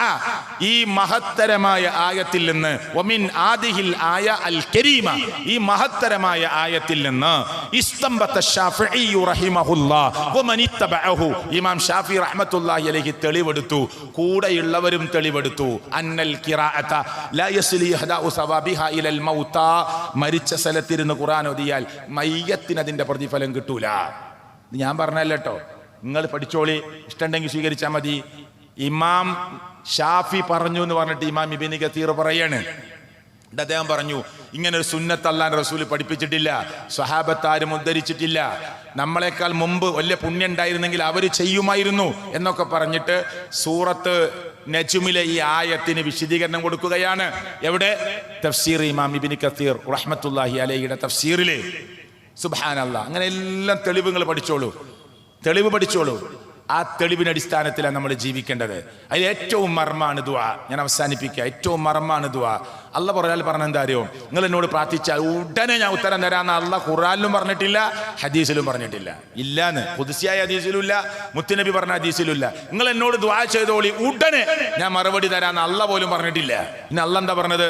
വഖാല റബ്ബുക്കും ഉദ്ഉനി അസ്തജിബ് ലക്കും, നിങ്ങൾ എന്നോട് ദുആ ചെയ്യണം, ഞാൻ നിങ്ങൾക്ക് ഉത്തരം തരാം. ഇപ്പൊ തരാന്ന് പറഞ്ഞിട്ടില്ല, ഞാൻ നിങ്ങൾക്ക് ഉത്തരം തരാം. ഇന്നല്ലദീന യസ്തക്ബിറൂന അൻ ഇബാദതി, എന്നെ ആരാധിക്കുന്ന വിഷയത്തിൽ ആരെങ്കിലും അഹങ്കാരം കാണിച്ചാൽ സയദ്ഖുലൂന ജഹന്നമ ദാഖിരീൻ, നരകത്തിൽ നിന്ദ്യരായി കിടക്കും അവർ എന്ന് പറഞ്ഞാൽ എന്താ? അല്ലേ ഉടനെ ഉത്തരം തരൂല എന്നാണോ? അല്ല, അള്ളാഹ്ക്ക് കൊടുക്കാം. പക്ഷെ അള്ളാഹ് പറഞ്ഞിട്ടില്ല എന്ന്. പ്രാർത്ഥനയുടെ മറുപടിയുടെ ഡിമാൻഡായി നിങ്ങൾ പ്രാർത്ഥിച്ചാൽ ഉടനെ ഞാൻ ഉത്തരം തരാമെന്ന് അള്ളാഹ് പറഞ്ഞിട്ടില്ല. പിന്നെ അള്ളാഹ് പറയുന്നത് വഖാല റബ്ബുക്കും, നബിയെ പറഞ്ഞു കൊടുക്കുക, നിങ്ങളുടെ റബ്ബ് പറഞ്ഞിട്ടുണ്ട്, ഉദ്ഉനി, നിങ്ങൾ എന്നോട് ദുആ ചെയ്യണം, അസ്തജിബ് ലക്കും, ഞാൻ നിങ്ങൾക്ക് ഉത്തരം തരാം. ഇന്നല്ലദീന യസ്തക്ബിറൂന അൻ ഇബാദതി, എന്നെ ആരാധിക്കുന്ന വിഷയത്തിൽ ആരെങ്കിലും മഹന്ത കാണിച്ചാൽ, അഹങ്കാരം കാണിച്ചാൽ, സയദ്ഖുലൂന ജഹന്നമ ദാഖിരീൻ, സയദ്ഖുലൂന ജഹന്നമ ദാഖിരീൻ, അവർ നിന്ദ്യരായി നരകത്തിൽ കിടക്കേണ്ടി വരും. എന്നിട്ട് ഈ ആയത്ത് ഓതിയിട്ടാണ് അല്ലാഹുവിന്റെ റസൂൽ എന്ത് പറഞ്ഞത്? അദ്ദുആഉ ഹുവൽ ഇബാദ, പ്രാർത്ഥനയാണ് ആരാധന. പ്രാർത്ഥനയാണ് ആരാധന. പ്രാർത്ഥന ഇല്ലെങ്കിൽ എന്താ ആരാധന? എല്ലാം പ്രാർത്ഥനയാണ്. പ്രാർത്ഥനയോടുകൂടിയുള്ള, നീയത്തോടുകൂടിയുള്ള എല്ലാ കാര്യങ്ങളും നമ്മുടെ ആരാധനയുടെ ഓരോ മർമ്മം നിങ്ങൾ പരിശോധിച്ചോളൂ. അവിടെ പ്രാർത്ഥന അത് ഗൗരവമായ കാര്യമാണ്. അത് 5 നേരം നമ്മൾ നിസ്കാരം കഴിഞ്ഞിട്ട് സുന്നി, മുജാഹിദ്, ജമാഅത്ത്, തബ്ലീഗ് എല്ലാവരും പറയുന്നത് എന്താ അറിയോ? അല്ലാഹുമ്മ ലാ മാനിഅ ലിമാ അഅ്തൈത വലാ മുഅ്തിയ ലിമാ മനഅത വലാ യൻഫഉ ദൽ ജദ്ദി മിൻകൽ ജദ്. ചെമ്മൻകടവിലെ മുസ്ലിങ്ങളെ, ഇതിന്റെ അർത്ഥം മാത്രം ഒന്ന് ചിന്തിച്ചു നോക്ക് നിങ്ങൾ. എന്താ ഇതിന്റെ അർത്ഥം? നിസ്കാരം കഴിഞ്ഞിട്ട് അസ്തഗ്ഫിറുല്ലാഹ് എന്ന് 3 വട്ടം പറഞ്ഞു. اللهم انت السلام ومنك السلام تبارك يا ذا الجلال والاكرام تبارك ذا الجلال والاكرام. യാ ഉള്ളതും ഇല്ലാത്തതൊക്കെ റിപ്പോർട്ട് ഉണ്ട്. പിന്നെ നമ്മൾ പറയുന്ന വാക്കെന്താ അറിയോ? اللهم لا مانع لما اعطيت ولا معطي لما منعت ولا ينفع ذا الجد منك الجد. അല്ലാഹുവേ, നീ തരുന്ന ഒന്നിനെ തടയാനോ നീ തടഞ്ഞ ഒന്നിനെ വാങ്ങിത്തരാനോ ആരുമില്ല റബ്ബേ. എന്റെ മോക്ക് ഹാൻഡിക്യാപ്ഡ് കൊടുക്കാൻ അല്ല വിചാരിച്ചു, തടുക്കാൻ ആരാ ഉള്ളത്? നമ്മളെ കുട്ടിക്ക് ഓട്ടിസം കൊടുക്കാനുള്ള തീരുമാനിച്ചു, തടുക്കാൻ ആരാ ഉള്ളത്? നമ്മുടെ കുട്ടിക്ക് മെന്റലി റിട്ടാർഡഡ് ആക്കാൻ അല്ല തീരുമാനിച്ചു, തടുക്കാൻ ആരാണുള്ളത്? നമ്മുടെ പ്രിയങ്കരിയായ നമ്മുടെ ഉമ്മക്ക് ക്യാൻസർ കൊടുക്കാൻ അല്ല തീരുമാനിച്ചു, തടുക്കാൻ ആരാണുള്ളത്? നമ്മുടെ ഏറെ നമ്മെ കഷ്ടപ്പെട്ട് വളർത്തുന്ന നമ്മുടെ വാപ്പക്ക് കിഡ്നി തകരാറിലായി, തടുക്കാൻ ആരുണ്ട്? അല്ലാഹുമ്മ, അല്ലാഹുവേ, ലാ മാനിഅ ലിമാ അഅ്തൈത വലാ മുഅ്തിയ ലിമാ മനഅത വലാ യൻഫഉ ദൽ ജദ്ദി മിൻകൽ ജദ്. പടച്ചോനെ, നീ തരുന്ന ഒന്നിനെ തടയാനോ നീ തരാത്ത ഒന്നിനെ വാങ്ങിത്തരാനോ ആരുമില്ല റബ്ബേ. ഇത് നിസ്കാരം കഴിഞ്ഞ എല്ലാ മുസ്ലിമും 5 നേരം പറയാ. പിന്നെ നമ്മൾ എങ്ങനെ സുഹൃത്തുക്കളെ അള്ളാനെ വിട്ടിട്ട് മറ്റു ശക്തികളോട് ഈ തേട്ടം നടത്തുക? അഭയം ചോദിക്കുക, തവക്കുൽ ചെയ്യുക. ഖബറിൽ കിടക്കുന്ന ആളോട് നമ്മൾ എങ്ങനെ പറയും? ഖബറാളി ഞങ്ങൾ പോയി കണ്ടോളിന്ന്. ഇങ്ങനെ ഖബറിൻ്റെ അടുത്ത് പോവുക, ഖബറാളിക്ക് സലാം പറയുക കേട്ടോ. എന്നിട്ട് ഈ ഖബറിനെ കുറിച്ച് ഓർക്കുക, ഖബറിൽ കിടക്കുന്ന വാപ്പാനെ കുറിച്ച് ആലോചിക്കുക, ഉസ്താദിനെ കുറിച്ച് ആലോചിക്കുക. നല്ല മനുഷ്യനായിരുന്നു ഉസ്താദ്, പടച്ചോനെ ഇവരൊക്കെ പോണ സ്വർഗത്തിൽ ഞങ്ങളെ ആക്കണേ അല്ലാ, പറഞ്ഞോളി, പ്രാർത്ഥിച്ചോളി. പക്ഷെ ഖബറാളിയോട് പറയരുത്. ഇതെന്താണ് മുസ്ലിം ഉമ്മത്തിന് മനസ്സിലാകാതെ പോകുന്നത്? ഇത്രേ ഉള്ളൂ. ഞാൻ 3 ന്യായം കൂടി പറഞ്ഞ് എൻ്റെ സംസാരം അവസാനിപ്പിക്കൂ. ഖുർആൻ പറഞ്ഞ ന്യായാട്ടോ, ഞാൻ പറയണതല്ല. ഖുർആൻ മനുഷ്യര് അള്ളയല്ലാത്ത ആളുകളോട് ഈ തേട്ടം നടത്തുമ്പോൾ, പ്രാർത്ഥന നടത്തുമ്പോൾ മുൻഗാമികളായ ആളുകൾ പറഞ്ഞ 3 ന്യായം. ഇത് മാത്രം ഇന്നത്തെ പ്രസംഗത്തിൽ നിങ്ങളൊന്ന് നോട്ട് ചെയ്തിട്ട് ഈ നമ്പർ ഒന്ന് നോക്കി തഫ്സീർ എടുത്ത് പരിശോധിച്ചാൽ നിങ്ങൾക്ക് വിഷയം മനസ്സിലാവും. അത് നിങ്ങൾ ഇഷ്ടപ്പെട്ട സമസ്തക്കാരെ കേൾക്കണമെങ്കിൽ നിങ്ങളെ ഉസ്താദന്മാരുടെ തഫ്സീർ എടുത്തോളി. പൊന്നാനി മഖ്ദൂം സാഹിബിന്റെ തഫ്സീർ എടുത്തോളി, വേറെ ഏതെങ്കിലും പണ്ഡിതന്മാരുടെ തഫ്സീർ എടുത്തോളി. എന്നിട്ട് ഈ 3 ആയത്തിന്റെ വിശദീകരണം, ഒക്കെ മലയാളം നന്നായിട്ട് വായിക്കാറിയുന്നവരാണ്. ഇനി അറബി അറിയുമെങ്കിൽ അറബിയിൽ തഫ്സീർ എടുത്തോളൂ, ഇബ്നു കസീറിന്റെ തഫ്സീർ എടുത്തോളൂ, തൊബരിയുടെ തഫ്സീർ എടുത്തോളൂ, ഖുർത്തുബിയുടെ തഫ്സീർ എടുത്തോളൂ, റഹ്മത്തുള്ളാഹി അലൈഹി, ഏതെങ്കിലും വലിയ മഹത്തുക്കളായ മുഫസ്സിറുടെ തഫ്സീർ എടുത്തോളൂ. എന്നിട്ട് ഞാൻ ഈ പറയുന്ന 3 ആയത്തിന്റെ വിശദീകരണം. ഒന്ന്, നമ്മൾ ഈ നാട്ടിൽ ഇപ്പൊ ഈ കടയിൽ കയറിയിട്ട് ഒരു ചെരുപ്പ് വാങ്ങുക, ആ കടക്കാരനോട് പറയോ ഒരു ചെരുപ്പ് വേണം, ഏതാ വേണ്ടത്, നിങ്ങൾക്ക് ഇഷ്ടമുള്ളത് ഒന്നോളി അറിയില്ല. പിന്നെ നമ്മൾ ഇട്ട് നോക്കും, നമ്മളൊന്ന് പിടിച്ചു നോക്കും, നമ്മളെ കാലിൽ ചേരുന്നുണ്ടോ നോക്കും. ഒരു 200 റുപ്യൻ്റെ ചെരുപ്പ് വാങ്ങാൻ ചിലപ്പോൾ 10 മിനിറ്റ് സമയം എടുക്കും. പിന്നെ ഒരു സോപ്പ് വാങ്ങാൻ വേണ്ടി കടയിൽ ചെന്നു, ഒരു സോപ്പ് വേണം, ഏതാ സോപ്പ്, നിങ്ങൾക്ക് ഇഷ്ടമുള്ള ഒരു തൊളി അറിയില്ല. പിന്നെ നമുക്ക് ഇഷ്ടമുള്ള ഒരു സോപ്പിന്റെ പേര് പറയും. 20 റുപ്യൻ്റെ സോപ്പ് വാങ്ങാൻ പോകുമ്പോൾ വരെ നമ്മൾ സെലക്ഷൻ നടത്തുക. ഇത് പരലോകത്തിന്റെ വിഷയമാണ്. അതുകൊണ്ട് ഒന്ന് വായിച്ചു നോക്കിക്കോളിന്ന്, ഒന്ന് പഠിച്ചു നോക്കിക്കോളി, ഒന്ന് അന്വേഷിച്ച് നോക്കിക്കോളി, നഷ്ടപ്പെടൂല ഈ 3 ആയത്ത് കേട്ടോ. ഇതിന്റെ ഷറഹ് ഒന്ന് എടുത്ത് നോക്കിക്കോളി. നിങ്ങളെ മലയാളത്തിലുള്ള ഖുർആന്റെ പരിഭാഷ, നിങ്ങളെ പണ്ഡിതന്മാർ, നിങ്ങൾക്ക് ഇഷ്ടപ്പെടുന്ന ഉസ്താദന്മാരുടെ തഫ്സീർ എടുത്ത് മറിച്ച് നോക്കിക്കോളി. 3 ആയത്ത്. ഒന്ന്, പരിശുദ്ധ ഖുർആനിലെ 39-ാമത്തെ സൂറത്ത് 3-ാമത്തെ ആയത്ത്. പരിശുദ്ധ ഖുർആനിലെ 10-ാമത്തെ സൂറത്ത് 18-ാമത്തെ ആയത്ത്. പരിശുദ്ധ ഖുർആനിലെ 26-ാമത്തെ സൂറത്ത് 71 മുതൽ 74 വരെയുള്ള ആയത്ത്. ഓതി വിശദീകരിക്കാനുള്ള സമയമില്ല, അതിന്റെ മർമ്മം മാത്രം പറയാണ്. മാ നഅ്ബുദുഹും ഇല്ലാ ലിയുഖർരിബുനാ ഇലല്ലാഹി സുൽഫാ. ഒന്ന് പഠിച്ചു നോക്കി നിങ്ങള്. മുൻഗാമികളായ മുഹമ്മദ് റസൂൽ കരീം സല്ലല്ലാഹു അലൈഹി വസല്ലം ഒക്കെ വരുന്ന കാലത്തുള്ള മനുഷ്യന്മാര് ഈ ബിംബങ്ങളുടെ മുമ്പിലും അല്ലാത്തവരുടെ മുമ്പിലൊക്കെ ചെന്ന് നിൽക്കുമ്പോൾ അവരോട് പറഞ്ഞ പോലെ പറയാൻ എന്താ അറിയോ, ഇതൊന്നും പടച്ചോനൊന്നുമല്ല, ഞങ്ങൾക്കറിയാം. ഇതാരും പടച്ചോനാണെന്നോ അള്ളയാണെന്നോ ഞങ്ങൾ പറയണില്ല. പിന്നെ മാ നഅ്ബുദുഹും, ഞങ്ങൾ ഇവരെ ആരാധിക്കുന്നില്ല, ഇല്ലാ ലിയുഖർരിബുനാ ഇലല്ലാഹി സുൽഫ, അള്ളാഹുവിലേക്ക് ഞങ്ങളെ അടുപ്പിക്കാൻ വേണ്ടി അല്ലാതെ ഞങ്ങൾ ഇവരുടെ അടുത്ത് വരുന്നില്ല എന്ന്. ഞങ്ങൾ ഇവരുടെ അടുത്തേക്ക് വരുന്ന എന്തിനാണ്?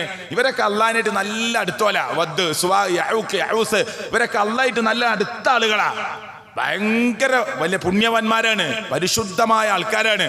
അതുകൊണ്ട് ഇവർ ഞങ്ങൾ അള്ളാഹുവിലേക്ക് ഒരു അടുപ്പിക്കാൻ വേണ്ടി അല്ലാതെ ഞങ്ങൾ ഇവർക്ക് ഇബാദത്ത് ചെയ്യണില്ല എന്നാണ് അന്നത്തെ ആളുകൾ പറഞ്ഞത്. ഇത് ശരിയാണോ? ഇത് മുസ്ലിങ്ങളുടെ നിലപാടാണ്. ഇപ്പൊ ഇവിടുന്ന് മമ്പറത്ത് പോകുന്നൊരു ഉമ്മാനോട് ചോദിക്കുക, ഉമ്മ മമ്പറത്ത് ആരാ? മമ്പറന്നങ്ങളുണ്ട്, നിങ്ങൾ എന്തിനാ പോണത്? ഞാൻ ആ മമ്പറന്നങ്ങളോട് എൻ്റെ വിഷമങ്ങളൊക്കെ ഒന്ന് പറയാന്. അപ്പൊ മമ്പറന്നങ്ങളോട് ഞങ്ങളെ വിഷമം പറയേണ്ട അള്ളഹാനോടല്ലേ? ഓലൊക്കെ അള്ളഹാനോട് വലിയ അടുത്ത ആൾക്കാരല്ലേ? ഓലൊക്കെ വലിയ അടുത്ത ആളുകളാണ്. അപ്പൊ നമ്മളെ വിഷയം ഓലോട് പറയാ, ഓല അള്ളഹാനോട് പറയും. ഇത് പറയരുത് എന്നാ ഖുർആൻ പറയണത്. നമ്മൾ അങ്ങനെ പറയുന്നു, അത് തിരുത്തണമെന്ന് ഖുർആൻ.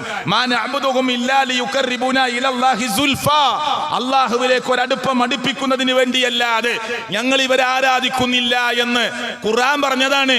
ഇങ്ങനെയാണ് മുൻകാലത്ത് ആളുകൾ പറഞ്ഞിരുന്നത്. ഇതെന്തിനാ അള്ളാഹ് പറഞ്ഞത്? മുസ്ലിങ്ങളെ നിങ്ങൾ പറയരുത്, ഇവർ പറഞ്ഞതുപോലെ നിങ്ങൾ പറയരുത് എന്ന് പറയാനാ. നമ്മൾ പറയണമെന്നറിയാനല്ല, ഇവർ പറഞ്ഞതുപോലെ നിങ്ങൾ പറയരുത്. ഇത് ഖുർആനിലെ 39-ാം അധ്യായം സൂറത്ത് സുമറിലെ 3-ാമത്തെ ആയത്ത്. ഞാൻ എൻ്റെ തഫ്സീർ എടുത്ത് നിങ്ങൾ മറിച്ചു നോക്കിക്കോളി. ഇനി മറ്റൊന്ന് 10-ാം അധ്യായം സൂറത്ത് യൂനുസ് 18-ാമത്തെ ആയത്ത്. ഹാഉലാഇ ശുഫഅഉനാ ഇൻദല്ലാഹ്, ഇവർ ഞങ്ങൾക്ക് വേണ്ടി അള്ളാഹിന്റെ അടുക്കൽ ശുപാർശ ചെയ്യും. ഇതേ ഉദാഹരണം വെച്ചോളൂ. മമ്പറത്ത് കോണ വല്ലിപ്പ വല്ലിമ്മ ചോദിച്ചു നോക്കി, ആ മക്കളെ ഓല ശഫായത്ത് കിട്ടാനാണ്, പടച്ചോന്റെ അടുത്ത് നമുക്ക് വേണ്ടി ഒരു ശുപാർശ പറയും. ഇത് പറയരുത് എന്ന് അള്ളാന്റെ ഖുർആൻ പറയാണ്. നാളെ ശുപാർശയല്ലേ ഉണ്ട്, നിഷേധിച്ചിട്ടുണ്ടോ? ഇല്ല. അള്ളാന്റെ റസൂൽ ശുപാർശ ചെയ്യണില്ലേ? ഉണ്ട്. ആർക്ക് ശുപാർശ ചെയ്യുന്ന പറഞ്ഞത്?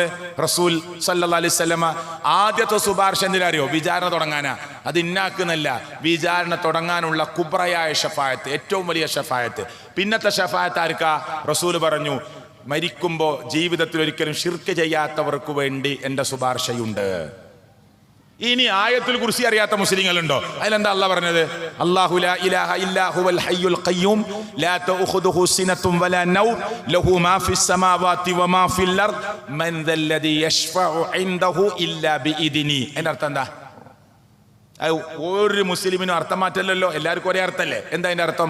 മൻ ദല്ലദി യശ്ഫഉ ഇൻദഹു ഇല്ലാ ബിഇദ്നി. അല്ലാഹ് പറയാ, അള്ളാന്റെ അടുക്കൽ ശുപാർശ ചെയ്യാൻ, അള്ളാന്റെ അനുവാദമില്ലാതെ ശുപാർശ ചെയ്യാൻ ആരുണ്ട്? അല്ലാഹ് പറയണേ, അള്ളാന്റെ അടുക്കൽ അള്ളാന്റെ അനുവാദമില്ലാതെ ശുപാർശ ചെയ്യാൻ ആരുണ്ട്? ശുപാർശ ഉണ്ട്, അള്ളാഹ് അനുവദിക്കണം. മുഹമ്മദ് നബി സല്ലല്ലാഹു അലൈഹി വസല്ലം അള്ളാഹ് പറയാ, ചെയ്തോളൂ ശുപാർശ, അപ്പൊ ചെയ്യാ. അല്ലാതെ നമുക്ക് ഇഷ്ടപ്പെടുമ്പോ ഇഷ്ടപ്പെട്ട ആൾക്ക് ശുപാർശ ചെയ്യാൻ പറ്റൂല. പടച്ചോൻ ഖുർആനിലാ പറയണത്, കഥയല്ല. മൻ ദല്ലദി യശ്ഫഉ ഇൻദഹു, അവന്റെ അടുക്കൽ ശുപാർശ ചെയ്യാൻ ആരുണ്ട്? ഇല്ലാ ബിഇദ്നി, അവന്റെ സമ്മതമില്ലാതെ. പടച്ചോന്റെ സമ്മതമില്ലാതെ ഒരു ശുപാർശ അവിടെ നടക്കൂല. നമ്മൾ പറയണതോ, നബിയോട് മുൻകാല മുസ്ലിങ്ങളല്ലാത്തവര് പറഞ്ഞതോ, പടച്ചോനടുക്കൽ ഇവർ ഞങ്ങൾക്ക് വേണ്ടി ശുപാർശ പറയും, അതിനാ ഞങ്ങൾ ഇവരോട് പറയുന്നത് എന്നാണ് അന്നത്തെ ആൾക്കാർ പറഞ്ഞത്. അതെന്നെ നമ്മളെ നാട്ടിലത്തെ ആൾക്കാരും പറഞ്ഞാലോ ശരിയാണോ സുഹൃത്തുക്കളെ? മൂന്നാമത്തത് അതിനേക്കാൾ അത്ഭുത. സൂറത്ത് ശുഅറ 26-ാം അധ്യായം 71 മുതൽ 74 വരെയുള്ള വചനം. അവരോട് നിങ്ങൾ പറയാം, ഇങ്ങനെ പോണ ആളുകളോട്, ഇങ്ങനെ ചെയ്യുന്ന ആളുകളോട് നിങ്ങൾ ചോദിക്കും, അല്ല കൂട്ടരെ, ഈ ഖബറിൽ കിടക്കുന്ന ആൾ നിങ്ങളെ സങ്കടം കേൾക്കുമോ? നിങ്ങൾക്ക് ഉത്തരം തരുമോ? ഉപദ്രവിക്കാൻ കഴിവുണ്ടോ? ഉപകാരം ചെയ്യാൻ കഴിവുണ്ടോ? ഓലൊക്കെ മരിച്ചു പോയോലല്ലേ എന്നൊക്കെ പറഞ്ഞ പോലെ മറുപടി എന്താ അറിയോ? ഖാലു, അവർ പറയും, ഖുർആൻ പറയാട്ടോ, ബൽ, മറിച്ച്. എനിക്ക് എൻ്റെ ഉപദേശം ഒന്നും കേൾക്കണ്ട, എൻ്റെ വയലും കേൾക്കണ്ട, എൻ്റെ പിന്നെ വയലും പ്രസംഗമൊന്നും എനിക്ക് കേൾക്കണ്ട. ഖാലു, അവർ പറയും, ബൽ, മറിച്ച്. ഈ ഉപദ്രവം ചെയ്യുമോ ഉപകാരം ചെയ്യുമോ എന്നൊക്കെ അല്ലേ നീ ചോദിക്കണത്? അതൊന്നും ഞാനൊന്നും പറയണില്ല. ബൽ, മറിച്ച്. വജദിന, ഞങ്ങൾ കണ്ടത്, ആബാഅന, ഞങ്ങളെ വാപ്പാരെ കണ്ടത്, കദാലിക യഫ്അലൂൻ, ഇങ്ങനെ ചെയ്യുന്നതായിട്ടാണ്. അതുകൊണ്ട് ഞങ്ങളും ചെയ്യും, ഞങ്ങൾ പാരമ്പര്യമായിട്ട് ചെയ്യാണ്. അല്ലാതെ നിങ്ങളെ ചോദ്യവും ഉത്തരവൊന്നും ഞങ്ങളില്ല. ഇത് ഖുർആൻ പറയണ്, ഇത് ഞാൻ പറയല്ല, ഖുർആനാ പറയണത്. ഖാലു, അവർ പറയും, ഇവരോട് ഇങ്ങനെ ചോദിച്ചാൽ അവർ പറയും, ബൽ, മറിച്ച്. വജദിന, ഞങ്ങൾ കണ്ടു, ആബാഅന, ഞങ്ങളുടെ ബാപ്പമാരെ വല്ലിപ്പമാരെ ഞങ്ങൾ കണ്ടത്, കദാലിക യഫ്അലൂൻ, ഇങ്ങനെ ചെയ്യുന്നവരായിട്ടാണ്. അല്ലാതെ ഉപദ്രവം നടത്തുവോ ഉപകാരം ചെയ്യോ ഈ ചോദ്യം ചോദിച്ച് ഞങ്ങളെ പഠിപ്പിക്കണ്ട. ഞങ്ങൾ പാരമ്പര്യമായി ബാപ്പാരെയും വല്ലിപ്പാരെയും കണ്ടുപഠിച്ചത് ഇങ്ങനെയാണ്, ആ റൂട്ടിലാണ് ഞങ്ങൾ പോകുന്നത് എന്നായിരിക്കും അവരുടെ മറുപടി. ഖുർആൻ പറയാ. അതാണ് ഞാൻ ഈ 3 സൂറത്ത് നിങ്ങൾ ഇഷ്ടപ്പെടുന്ന പണ്ഡിതന്മാരുടെ ഖുർആൻ പരിഭാഷ എടുത്ത് മറിച്ച് നോക്കിയിട്ട് അന്വേഷിച്ചോളി. പരലോക രക്ഷപ്പെടാൻ ഒരു വാശിയില്ല. മുജാഹിദ് പ്രസ്ഥാനത്തിന് പ്രത്യേക കൊടിയൊന്നുമില്ല, രാഷ്ട്രീയ പൊളിറ്റിക്കൽ കേട്ടോ പ്രഖ്യാപനങ്ങളൊന്നുമില്ല. എല്ലാവർക്കും ബുദ്ധിയുണ്ട്. ആ രാജ്യത്തിൻ്റെ മതേതരത്വത്തിനും ജനാധിപത്യത്തിനും അനുകൂലമായ വിധി കിട്ടാനുള്ള വോട്ടും കാര്യങ്ങളൊക്കെ നടത്തണം, അതിനൊന്നും പ്രശ്നമില്ല. മറിച്ച് പിന്നെ ഇതൊരു പ്രത്യേക രാഷ്ട്രീയ പാർട്ടിയിലേക്കുള്ള ക്ഷണമല്ല, ഒരു പതാകയിലേക്കുള്ള ക്ഷണമല്ല. ഇത് നാളെ പരലോകത്ത് രക്ഷപ്പെടാനുള്ള ഒരു വിളിയാളമാണ്. അതുകൊണ്ട് ഈ 3 ആയത്തുകൾ നിങ്ങളൊന്ന് പരിശോധനയ്ക്ക് വിധേയാക്കുക. അപ്പൊ സൂര്യന് ഞാൻ നേരത്തെ പറഞ്ഞു അല്ലേ, സൂര്യന് ഭൂമിയിൽ നിന്ന് ഏകദേശം, ഞാൻ അതാണ് സംസാരത്തിന്റെ ഇടയിൽ കൂടി മൊബൈൽ ഇങ്ങനെ ഒന്ന് നോക്കിയിരുന്നത് കേട്ടോ, ഇതിന്റെ സംസാരത്തിന്റെ ഇടയിൽ കൂടി അത് സെർച്ച് ചെയ്യുവാണല്ലോ. അപ്പൊ എന്താ കാണുന്നത്? ഏകദേശം പിന്നെ 15 കോടി കിലോമീറ്റർ അപ്പുറത്ത് കിടക്കുക. 15 കോടി കിലോമീറ്റർ അപ്പുറത്താണ് ആര് കിടക്കുന്നത്? എന്നിട്ട് ഞാൻ വെറുത്ത് കുളിച്ചിട്ടുണ്ട്, സംസാരിക്കും കൂടി ചെയ്യല്ലേ, അപ്പോൾ വെറുത്ത് കുളിക്കുക. എത്ര ദൂരത്താ കിടക്കണ സൂര്യൻ? ഇവിടുന്ന് 1 കിലോമീറ്റർ എന്നാൽ തന്നെ എത്ര നീളമുണ്ട്? 1000 കിലോമീറ്റർ 10,000 കിലോമീറ്റർ എന്നൊക്കെ പറയുമ്പോൾ എത്ര ദൂരമുണ്ട് സുഹൃത്തുക്കളെ? 15 കോടി എന്നൊക്കെ പറയുമ്പോൾ നോക്ക് നിങ്ങൾ, 1 കോടി എന്ന് പറഞ്ഞാൽ 100 ലക്ഷം അല്ലേ? സുബ്ഹാനല്ലാഹ്, അത്ര ദൂരത്താണ് ആ സൂര്യൻ കിടക്കുന്നത്. എന്നിട്ട് അതിൽ നിന്ന് വരുന്ന ചൂടാണ് നമുക്ക് സഹിക്കാൻ പറ്റാത്ത ചൂട്. അതുകൊണ്ട് നരകം, അതിനെ ഓർക്കാനാണ് ഞാൻ ആ സൂര്യനെ പറഞ്ഞത്. അല്ലാതെ സൂര്യൻ്റെ എത്ര കോടി കിലോമീറ്റർ ഉണ്ട് എന്ന് പഠിപ്പിക്കാനും അതിൽ ഗവേഷണം നടത്താനും, തെറ്റിയാൽ അതിന് സംസാര വിഷയമാക്കാനും, തെറ്റിയിട്ടില്ലെങ്കിൽ വലിയൊരു സംഭവം പറഞ്ഞു എന്ന് പറയാനൊന്നുമില്ല. പിന്നെ ഈ സൂര്യൻ്റെ ചൂട് പോലും നമുക്ക് സഹിക്കാൻ പറ്റുന്നില്ല. അപ്പം നരകത്തിൽ എന്തായിരിക്കും നമ്മളെ അവസ്ഥ, മനുഷ്യൻ്റെ അവസ്ഥ? അള്ളാഹു നമ്മെ കാത്ത് രക്ഷിക്കുമാറാകട്ടെ. അതുകൊണ്ട് സുഹൃത്തുക്കളെ, എന്നെ കേട്ട ചെമ്മങ്കടവിലെ സഹോദരങ്ങളെ കേട്ടോ, ചെമ്മങ്കടവിലെ പ്രിയപ്പെട്ട മുസ്ലിങ്ങളെ, നമ്മൾ അള്ളാഹിനെ മുന്നിൽ കാണുക. എന്നിട്ട് അള്ളാനെ മാത്രം ആരാധിക്കുക. നിങ്ങൾക്ക് ഇഷ്ടപ്പെട്ട പള്ളിയിൽ നിന്നോളൂ, നിങ്ങൾക്ക് ഇഷ്ടപ്പെട്ട പള്ളിയിൽ മെമ്പർമാരായിക്കോളി, ഇതൊന്നും പ്രശ്നമില്ല. പക്ഷെ ഷിർക്ക് ചെയ്യൂല എന്ന് തീരുമാനിക്കുക, തൗഹീദ് ഉറപ്പിക്കുക കേട്ടോ. ഏലസ് കെട്ടൂല എന്ന് തീരുമാനിക്കുക. എല്ലാം കാണുന്ന കേൾക്കുന്ന അറിയുന്ന ലോകത്തിൻ്റെ രക്ഷിതാവായ റബ്ബ്, അവന് പാസ്റ്റ് ഉണ്ടോ? ഇല്ല. നമുക്കാ പാസ്റ്റ്. അള്ളാഹ്ക്ക് പ്രസന്റ് ഉണ്ടോ? ഒന്നുമില്ല. ഫ്യൂച്ചർ ഉണ്ടോ? അതൊന്നും അള്ളാഹ്ക്കില്ല. അതൊക്കെ മനുഷ്യൻ്റെ മുമ്പിലാണ് കാലം. പടച്ചോനെ സംബന്ധിച്ചിടത്തോളം കഴിഞ്ഞു പോയ കാലം, ഇപ്പം നടക്കണ കാലം, വരാനുള്ള കാലം ഒന്നും പടച്ചോന് പ്രശ്നമില്ല. എല്ലാ കാലത്തിനും അപ്പുറമുള്ളവനാണ് അള്ളാഹ്. മനസ്സിലായില്ലേ?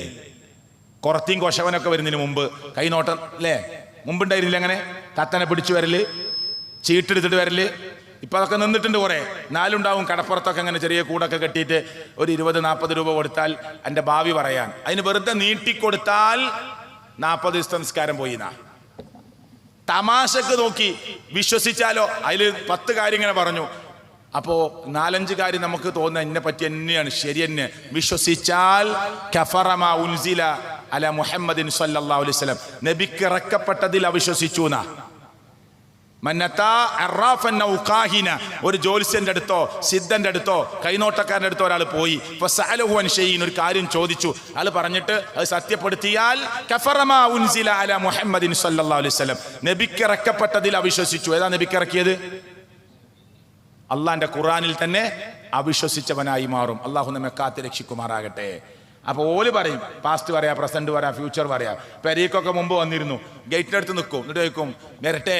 ആര്? ഭാവിയും ഭർത്താനൊക്കെ പറയാൻ വരുന്ന ആളാ കേട്ടോ, കഴിഞ്ഞതും പറയാൻ പോണ ആളാ, വരട്ടെ. അപ്പോൾ വീട്ടിലത്തെ അച്ഛനോ അമ്മയോ ഉമ്മയൊക്കെ പറഞ്ഞു ആ വന്നോളി, പട്ടി ഉണ്ടോ എന്ന്. ഓനപ്പോൾ കഴിഞ്ഞതും വരാനുള്ളതൊക്കെ പറയാൻ പോണ ആൾ. ഈ വീട്ടിൽ പട്ടി ഉണ്ടോന്ന് അവനറിയില്ല. ഗേറ്റും ഒരു ബോർഡുണ്ട്, പട്ടിയുണ്ട് സൂക്ഷിക്കുക. എന്നിട്ട് അവിടെ നിന്ന് വെറുതെ വെച്ചാണ് അവര്, വെക്കാൻ പാടില്ല അങ്ങനെ കളവ്. ഒരാളങ്ങനെ വെറുതെ ഒരു ബോർഡ് വെച്ചു. അപ്പോൾ പറയാ, വിളിച്ചു ചോദിക്കാണ്, പട്ടിനെ കെട്ടിക്കണോ? പട്ടി എന്നാ വീട്ടിലില്ല. നില കെട്ടല്. ഇവനാണ് പാസ്റ്റും പ്രസന്റും ഫ്യൂച്ചറും വരാൻ വരുന്ന ആള്. എന്നിട്ട് മനുഷ്യന് ബോധോദിക്കണില്ല. അതുകൊണ്ട് സുഹൃത്തുക്കളെ, എല്ലാ കാലങ്ങൾക്കും അപ്പുറമുള്ളവനാണ് ലോകത്തിന്റെ റബ്ബ്. ആ റബ്ബിന്റെ മുമ്പിലേക്കാണ് നമ്മുടെ എല്ലാ ദുആവും ചെയ്യേണ്ടത്. ഒരു നൂല് എന്നെ രക്ഷിക്കുമെന്ന് വിചാരിച്ചാൽ പിന്നെ അള്ളാഹ്ക്ക് നമ്മുടെ മനസ്സിൽ എന്ത് സ്ഥാനമുള്ളത്? ഇപ്പൊ മുസ്ലിങ്ങൾ കൂടുതൽ വിളിച്ചു പ്രാർത്ഥിക്കുന്ന ആരെയാണ്? അള്ളാനെ അല്ല കേട്ടോ. മുസ്ലിങ്ങളായി അറിയപ്പെടുന്ന ആളുകൾ കൂടുതൽ വിളിക്കുന്നത് മൊയ്തീ ഷെയ്ഖിനൊക്കെയാണ്. ഞാൻ വെറുതെ പറയല്ല. ആ മൊയ്തീ ഷെയ്ഖ് എങ്ങാനും ജീവിച്ചിരിക്കുന്നുണ്ടെങ്കിൽ മൊയ്തീ ഷെയ്ഖ് ഇന്ന് ഇതുപോലെ സ്റ്റേജുമൊക്കെ കയറി പ്രസംഗിക്കും, നിങ്ങൾ തോന്നിയാസ ചെയ്യണത്. കാരണം മരിക്കുന്നതിന് മുമ്പ് പുസ്തകം എഴുതിയിട്ട് മരിച്ച ആളാ മൊയ്തീ ഷെയ്ഖ്. നിങ്ങൾ ചോദിച്ചോ, ഞാൻ ഇത് പറയുന്നതൊക്കെ നിങ്ങൾ പഠിക്കാനാണ്. മൊയ്തീ ഷെയ്ഖ് തൻ്റെ കിതാബിൽ എഴുതിയൊരു വാക്കുണ്ട്, എന്താ അറിയോ? അദ്ദേഹം ചോദിച്ചാണ്, ലാ ഇലാഹ ഇല്ലല്ലാഹ് ചൊല്ലുന്ന ആളുകൾ തന്നെ, ലാ ഇലാഹ ഇല്ലല്ലാഹ് എന്ന് ചൊല്ലുന്ന ആളുകള് അല്ല ഇല്ലാത്തവരോട് ദുആ ചെയ്യണ കേട്ടിട്ട് മൊയ്തീ ഷെയ്ഖ് എന്താ പറഞ്ഞറിയോ? കൈഫ തഖൂലു ലാ ഇലാഹ ഇല്ലല്ലാഹ്, മനുഷ്യ നീയൊക്കെ എങ്ങനെ ലാ ഇലാഹ ഇല്ലല്ലാഹ് പറയും? മൊയ്തീ ഷെയ്ഖ് ചോദിക്കാണ്. പുസ്തകത്തിൽ ഇന്നും കിടക്കണാണ്, മൊയ്തീ ഷെയ്ഖിന്റെ പുസ്തകത്തിൽ കിടക്കണതാണ്. മഹാനായ ഒരു പണ്ഡിതനാണ്. അദ്ദേഹം ചോദിക്കാണ്, കൈഫ തഖൂലു ലാ ഇലാഹ ഇല്ലല്ലാഹ്, നീ എങ്ങനെ ലാ ഇലാഹ ഇല്ലല്ലാഹ് പറയും? വഫീ ഖൽബിക കം ഇലാഹ്, നിന്റെ ഹൃദയത്തിൽ എത്ര എത്ര ഇലാഹുകളാണ്. എന്നിട്ട് നീ ഹൃദയത്തിൽ കുറെ ഇലാഹുകളെ വെച്ചിട്ട് ലാ ഇലാഹ ഇല്ലല്ലാഹ് എന്ന് പറയുന്നതിൽ എന്ത് അർത്ഥമാണ് ഉള്ളത് എന്ന് ചോദിച്ചതാരാ? മൊയ്തീ ഷെയ്ഖ്. ആ മൊയ്തീ ഷെയ്ഖിനെയാണെന്ന് മനുഷ്യന്മാര് വിളിച്ച് പ്രാർത്ഥിച്ചുകൊണ്ടിരിക്കുന്നത്. അതുകൊണ്ട് സുഹൃത്തുക്കളെ, ഇതൊക്കെ തിരുത്തണം. എല്ലാം കേൾക്കുന്ന റബ്ബ്, അത് പറയാനാണ് അത് പറഞ്ഞത്. എല്ലാം കേൾക്കുന്ന റബ്ബുണ്ട്, എല്ലാം അറിയുന്ന റബ്ബുണ്ട്. നമ്മുടെ മരണം നിശ്ചയിച്ചത് അവനാ, നമുക്ക് ജന്മം നൽകിയത് അവനാ കേട്ടോ. ആ റബ്ബ് എല്ലാം കേൾക്കുന്നവനും അറിയുന്നവനുമാണ്. എപ്പോഴും ഏത് ഭാഷയിൽ പ്രാർത്ഥിച്ചാലും പ്രാർത്ഥന കേൾക്കുന്നവനും ഉത്തരം തരാൻ കഴിവുള്ളവനും അവനാണ്.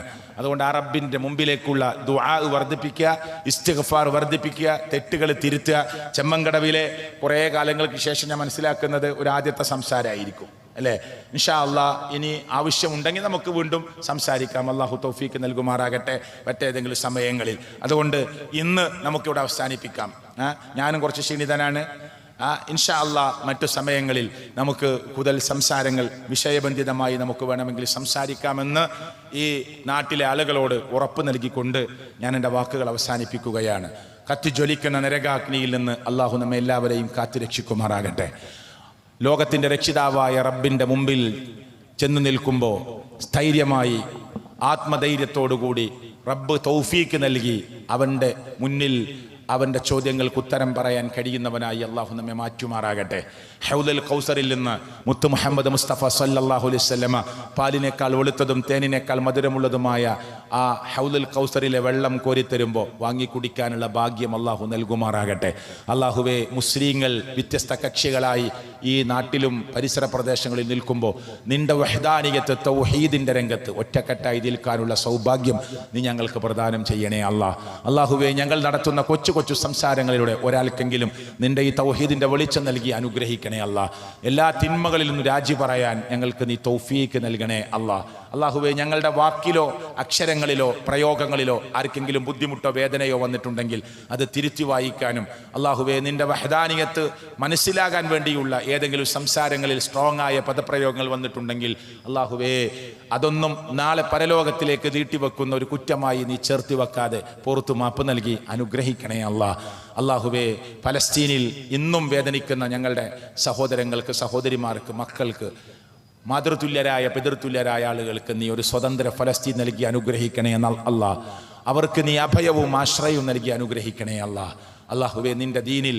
ലാ ഇലാഹ ഇല്ലല്ലാഹ് എന്ന കലിമത്തു തൗഹീദ് ഉച്ചരിച്ച് പടച്ചവനെ നിന്റെ മാർഗത്തിൽ പ്രവർത്തിച്ചു കൊണ്ടിരിക്കുക, നെറ്റിത്തടത്തിൽ വിയർപ്പ് പൊടിഞ്ഞുകൊണ്ടിരിക്കുക മരിക്കാനുള്ള സൗഭാഗ്യം ഞങ്ങൾക്ക് നീ പ്രദാനം ചെയ്യണേ കള്ള്, കഞ്ചാവ്, മയക്കുമരുന്ന്, MDMA പോലെയുള്ള അതിമാരകമായ ലഹരിയിൽ നിന്ന്, ചെറുതും വലുതുമായ ലഹരികളിൽ നിന്ന്, വൃത്തികേടുകളിൽ നിന്ന്, അശ്ലീലതകളിൽ നിന്ന് അള്ളാഹു ഞങ്ങളെയും ഞങ്ങളുടെ മക്കളെയും ഒക്കെ കാത്തു രക്ഷിച്ച് ദീനിൽ ഞങ്ങൾക്ക് ഇസ്തിഖാമത്ത് നൽകി അനുഗ്രഹിക്കണേ റബ്ബനാ ആതിനാ ഫിദ്ദുനിയ ഹസന وفي الآخرة حسنة وقنا عذاب النار آمين آمين برحمتك يا أرحم الراحمين.